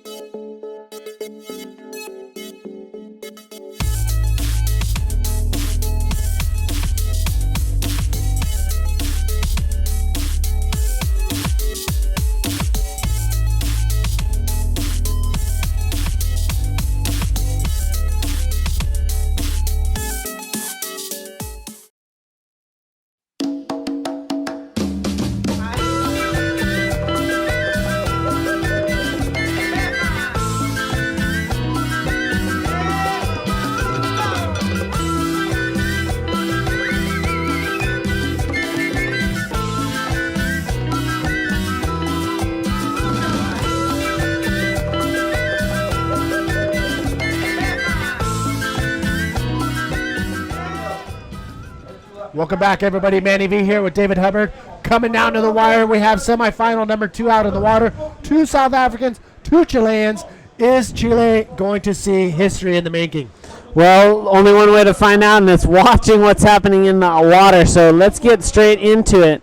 Out in the water, it is Jared Houston, Ian Campbell, as well as Joshua Toledo and Alan Munoz. So this is going to be an amazing semifinal. The first semifinal certainly didn't disappoint as far as action, but a lot of the people on the beach and a lot of people back home in Hawaii and a lot of people internationally are slightly and maybe massively disappointed that Jacob Romero was just narrowly eliminated from the competition, finishing 5th place overall, which matches his best performance here at the Arica Chilean Challenge, the same year that he did the T-Rex invert, finished in 5th. So, unfortunately, Jacob's campaign comes to an end, but we will be seeing PLC and Roberto Bruno into the final, joined by 2 of the riders in this semifinal heat. This is a terrific matchup, and like Manny said, 2 South Africans, 2 Chileans. Will we see a mixed plate, or will we see one country dominate the other and advance 2 of their countrymen on into the final? Well, we already seen a wave caught by Ian Campbell. We're going to get that replay set up of Ian Campbell. Jared Houston caught a quick in and out, and Alan Munoz and Joshua Toledo just sitting steady, both of them with priority right now. Shared priority. Here we go, up and riding. It looks like drawing first blood for the Chileans. It is Joshua Toledo coming around this section. Joshua from a town just 4 hours drive from here, Iquique. And finds a little pocket, finds a barrel, comes out. He's not done yet, goes for a nice roll. And that'll be the end of the ride for Joshua Toledo. So Joshua, Alan Munoz, can they make Chilean history here at the Arica Chilean Challenge? Yeah, well, they're going to have to make it into the final and place better than 3rd place to take over the current best result ever at a Arica Chilean Challenge. I believe it was Popeye finishing 3rd place at one of the editions of the Arica Chilean Challenge. Of course, Steve Action Jackson would know that specifically. He can probably even tell you what Popeye ate that morning for breakfast. Probably one of Eddie's empanadas. Probably. By the way, I had the chicken one, so I think you have the octopus one waiting in the bag. Let's see out the back. Jared Houston on a right-hander. He's coming around the bottom, comes up, makes a nice through-the-lip roll there, and he's hoping for another roll and finishes off that wave clean, but out the back, a left-hander. It is Ian Campbell on a huge left, and he dives out of that, Manny, as he just gets annihilated. All right, looks like we have the winner of the last heat with Bego. Bego, take it away. Thanks a lot, Manny. We're here with Pierre Louis Coste. Oh my God, Pierre, what a breathtaking, stunning wave exchange right there with Roberto Bruno. The whole heat was interesting, but the very last part was amazing. How was that big, long barrel you took and then finalizing with a backflip? Oh my God. Yeah, what a hit. Jacob was leading the heat, and I was second with priority. I left Roberto take off on that wave that didn't look good, and he got a 9.5. So I was like, it's pretty devastated. I can't believe I did that mistake. And well, Mother Nature gave me another opportunity, and I'm so happy that I was able to actually fight back and ride this wave the best I could. And I was so happy actually to come out of that barrel. And the wave was perfect. The wave pretty much did the job, so thanks. Well, I'll let you go and focus for the great final. I guess you're pretty excited and you need your time. Just if you want to say hi back to your family home. Yeah, for sure. I mean, I have the biggest support I could ever expect back at home, and I know they're watching, and I know they're cheering for me even behind the screen. And I just want to send a big kiss to my wife, my little boy, and all my family watching at home. And I'm feeling your support. There you have it, the power of love. Congratulations then, and best of luck for the final. Back to you guys. Congratulations to PLC. He will be going into the finals along with the Brazilian, Roberto Bruno. Just looked over the railing here and saw Roberto Bruno, all smiles, super pumped. He is ready. Look at this, out the back, up and riding. It is the rider in white, Ian Campbell, tugging into this nice deep barrel. Comes out with the foam ball. He has his eyes set on a section, but no, throws a spin right before dropping back into the frothy white part of the wave and kicks out. So Ian Campbell, solid run right there. That will get rid of his 1.25, most definitely, possibly even coming close to that 6.5 as well. So yes, we have a solid run right now in semifinal number 2 with the 2 South Africans. The 2 Chileans, they better get on their high horse if they're going to want to compete with the 2 South Africans. The veteran Ian Campbell and the former world champion, Jared Houston, showing what they got here in semifinal number 2. Here's another look at Ian Campbell. This is when he came out of that barrel. Nice clean spin right there, but not much else left on that wave. So Ian Campbell looking really solid. Yeah, he definitely is. And Ian Campbell, obviously defending champion of the Arica Chilean Challenge from last year, has his eyes fixed on defending that, and he's putting himself in a good spot in this semifinal to at least have a chance at that in the final if he can get there. Let's take a look. We got a big paddle at the back. Jared Houston. Yeah, Jared Houston up and riding on this right-hander. Slides up in high in the pocket, waiting for that second section, as that first one didn't do much for him. And not much there, so Jared in and out of that wave. He had third priority, and he will drop down to fourth priority. But Joshua Toledo and Alan Munoz. Alan Munoz with priority at the moment. So Alan Munoz needs to get something going right here. Again, these are 40-minute heats? Nope, you're right. 30-minute heats, 21 minutes left in this semifinal number 2. Alan Munoz, Joshua Toledo are on the verge of making Chilean history. Almost. They're already a part of Chilean history, as You are we've correct. had the most Chileans make it the farthest. So this is the best overall result for Chile as a nation here in their home court of the Arica Chilean Challenge, an event that has been on the men's world tour for probably over a decade now, and for Chile to perform this well has not taken anyone by surprise, but maybe if there is any surprise, it's for how long it's taken for Chile to step up and make such a strong representation here at the Arica Chilean Challenge. So, does look like Ian Campbell sitting in first with a pair of 6s, 6.75 and a 6.5. Jared Houston, 5.5 on his top score. Joshua with a 5 on his top score. Alan Munoz sitting with priority, waiting patiently, has yet to attack a wave of consequence, but he has ridden one wave. And so, wow. Really cool, really exciting stuff as we wait for more action. And I see a big set looming out at El Bue. And so these guys should get in position because there are some waves coming, Manny. Yeah, you can see it on your screen. Everybody's trying to get in position, paddling. And what the riders do, and I suggest a lot of you who go out and bodyboard in big open ocean, and you're kind of far out, find something on the beach. Find a marker and use that as to give you an idea of where to sit when the peak does roll in. And a lot of people have been using the Flopos Union structure just to the south of us. And here they go. They're paddling, trying to get in position now as they know the sets are starting to roll in. Priority system is in place. We got Alan Munoz in a yellow jersey. He has priority. Joshua Toledo in the black jersey with second priority. Ian Campbell with third priority, and Jared Houston standing by at the bottom of the totem pole. And it looks like no takers on this first set as they go up and over this bomb of a wave. 6 feet, easily 7 foot.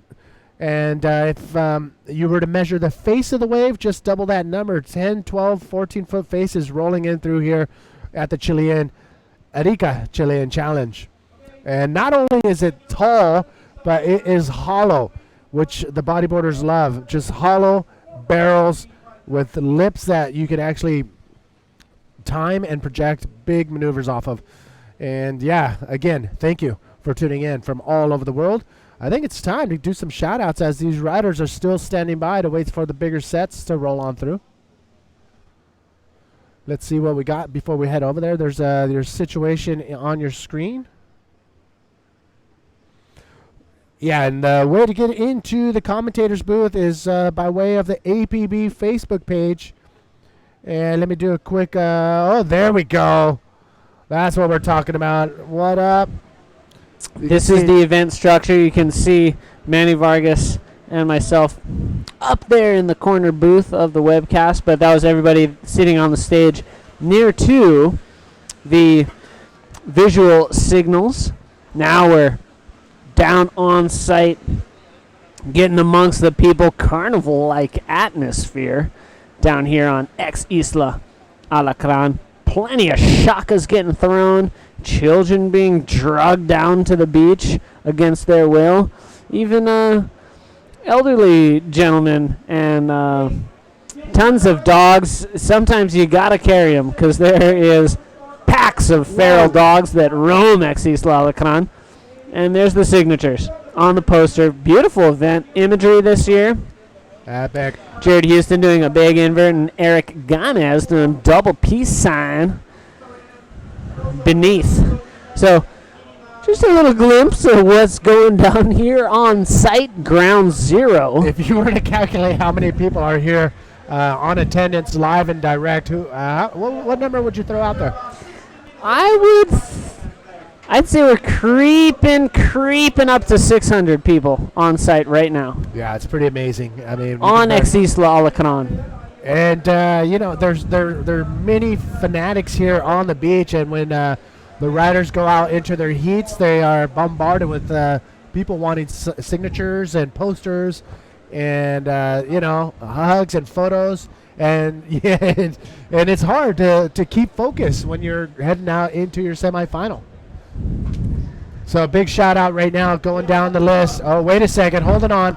Here we go. Ian Campbell, auto right-hander. Comes around the bottom. Ton of speed.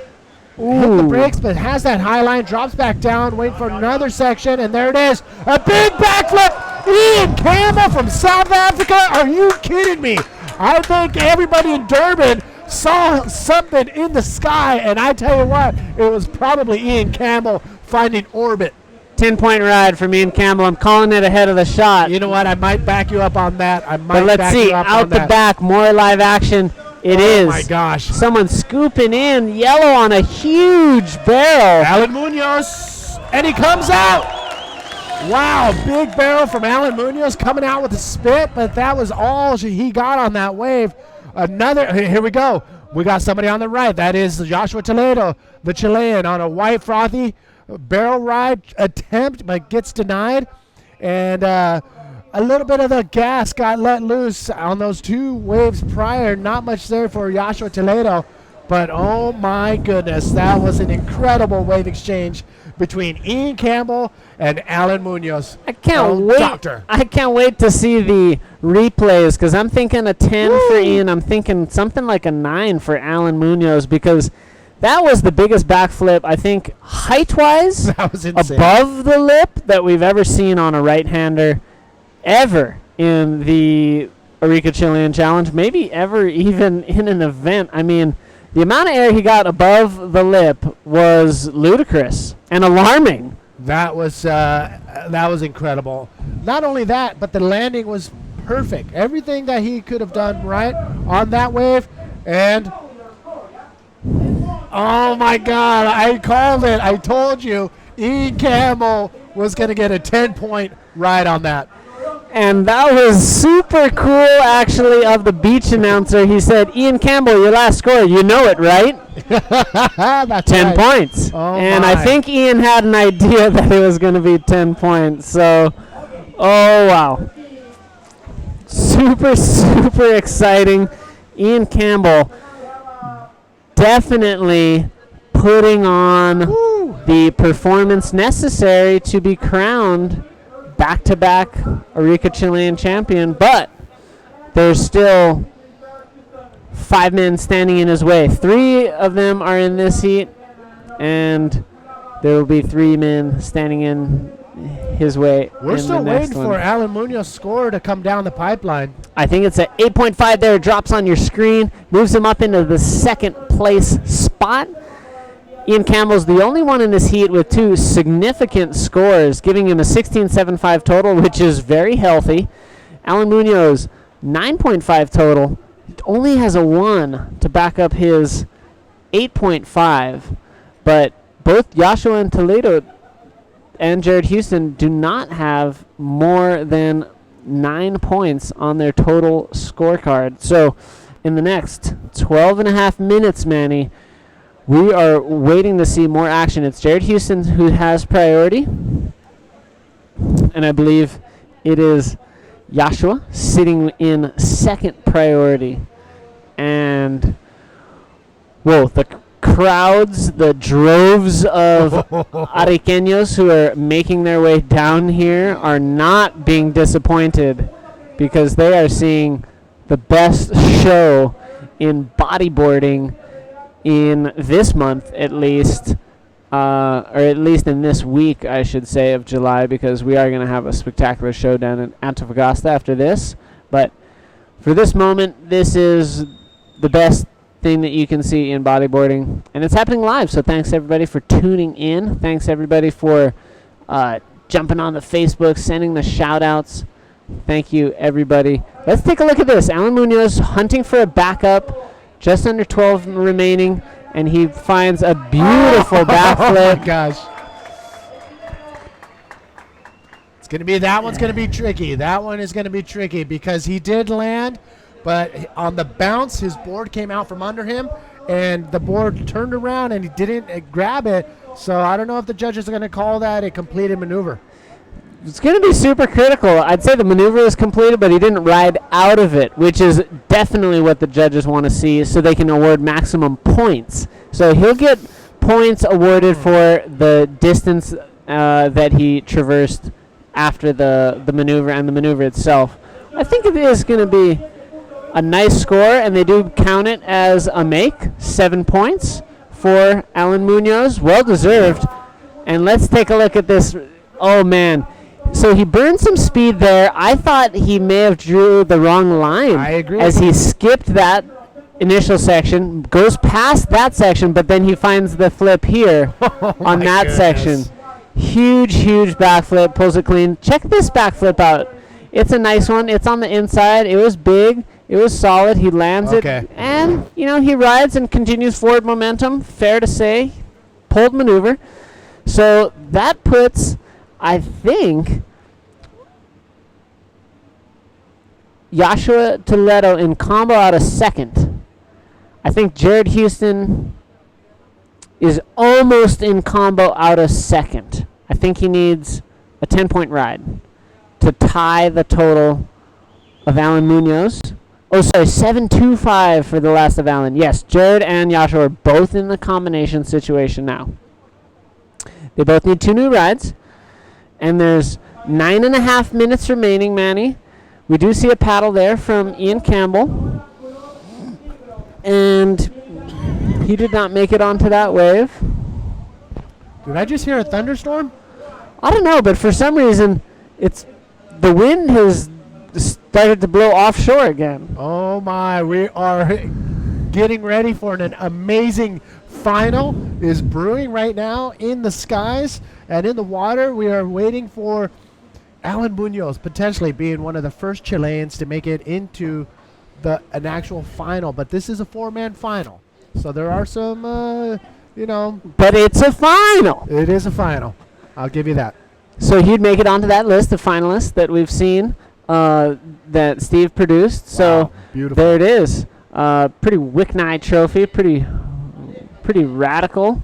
And they're even going to get some cool little prizes behind those little trophies. So thanks to everybody who's contributing to the sport, all the sponsors of this event specifically, as well as the municipality. I'm going to shoot some shout outs really quick. Sarah Houston is tuning in. Hopefully, she's, wait a second. Things could change right now. Sarah Houston's watching. Jared Houston, brother, coming in the inside section. Ton of speed. Can Jerry put something together? No. That wave runs away from Jared Houston. Joshua Toledo on a cracker of a right-hander scoops in. He's getting totally shacked. Big barrel for Joshua Toledo. He is tripping by going any further on this wave. He needs to paddle back out. He's in combo, but he's gotten out of combo on that wave, but he needs to get out of that wave ASAP. He pulls a roll at the very end of it, but it's going to be inconsequential. All the points on that ride, spare 0.2 of a point, are going to come from out the back. He could have saved himself 2 minutes, Manny, if he would have cut out immediately and paddled out the back. So it's really important that he hustles and gets back out. Jared Houston's still in combo. We're waiting for scores of Joshua, but he'll get himself out of combo. Ian Campbell, we didn't see his ride on screen, but he had a left-hander. He got totally shacked, but did not exit. So situation stands, and we still have Ian Campbell as well as Alan Munoz in the advancing positions, and we are waiting to see. Yes, Joshua Toledo, 9-point ride. Wow. So he is 6.75 points away from taking his fellow countryman out. Alan Munoz sitting in second spot. Joshua Toledo trying to catch him. But Joshua Toledo, an easy minute and a half, maybe 2 minutes away from the peak. Unfortunately, he could have been in the lineup right now had he cut out immediately after this barrel. So, beautiful barrel. Claim it, cut out, get back out to the lineup. Fair enough. You can go into the next section, see if there's a roll there, but maybe after that spin, get out. Yeah. There's no point to go all the way to the inside, but, you know, hey, everybody has their own strategy, and maybe his strategy was, hey, I'm going to waste a lot of time and energy and get 0.2 more of a point, if that. I don't think the judges were even watching him by that point because there was really nothing left on that wave. Sure, he did a little Rolo in the whitewater, but yeah, Joshua Toledo, good on him, putting on an incredible performance throughout the this year's edition of the Arica Chilean Challenge. He's telling me how motivated he has been. So let's take a look at Jared Houston. He wants to get out of combo, Manny. All right, Jared Houston, little quick pocket ride with a ton of speed coming around the section. Oh my gosh, you know he's behind the 8-ball right now, and he knows he needs to do something big, and he tried something big right there, but didn't fare up for Jared Houston. So bottom turn in and out for Alan Munoz. So you're right. If Joshua Toledo was got out of that wave early, he could already be out there ready to rock, but all by himself at the moment is Ian Campbell. Yeah, oh my gosh, I just looked over the railing, and Joshua Toledo is still down the way. I mean, he could have been out in the water right now with Ian Campbell. Ian Campbell waving his hand, trying to get the situation that is at hand, and he just wants to hear the scores from the other riders to see how close they are and how much time they have. So right here, Jared Houston, he knows he has to go big. Right here, just a ton of speed, comes off the bottom and goes for a big air reverse, but unfortunately did not get the projection outward, but he just flew out the back on that one. So Jared Houston, the time is ticking away very slow right now, 4 minutes, 25 seconds remaining. But wow, Alan Munoz and Ian Campbell looking good so far. There's a little shot of the athletes area, the second story, the riders checking out the scene. Wow. So yeah, I'm lost for words at the moment. Well, the action is beyond words at times, Manny, so don't feel bad. We're just here to attempt to commentate and speak about what's happening on the water, but the action speaks for itself a lot of the time. So, you know, seeing these incredible waves is just an awesome opportunity. And looks like Joshua Toledo is going to sign out of the event by taking off on a very poor ride here. We'll see if he's able to do something. You know, pulls a little roll down at the end there. It's not going to be the 6.75 he needs, and with the timing and where he's put himself in the lineup, he may be able to get out and get one last try. So he's given it a good old effort. But he's a young gun. Doesn't have the best contest strategy just yet. Alamunio is coming off the bottom. This is left, starting to form up now on the inside. And nope, not anything there for Alamunio. So giving away that priority. Jared Houston, Joshua Toledo are the ones who need to find something strong. But Ian Campbell, look at this monster. Big barrel on the right-hander. Gets spit out. Now he's just flying into the inside section. He's going to chuck a spin, start stalling, and milk a silly little roll in the foam there. But, he's just pretty much doing a victory lap at this point. He's trying to better a 6.75. That might do it. It's a great barrel out the back. Big wave, got spit out, got ejected by the spit. Technical riding from Ian Campbell. And it leaves Oh, my God. Jared Are you kidding Houston me right now? Taking full advantage of the masseuse on site for the athletes. He is an athlete. So, I mean, no harm. Is he an athlete or a comedian? Because a little bit of both. And he will not take that red beanie off except to surf heats. Yeah, what's the story behind the beanie? Well, if you've seen Wes Anderson's movie, The Life Aquatic, all of the Steve Zissou crew wear red beanies, and it's his favorite movie, and he just wants to be a part of The Life Aquatic, which is kind of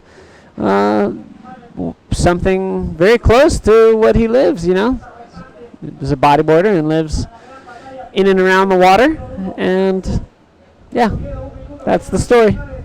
Tuning in, 2 a.m. from Australia, the one and only Tezza McKenna. Big shout out to you, Tezza. We miss you on the tour. We miss you, period. And we hope to see you soon. Hopefully in Portugal. Let's see. Yeah, Tez. I'm always the one to get the last memo.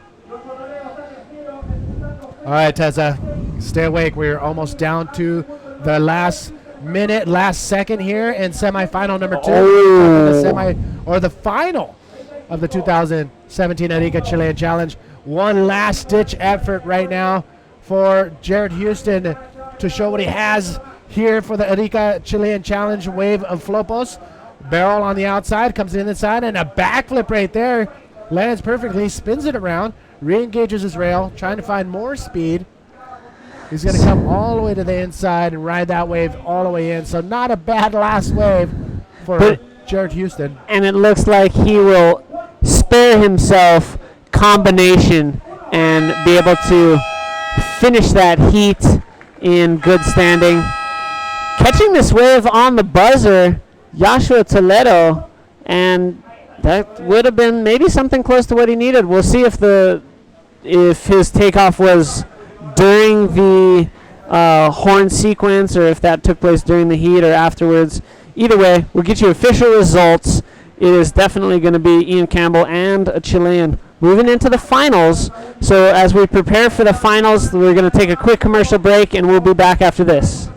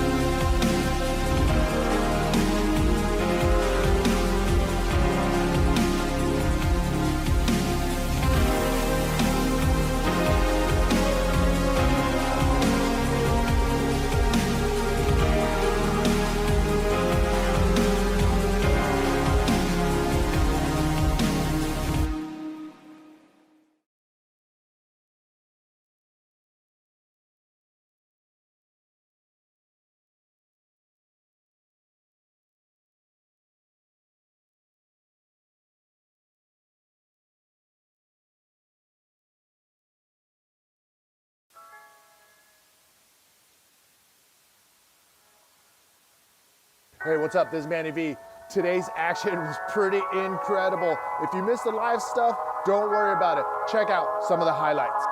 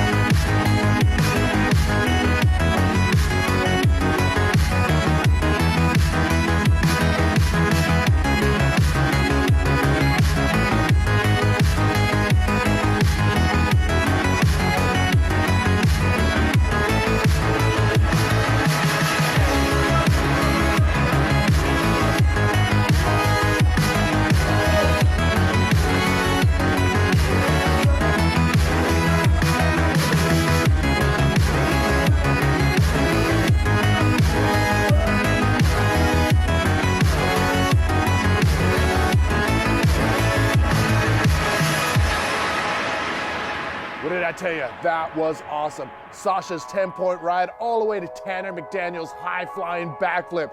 You want more of that? Make sure you stay tuned on apbtour.com and also download the app, APB Tour, in the Apple Store and in the Play Store. So until the next day, I'm out of here. Boom! Welcome back, ladies and gentlemen. This is all about to happen. We've got the chi-chi-chi-le-le-le It's so insane down chant there. going on because Alan Munoz is making his way down to the water's edge to prepare to enter into the final, the first ever final that a Chilean has been into. There it is. There he is. That's Alan. Everybody's cheering him. The whole Ex-Isla Alacran is behind this man right here, and he's warming up his legs. He's going to go through his warm-ups, and all the other finalists have entered the water, so I'm sure this isn't part of his strategy, but he's making the rest of the finalists wait right now. They're going to have to wait in the water about 5, maybe or so more minutes for Alan to ASAP, brother. Get out there ASAP. I think he's buying time. I mean, he just got out of a 30-minute heat, and he was in a previous heat, so I think he may be buying time right now just to regain some energy.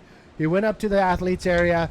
Now he's back here taking his time, knowing that he has a 40-minute final on his hands with some of the best bodyboarders in the world. So anything that he can do to conserve energy and refuel, I mean, he's pulling on that string. Yeah, fair enough. And, we see it a lot with people who have never been into a final before. They're almost bewildered when they come in from the semifinals and they've advanced, and they almost are completely clueless about what happens next. We saw Alan return his jersey and try to leave, and he had to be pulled back into the area so that he could pick up his new rash guard assignment for the next heat that he was competing in, which was the very next heat, the final. So we see this a lot when someone who's not been in a final of this caliber. Of course, Alan has won Sintra, so he knows how that works, but there was a heat in between his semi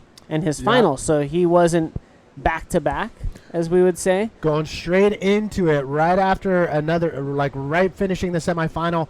It's easy. It's easy to lose your train of thought and figure out where you are, but I think what he's doing now is taking his time, taking a deep breath, and re-engage into the reality that he could be one of the first Chileans to make history here and win this event. And that is going to be huge for not only the Chilean bodyboarders, for Chile itself. The country loves to take in their sports figures that make a world presence and a stamp of approval from the world. So, I mean, it's big. This is huge. This is bigger than a lot of people think, and Alan has the opportunity to grab that right now. Yeah, he certainly does, and he's fired up. Alan's a really calm guy, and he doesn't let it all out too often, but we saw that he was trying to conserve that, trying to just maintain that energy inside. We did hear a couple little hoots and shouts come out of him as others were cheering him on, and he was engaged in the excitement surrounding his participation in this event, in this final. But he's definitely maintaining a calmness about him so that he can, as you said, maintain that energy, stay present, stay focused for the next heat, which is the final, and it's about to start now. So I'm picking up my phone just to look at the board score app, and right now we're going to see in the water in the red jersey, Pierre-Louis Costas, definitely a contender, former world champion. We have Ian Campbell, the defending Arica Chilean challenge champion. He won this event last year, and Roberto Bruno. He is psyched right now. The Brazilians on site are cheering him on, and they're going to be yelling from the top of their lungs each time Roberto Bruno is on a wave. And again, Alan Munoz, there it is. The Union Flopos structure and crew have front row seats here at this incredible event. It's pretty insane the way this whole venue is set up. Yeah, and we know who all the Union Flopianos and all these people on shore are going to be rooting for. I'd say with the exception of maybe a couple dozen, everybody's going to be rooting for Alan Munoz, and the other riders in the water know that. And, it's not that people are rooting against them, but there's so much energy pushing for Alan to win this event and to make history. No, I mean, I've never seen Begonia act this way before. She's like losing her mind right now, knowing that Alan Munoz is in the final. Not only that, but the potential that he can win. She's lost her mind. Yeah, similar to how animals circle one spot before resting, or when they're just anxious, animals will just pedal in circles and just a lot of nervous energy. So we see that with Begonia, just, almost need somebody to take her and comfort her. Hopefully Jupi is here to do that. All right, check this out, ladies and gentlemen. The horn has sounded. The 40-minute final is underway. And right off the bat, here we go. Up and riding first, Pierre-Louis Casas dropping in. Again, just a wide big bottom turn on most of these right-handers. And then it's all about setting up that second section where it seems like it just gets bigger and bigger. And PLC finds a backflip area right there to start off his first wave. So not a bad way to start off this heat right off the bat is Pierre-Louis Casas. Yeah, good start to the heat for Pierre. Something to grow with, something to lay down as a foundation and build on. I don't think that would be a winning wave in the top 2 once it comes down to the end of the heat, but definitely something good to get started. It's good to get started, especially with this heat lasting for 40 minutes. These riders are going to have plenty of time. So we're now just taking a quick look at the replay. Soft backflip off of a very weak section on the end of that wave, but it's going to be worth something, and it's going to put him into an early lead. And whether or not he can maintain that and improve on that, we'll have to wait and see. So PRC starting off this heat with a 5.5 on that wave. And again, he wasn't going to drop in and let this wave go by.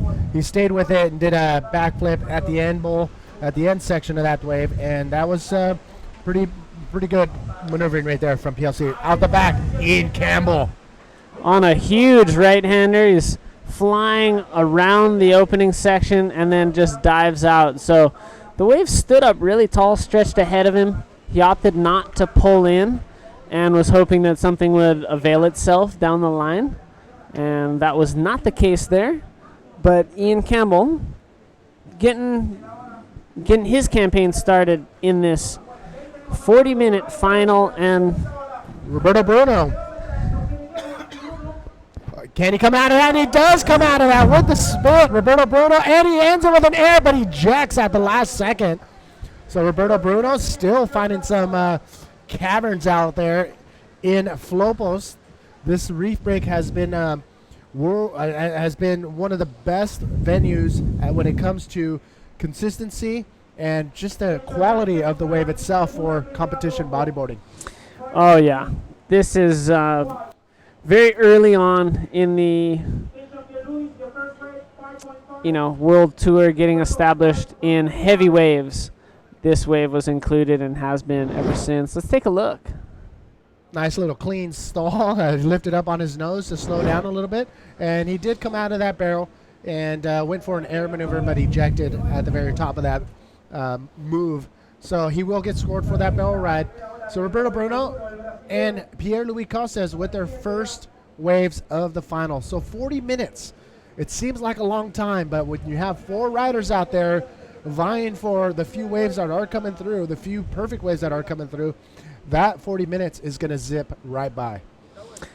Yeah, and it will also depend on how fast it goes by, depending on how consistent it is. If we get a few long lulls, those lulls can really drag out, and especially in the later parts of the heat, they can feel very, very slow. Let's take a look. PLC trying to line up this left-hander, and he scoops in. This thing's going way ahead of him, but he's getting an awesome shot. He stays with it and completes it. He claims it and dives out.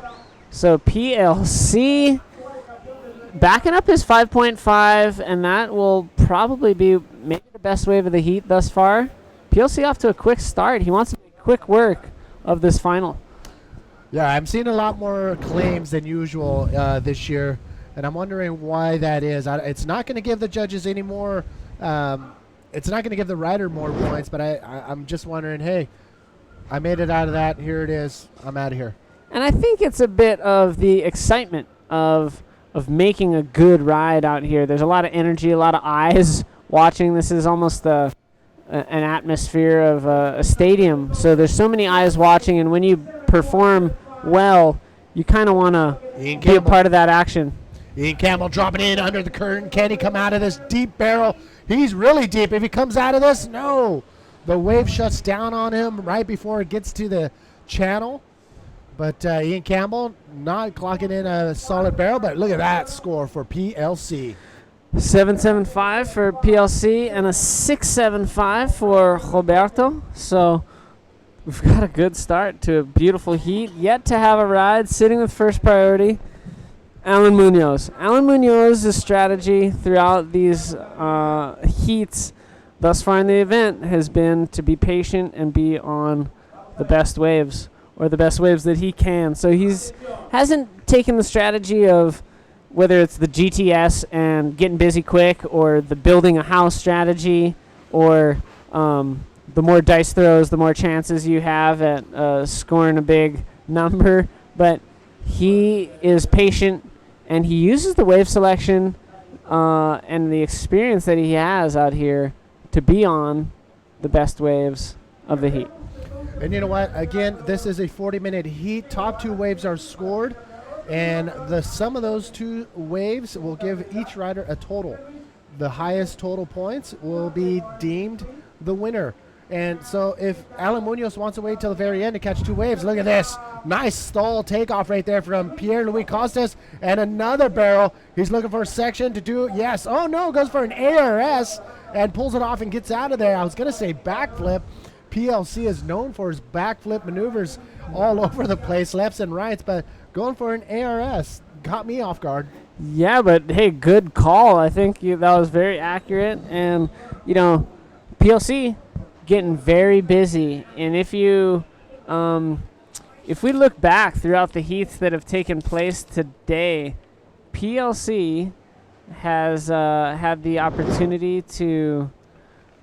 Oh, let's just check the replay. I like how he stalled by spreading his legs out on the takeoff. That really slowed down his bottom turn, and he was able to sneak under the barrel. And right there, going for a quick ARS at that end section definitely will help his total score. Look at this. Ian Campbell, again, spreading his legs to drop in very slow. And is he too deep on this one? Is he going to come out? Do you see the red? Or do you see the white? Chasing red. No, he just does not escape that one. So a little bit too much stall at the front end of that one. Sometimes these waves stand up with such a triangular shape. But then after that initial thick, heavy bowl, they stretch out and go so fast and run too fast on the reef. So sometimes, the amount of speed you come into it, the way you hold your speed, and also just the wave selection. So Ian Campbell also continuing to work on getting his waves. Had he made it out of that, we would have seen a great score. So, good effort for Ian Campbell. But, you're touching on some awesome stuff with strategy and various approaches that we're seeing. So PLC improves on his 5.5, gets a quarter of a point better. So now he's got a 13.5 total. So he's in a good spot right now in the heat, but the other riders are going to be attacking the whole time. Let's take a look at this. Roberto Bruno dropping in, coming around the section. Quick little tug on his rail and got inside of the barrel. Gets another deep barrel. Can he come out of this? Can he come out? No! You saw his body, and everybody on the beach was holding their breath. Roberto Bruno could not make it out of that super deep barrel on the left-hander, but wow, that was exciting. And that was an example of a little bit of something in between where it did stand up really triangular at the start, and he was kind of slow approach here, tucks in, but now he hits the gas, and it runs off, but not necessarily too fast. That wave was makeable.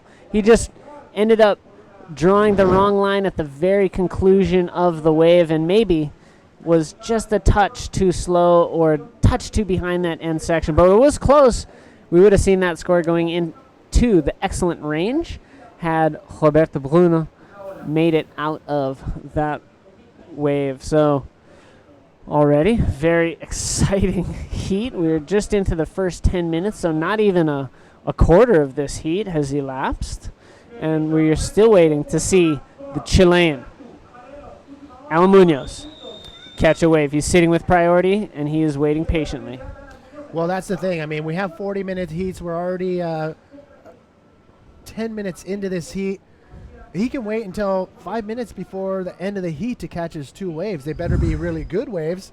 Hopefully that doesn't happen, but he does have time in his hands. He does have priority, so any good wave that rolls through, he has first choice of catching that wave.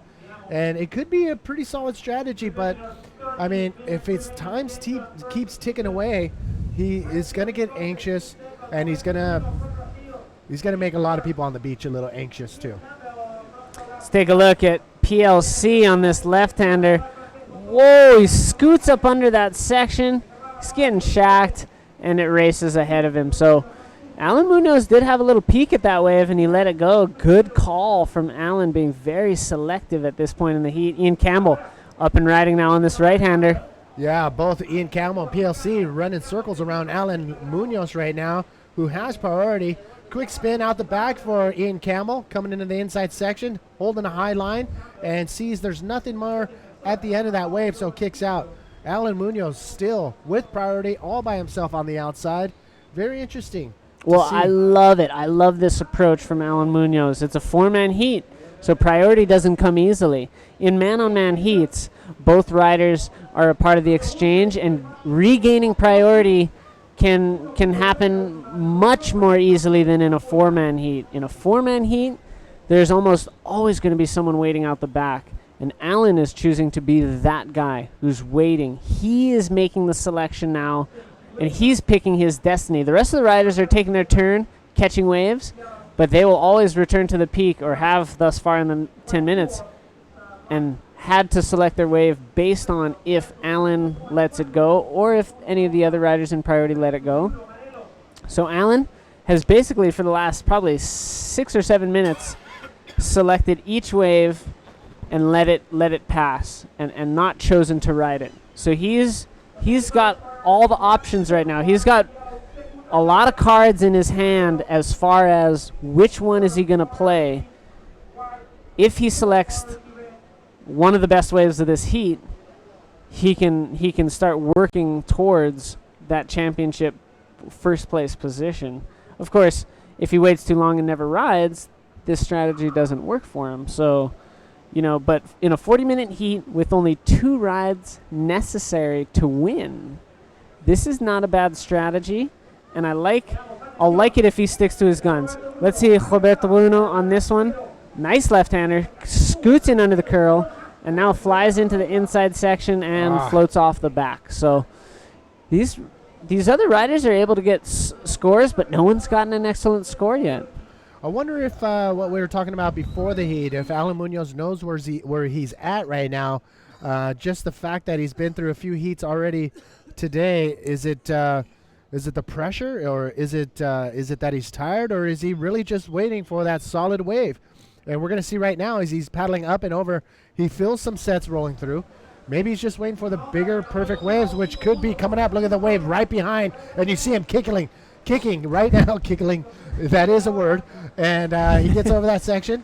Let's see if he is going to go for any one of these 2 waves. No. So this wave's pretty big. It's closing out the left, so no miss scoring potential on the left. Jeez. It's going wide on the right, and it would have been a hard section to hit. I think this was a good selection, again, to let this wave go by. Now Ian Campbell attacking this wave. It's a right-hander. He slows himself on the takeoff, and he pulls in a lot of foam around him. Is he going to be able to survive all that white water? And he does not look like he's going to escape that many. No, Ian Campbell probably lost some speed as he pulled into that barrel, and the whitewash and the foam probably slowed him down inside the barrel, and he couldn't maintain that speed, and he wasn't able to come out of there. So Ian Campbell paddling back out. Roberto Bruno and Pierre-Louis Cosas looking very solid right now with 2 good scores. But again, this is a 40-minute final. 25 minutes and 40 seconds remaining.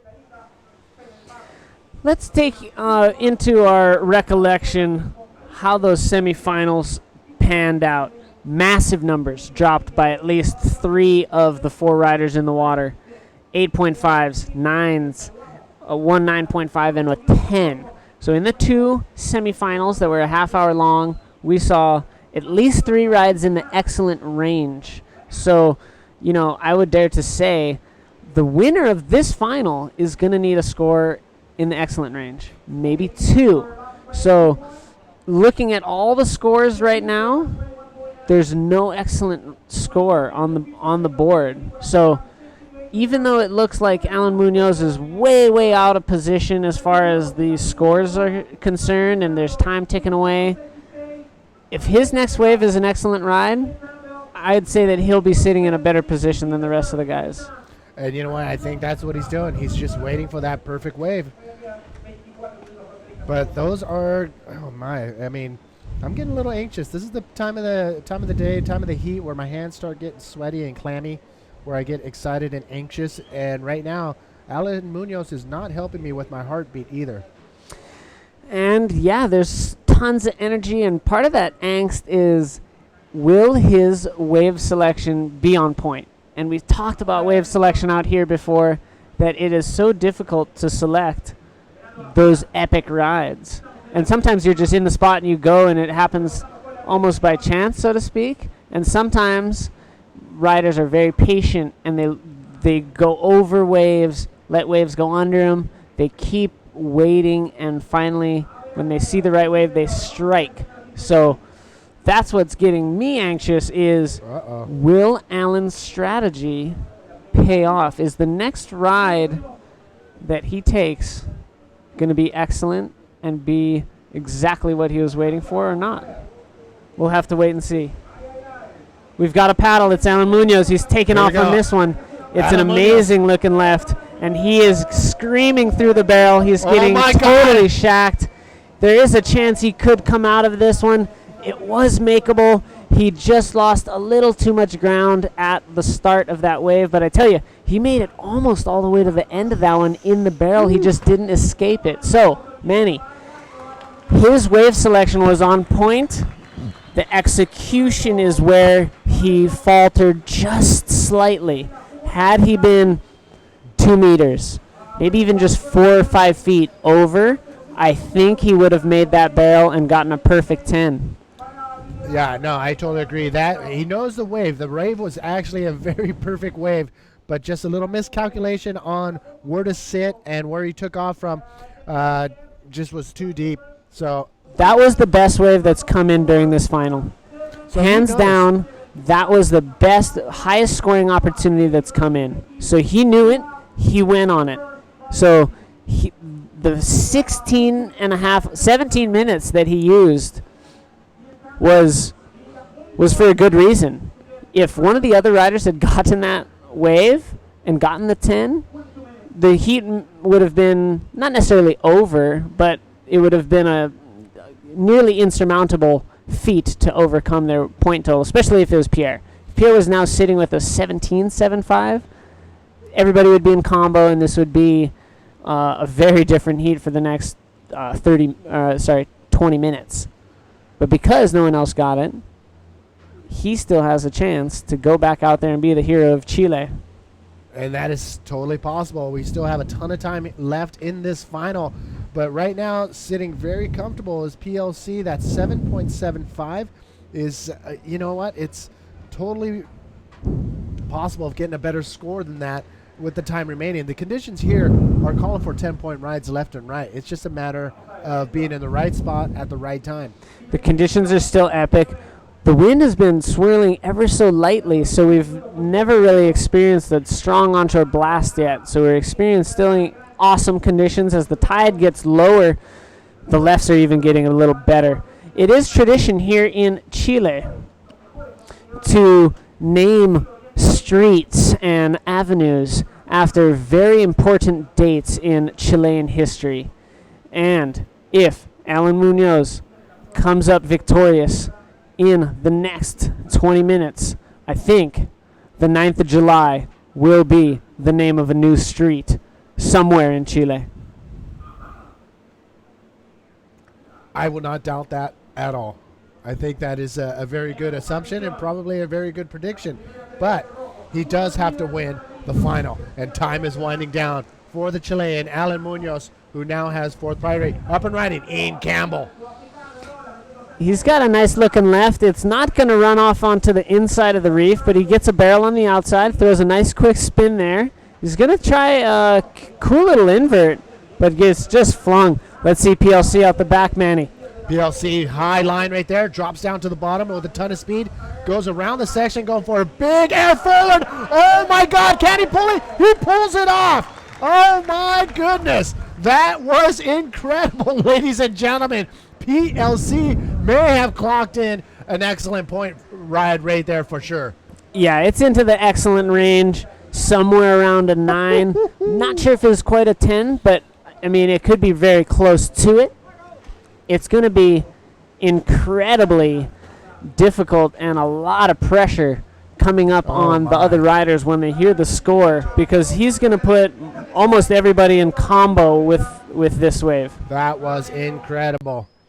So Alan Munoz now has his hands full. He has to come out firing now and have to come up with 2 ginormous scores. And that's for everybody. Roberto Bruno, he's within striking distance, but that score is going to come into a 9 or 10 for sure. But that was perfectly executed. I did not expect that. Let's look again. I didn't either. I thought this wave was a little funky, but look at the speed he takes up here. Connects beautifully with the lip. Beautiful rotation. Has to kick his legs a little bit to make sure he gets the rotation, but came down clean, landed it perfectly, and another claim. You know, that's the second wave in this heat that PLC has claimed.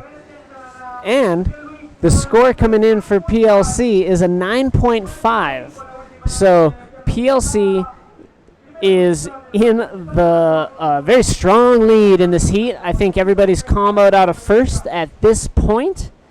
We do have, we're now into the second half of this heat.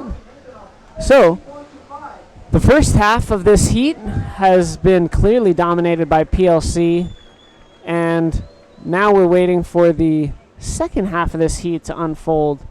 Let's keep our eyes on Roberto Bruno in priority and Alan Munoz in second priority. I think we are going to see something amazing from those 2 riders coming up soon. Oh my, they need to do something very incredible. They have to put it all on the line, or it will become the PLC win here at the Arica Chilean Challenge. Pierre Louis Costes, former world champion, is no stranger to the pressures of being in a very tough final, which this is, especially in these conditions. He's not going to hold anything back at all, even though he's got that ginormous lead ahead of the rest of the crew. But wow, PLC is looking solid right now. And, I mean, he has that 4th priority, but he will be able to, you know, catch waves if the other riders don't want it, and that could increase his score by 7.75, getting rid of that 7.75 if he comes up big. So, wow, Alan Munoz, I don't know if his patience is backfiring on him, but he has to get something going.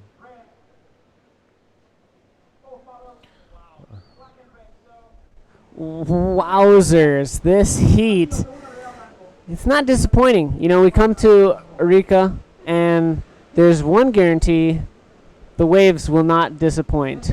And they never do. And the second guarantee, the riders do not disappoint, utilizing those waves and putting on an incredible show. So those are the 2 guarantees, I'd say, when you come to Arica, or when you tune in and watch the contest, or when you hear about how the event rolled out, was that the waves were sick and the riders pushed it and put on an incredible show. I will totally back that up 100% as well, but it looks like we got some paddling out the back.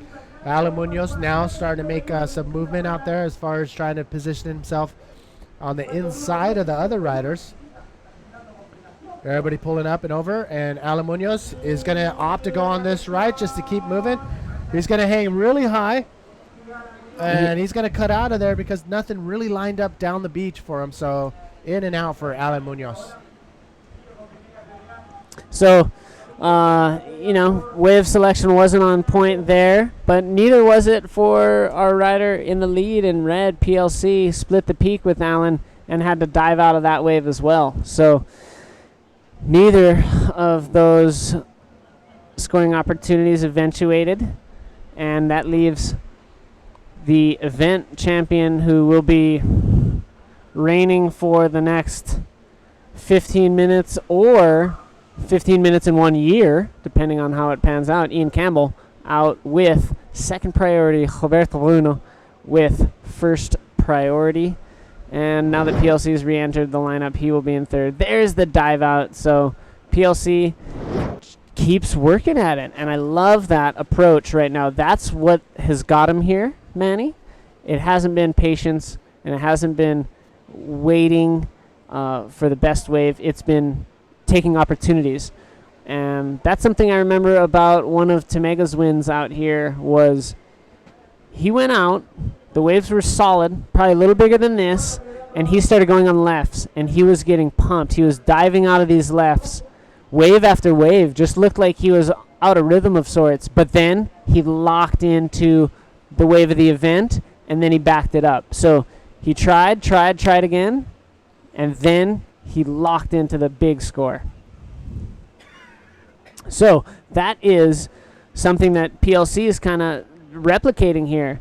You know, remember he started with that small flip way on the inside, so 5.5. Then he built up, got that 7.75. Boom. Then he struck 9.5 on that beautiful air forward. His campaign is gaining momentum. He continues to build on his strengths and progress his riding through this final. And he's not holding back at all. I mean, we still have plenty of time in this heat to get some 10-point rise from any one of these riders. Now it's just a matter of Mother Nature to. Now it's just a matter of time for Mother Nature to deliver these perfect waves that have been coming in all event long. Here we go. Roberto Bruno dropping in on the left, scoops in under the pocket, gets inside of the barrel. Will he come out with a spin? He does. He finds a little doggy door and was able to escape and gets out of there just in the nick of time. But yeah, not a long barrel, but here we go. Ian Campbell dropping in. He's going to scoop under the left and get a barrel of his own. This wave just kind of does not shape up. Leaves PLC and Alan Munoz out the back. Something I did want to touch on about the position that PLC is in is that he did not surf a round 3 heat today. This is his 3rd heat. So he's been able to watch and wait, conserve energy. On the other hand, Ian Campbell and Alan Munoz both had to surf round 3 heats today. This is their 4th heat of the day. So, and when you're in the back half of the draw, your heat times are closer consecutively. So quickly from the heat 6 of the round 3, they would have had to surf a sooner quarterfinal and then a sooner semi, quicker turnover times. Ian Campbell. So energy levels could be one of those things that are in the pocket of PLC right now. Ian Campbell dropping in, scooping, getting a nice pocket ride. Not much there for Ian Campbell, but that is a great point. PLC is pretty much on fresh legs right now, being out here in this heat. But man, you're right. I mean, how much energy is being expelled by these riders, especially in 30-minute heats in these conditions where it's just big and pounding. Alan Munoz taking a look. I think Alan Munoz now needs to try to save face. He did make the final, and now he has to get a high score just so, you know, he can come out of the water feeling good about himself in the final. Well, he's approaching this wave, and he's up and riding, Manny. Scoops into an insane right-hander. Nice big barrel for Alan Munoz. He gets spit out. And I would say roll that section 100%. He probably could have added a point or two to his barrel, especially in a final. Kind of got to go for it. That section was presenting itself with some potential. Of course, very difficult sometimes to connect the two sections and to have a line that would allow a completed maneuver.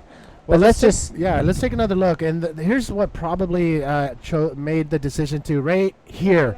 There he hit a bump, and right there another one, and lost all of his speed and wasn't able to regain the edge to get back to that high speed level and to do a big maneuver out the back. So, Alan Munoz unfortunately could not tie the bow on that gift of a barrel. But still got some good points for it.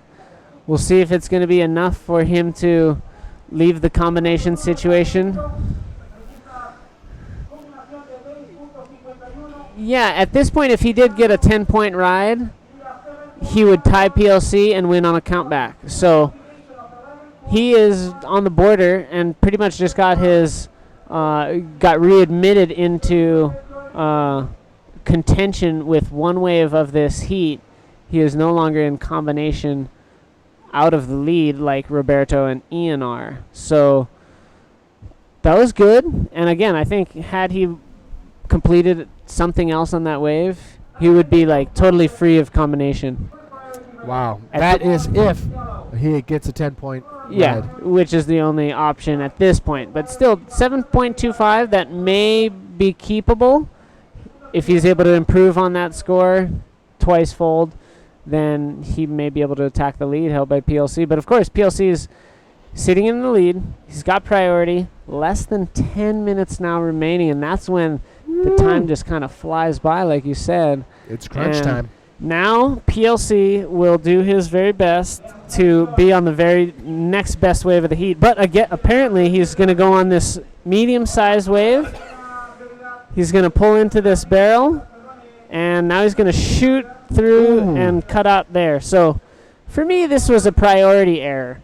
He should wait for set waves and at least be on a good-looking set wave. This was a medium-sized wave. It may have looked good from the peak, but again, that's kind of shifting strategies. That would go into patience and a guarded strategy. So fair call. He's sticking to his strategy. Stay busy. And even though he's in the lead, he's going to continue to stay busy. So I'm looking it's over good. into the lineup. I don't know if you got that wide-angle shot on your screen, but it looks like we do have a rider up. It is Ian Campbell on the right-hander. Nice, clean bottom turn. Scoops in under the lip. Comes out of the barrel. A little bit of bounce, just like we saw Alan Munoz do, but he's able to maintain and do a check turn. He's going to ride this one all the way in, trying to look for a section. Look at all this speed. Look at this. Everything's just working his way on this one.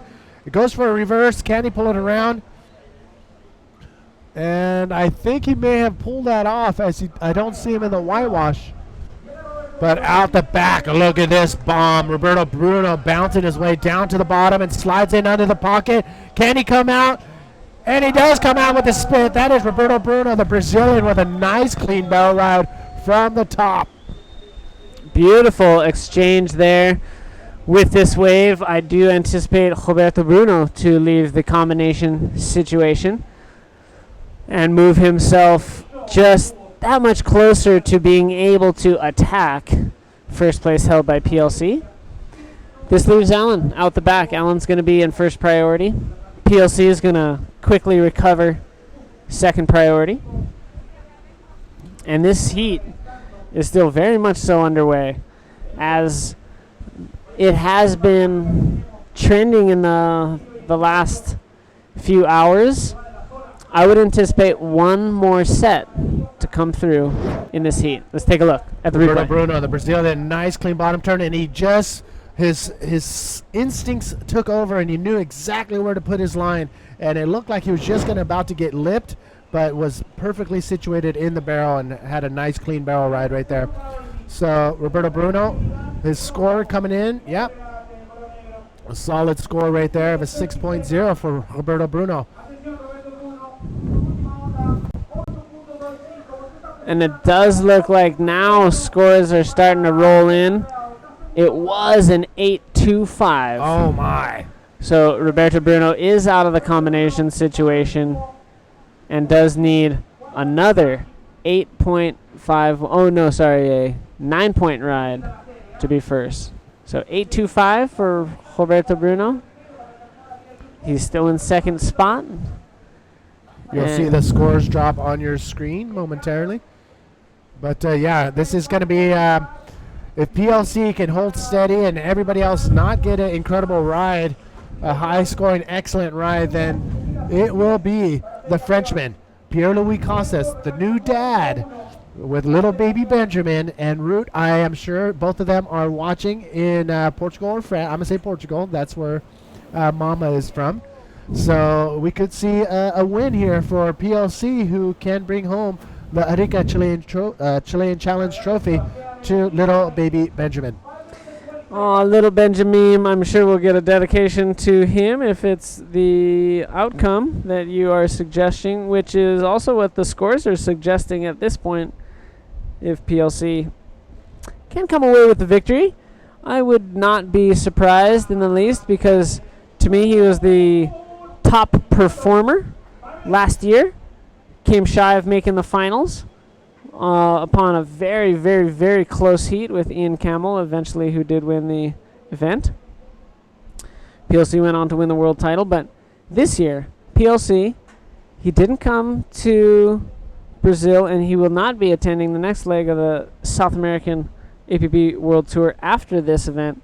He flew in strike mission just for this event. Wow. Came here for the week just to compete in this event. Let's take a look at Ian Camel scooping into a small left, getting a nice little barrel, and he squeaks out of it. It's not going to get him out of his combination situation, but good for him to stay busy and surf under priority.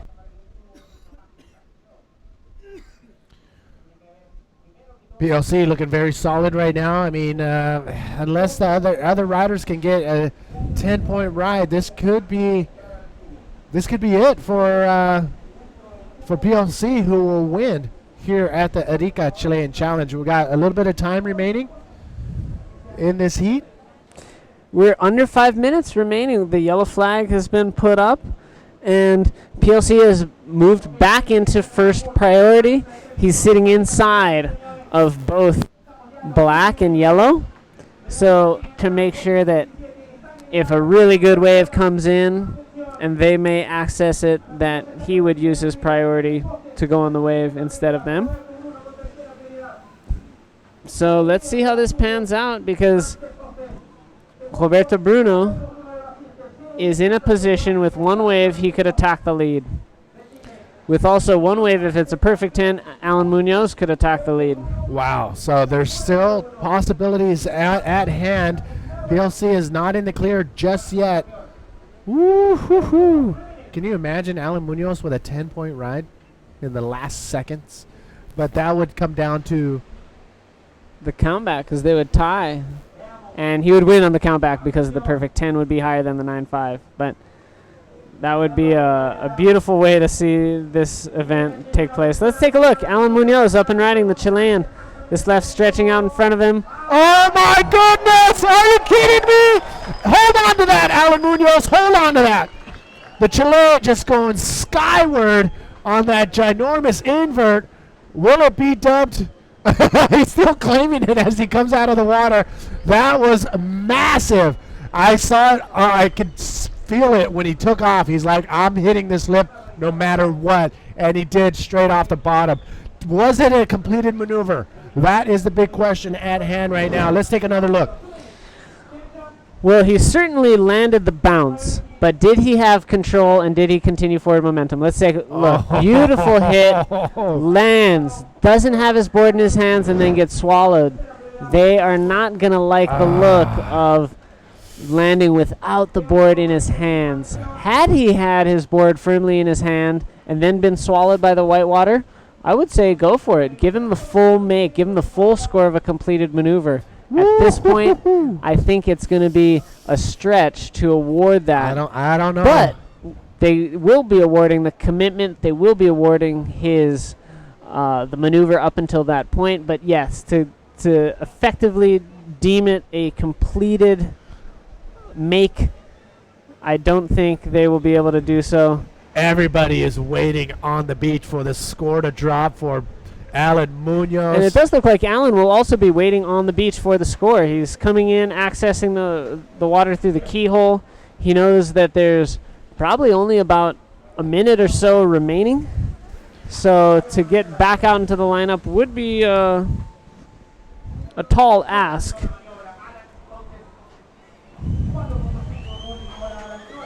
That is deemed an incomplete maneuver. He did not land with full control, and the scores have dropped. Unfortunately for Alan Munoz, that was an incredible last-ditch effort for Alan Munoz. It was an insane attempt at a ginormous invert, but it was not a completed maneuver 4.50 is what the judges are giving him. 20 So seconds. All right. I don't know if we can get a camera on Alan Munoz on the rocks, just thinking back on what happened. Let's take a look. We might have one more ride in the heat. Ian Campbell up and riding. Beautiful left-hander. Wait a Flies second. out and does not connect with the lip. So as the heat counts down, it is PLC, the winner of the Arica Chilean Challenge. Roberto Bruno on screen in second. Alan Munoz did move up into third. We'll see the score of Ian for the last ride. We could have a toggle between third and fourth. What's certain is PLC wins, runner-up to Roberto Bruno. And what an amazing, amazing event that we have just witnessed.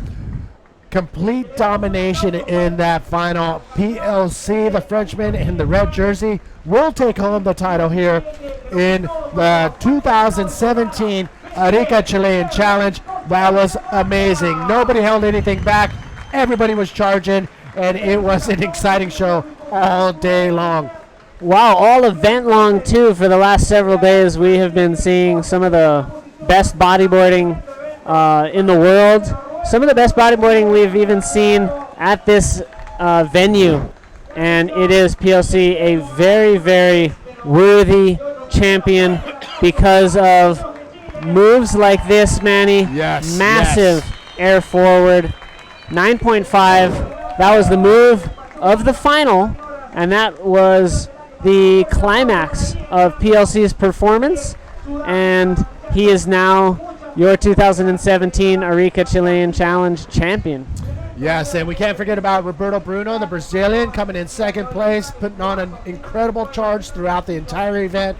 We're going to see more of Roberto Bruno, especially at the next event, and of Augusta, which is starting. The window starts, I believe, as soon as tomorrow. Tuesday, yes. So we're getting back right down into Chile, to the south of Chile. And Alan Munoz, again, great showing. Has nothing to put his head down about. And Ian Campbell, the defending Arica Chilean Challenge champion, make it to the finals, but has ended up in fourth place today. Yes, so just a terrific performance by all these riders. Even the semifinalists and quarterfinalists doing so wonderful to make it a big part of the action, you know.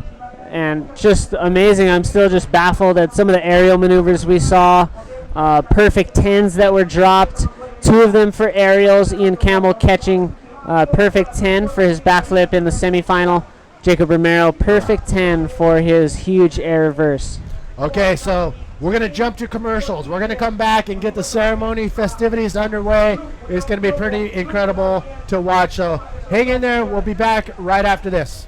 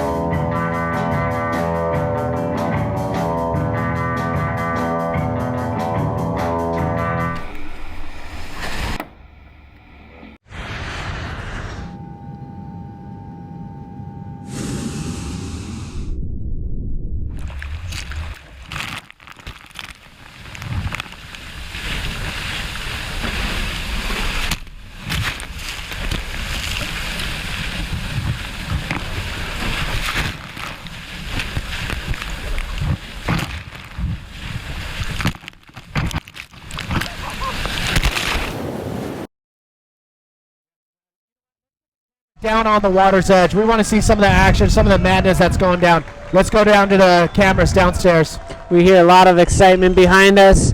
Everybody's cheering on these riders. So let's get right into the thick of things. Here we do have Alan Munoz. Alan Munoz, the Chilean, first Chilean to ever make a final but not receiving the highest place ever received by a final, or maybe tying it. If he did end up in third at the end of that heat, if that's the official results, tying the performance of Pope Fernandez. He has nothing to hold his head down with. I mean, you can see a little bit of frustration right there, and there's the Frenchman Maxime Castillo holding up the 2017 Arica Chilean Challenge champion, Pierre-Louis Costes.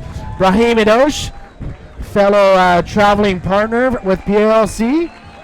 And Hightower, the guy with the red NMD hat, making sure the security is handled. But PLC, your 2017 Arica Chilean Challenge champion with absolute domination in that final. That was pretty much the PLC show out there.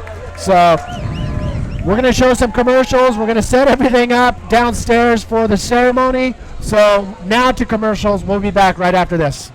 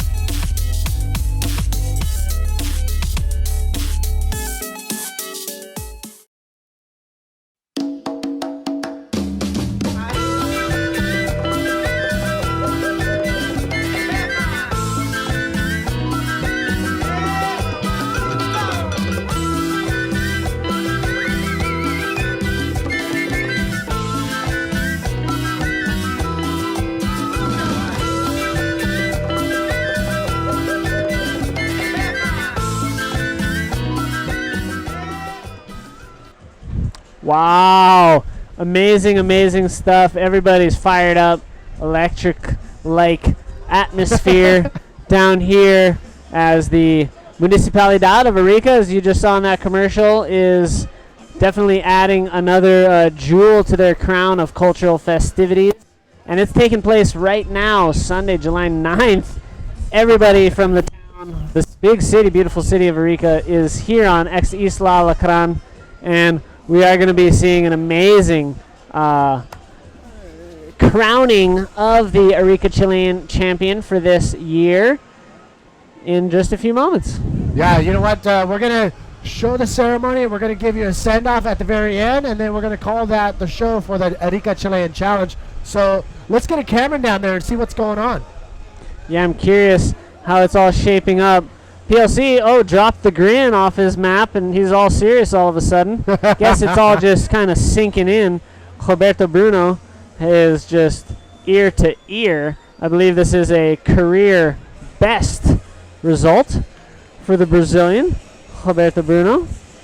And those are the two finalists closest to all the higher-ups. And so just a terrific deal.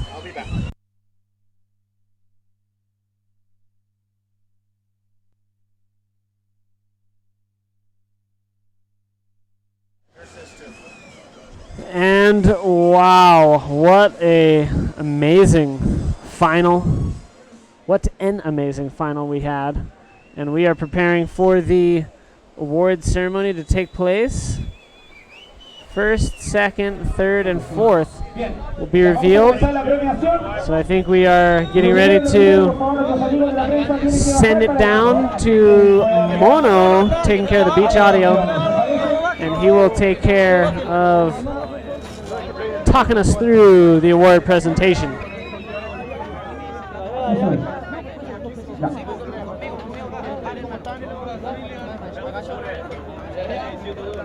Por favor, ahí.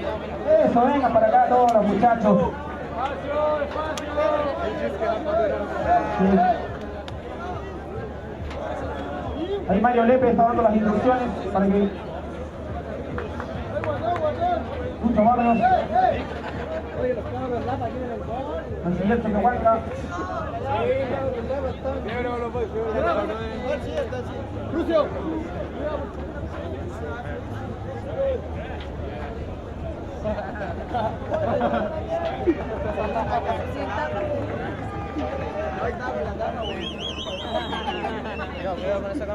Cuidado que está en vivo esta.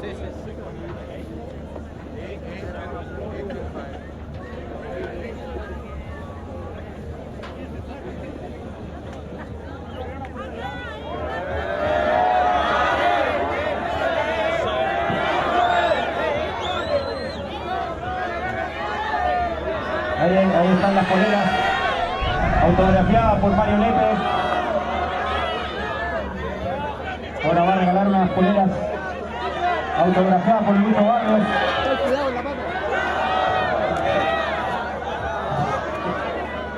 Oye, después tienen que pagarse las días. All right, so passing out a few little goodies for the crowd. Now the crowd is giving Alan Munoz a massive round of applause. Congratulations to the lone Chilean left in the finals. Of course, there on screen is your event champion, PLC. The current world champion puts on a terrific showing here at Arica. He was able to make it down here after the birth of his new son, Benjamin. He did not participate in Itacoatiara because that was just a few days after the birth of his son. And he will not be participating in Antofagasta as he wants to be a part of his baby boy's upbringing this early on. So stay tuned for PLC for the rest of the European leg, but the other riders in this final and the other riders in this event most likely will be down at the Antofagasta event happening just in a couple days starting on Tuesday. Roberto Bruno showing big shakas, huge grin. And we are getting ready to award the prizes for this insane showing of spectacular bodyboarding. So on screen, PLC and Roberto Bruno. PLC putting on a 9-point ride in the semi-final. Roberto Bruno with a 9.5 in the semi-final. Alan was able to get an 8.5 in the semis, and Ian with a 10-point ride in the semis. So on their road to the final, surfing incredibly strong throughout. And here is the scenario getting set up, and we are seeing some interesting stuff on screen. Maybe the best young Grom does look like he's now on Team NMD. NMD and Versus and hub boards and GT boards here in Chile, sponsoring this event, but specifically NMD of Chile. And this ground is stoked, for sure. He wants to say thanks to NMD for this opportunity, for this prize, and thanking his family and also his supporters. Big thanks to Yerko, as well as the rest of the local Flopianos. Just to say sorry for everything, but I listen my heart to do this contest. But I will do the best for the next year. I don't wanna. And now we're getting some very emotional words from Tomate Peralta, apologizing for all the trouble that has occurred this year. And nobody knows that more than Alex and the rest of the riders and event staff. So now Alex stepping up to say a few words. Buenas tardes, personas. Muchas gracias for allowing us to come here. And now, in front of Alex you. Leon thanking everybody, as well as the community, huge thank you to the locals for the opportunity to have the event here. Big thank you to Union Flopos as well. Gracias a ustedes y le da gracias a los locales por haberles prestado la ola durante los últimos 8 días. Getting a quick translation from our on-beach announcer, Mono. Now thanking the sponsors and all the supporters of this event to help it make this event a reality. And thank you, Mayor, for supporting us, and we look forward to. And also thank you especially to the mayor for the ongoing support of this event. And another quick Spanish translation from Mono, our beach announcer. Also, huge congratulations to the local wildcards, Diego Sepulveda and Kevin Conrad. And now a big congratulations to the event wildcards, Kevin Torres and Diego Sepulveda, for their incredible performance, as well as the rest of the local Chileans who have made this specifically a historically well-positioned event for the Chileans, as they have made history with the most number of quarterfinalists and the finalists. And Alex takes the time to congratulate the finalists and the New Father PLC winner of the event. And thank you very much in Spanish. Alex is working on his Spanish. So that was Alex Leon, CEO of the APB, working so very hard to make this event a reality.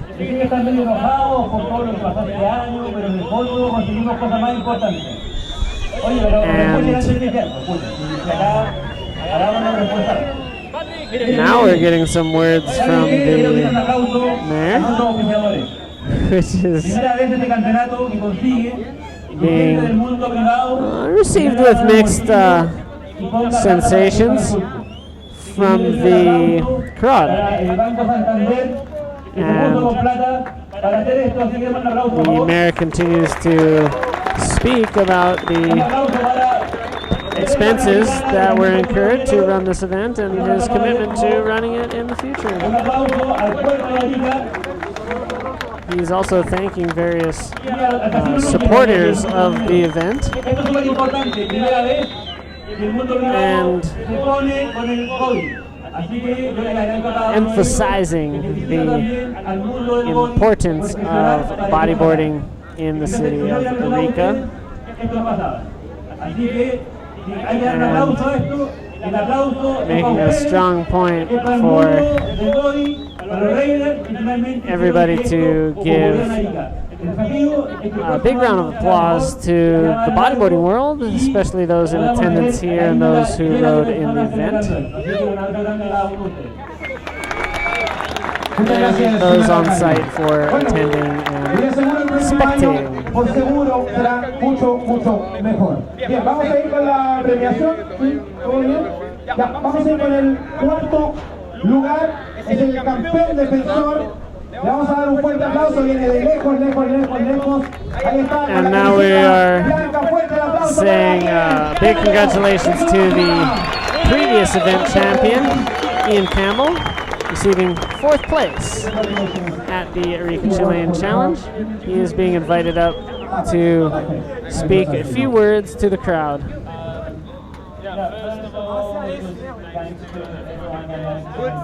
He is thanking everybody who made the event possible, as well as the municipality of Arica and sponsors, and everyone who helped make this event possible. Thank you very much. And very classy fellow. He's thanking all the support that he's had from back home and his sponsors. And he's very excited to have participating in this South American leg of the APB Tour and looking forward to the European conclusion of the APB World Tour.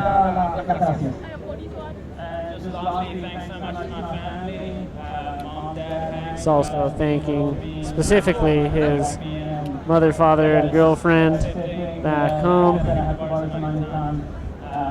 and very, very appreciative of the support on the home front and everybody back at home, and he's looking forward to coming back and sharing these memories he's created here with the friends he has back home.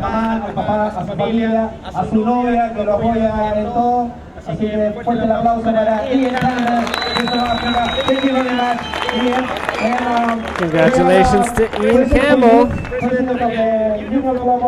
President of Union Flopos, Jorge Legados Naranja, is awarding Ian with his 4th place result here at the Arica Chilean Challenge.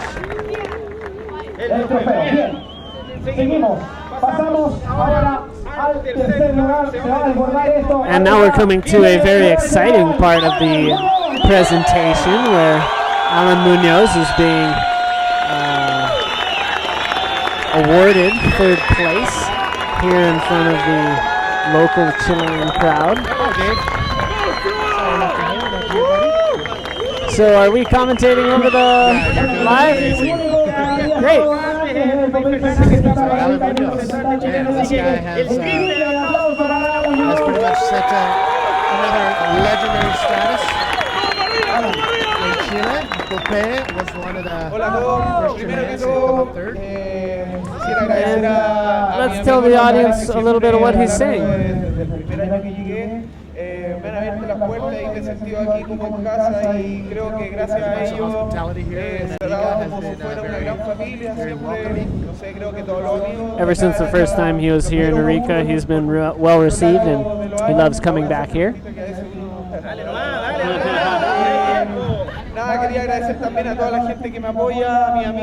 Thank you to everybody who helps and all his sponsors, his family, and also thank you to everybody who's helped to put the event on this year. And now he's a little sad that he didn't win and lost the chance to win this event because it's a dream of his. But again, thanking his sponsors and telling his sponsors he will continue to do his best to eventually achieve his dreams in the sport of bodyboarding.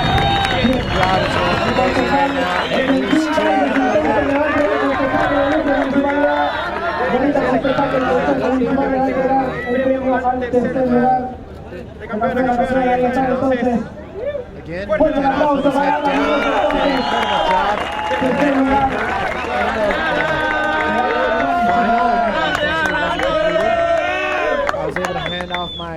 360 camera over to Chico. So I was able to get back over here. But yeah, another incredible event going down. That has gone down. Now, Bruno. Very close. Very close. Roberto Bruno surfing very well, very calculated, and the precision of his wave selection and the reaching of the potential on those lefts was just amazing. A career best performance here at the Arica Chilean Challenge. Roberto Bruno coming in, I believe, 25th place last year on the rankings, coming just short of being locked into a top 24 slot for this year. And now he's going to have some words for the crowd. No, I mean, he's definitely somebody to be reckoned with for this 2017 APB World Tour. He's speaking Portuguese right now. We'll wait for our beach commentator to give us the Spanish translation. Well, he's thanking his family, his wife, sponsors.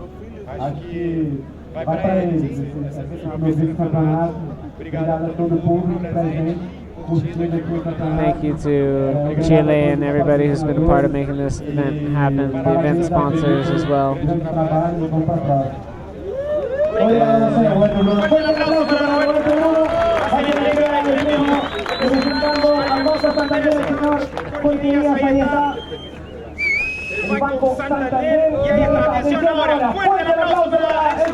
Runner-up at the Arica Chilean Challenge, Roberto Bruno.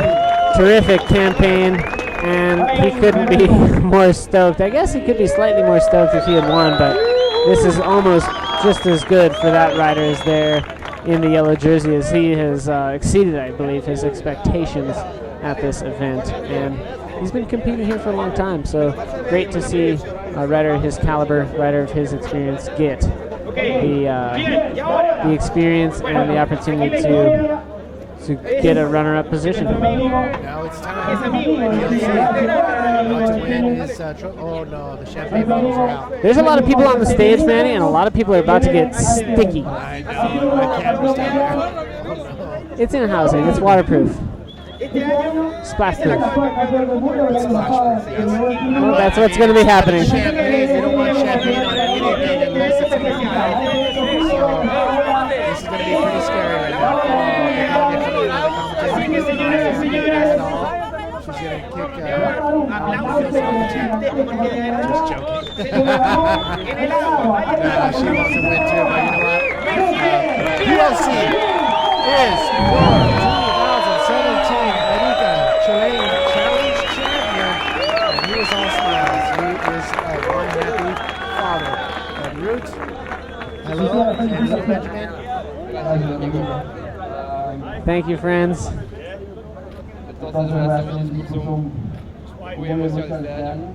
And yeah, this year eventually,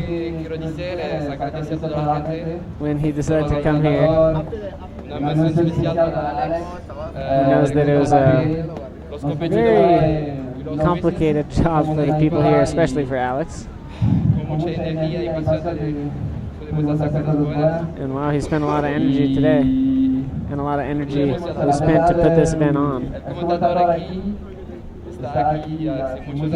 He's been here for many, many years, competing. And this is his first victory here at the And now he's having some fun with the beach announcer Mono, impersonating him a little bit. But this victory is very important for him. And of course he dedicates this to his son Benjamin and his wife Ruth.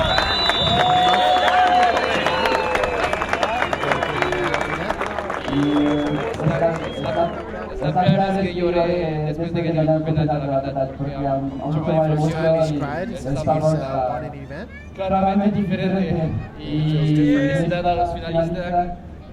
Son todos monstruos, la verdad. Una mención especial para Alan porque está representando muy bien Chile. Chile tiene un rider muy bueno. So to compete with them and to come out on top means a lot to Pierre.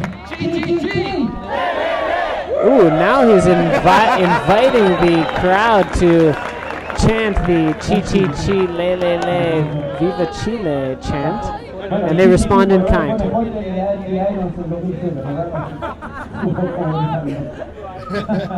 right, ladies and gentlemen, the trophy will be handed over to PLC by the mayor of Arica. And there it is, ladies and gentlemen, the 2017 Arica Chilean Challenge champion from France, Pierre-Louis Costos. Where's my camera? And there begins the champagne celebration. Oh, I can smell the champagne from up here. An interesting tradition there. Congratulations one more time to Pierre-Louis Costas, who now will be smelling like champagne for the next 12 hours. The next stop for us is going to be Antofagasta Bodyboard Festival, about a 12-hour bus ride to the south. Oh, wait a second. In true tradition, it is going to happen. The bodyboard of the winner gets tossed out into the crowd for mayhem is about to ensue. And this is where the negotiating skills of the locals come in. Oh my God, that just it's scary. Yeah, unfortunately, violence occurs almost every time, and the board usually is broken, and people fight for it, and it does not end up good for anybody, but maybe a good for a picture, I suppose, if you forget the results of what transpired.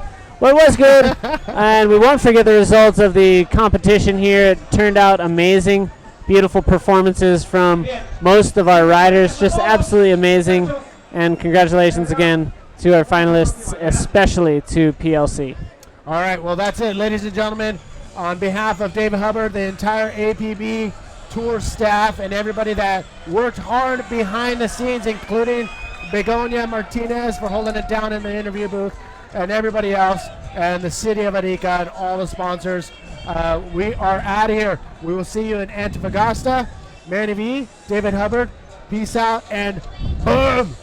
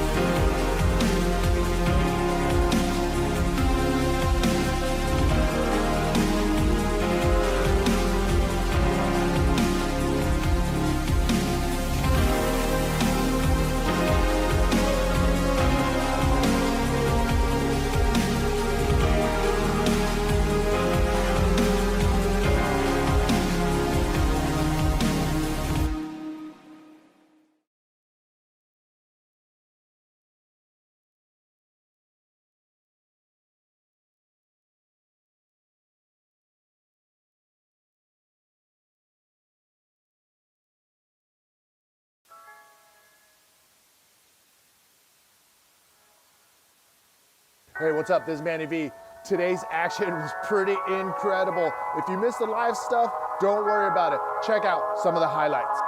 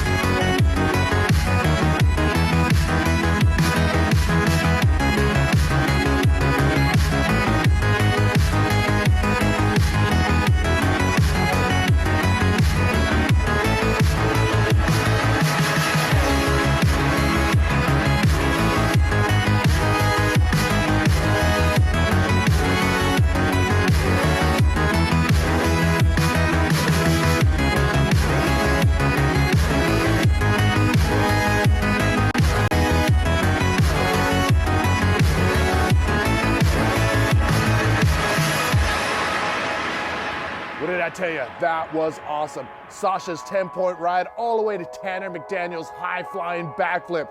You want more of that? Make sure you stay tuned on apbtour.com and also download the app, APB Tour, in the Apple Store and in the Play Store. So until the next day, I'm out of here. Boom!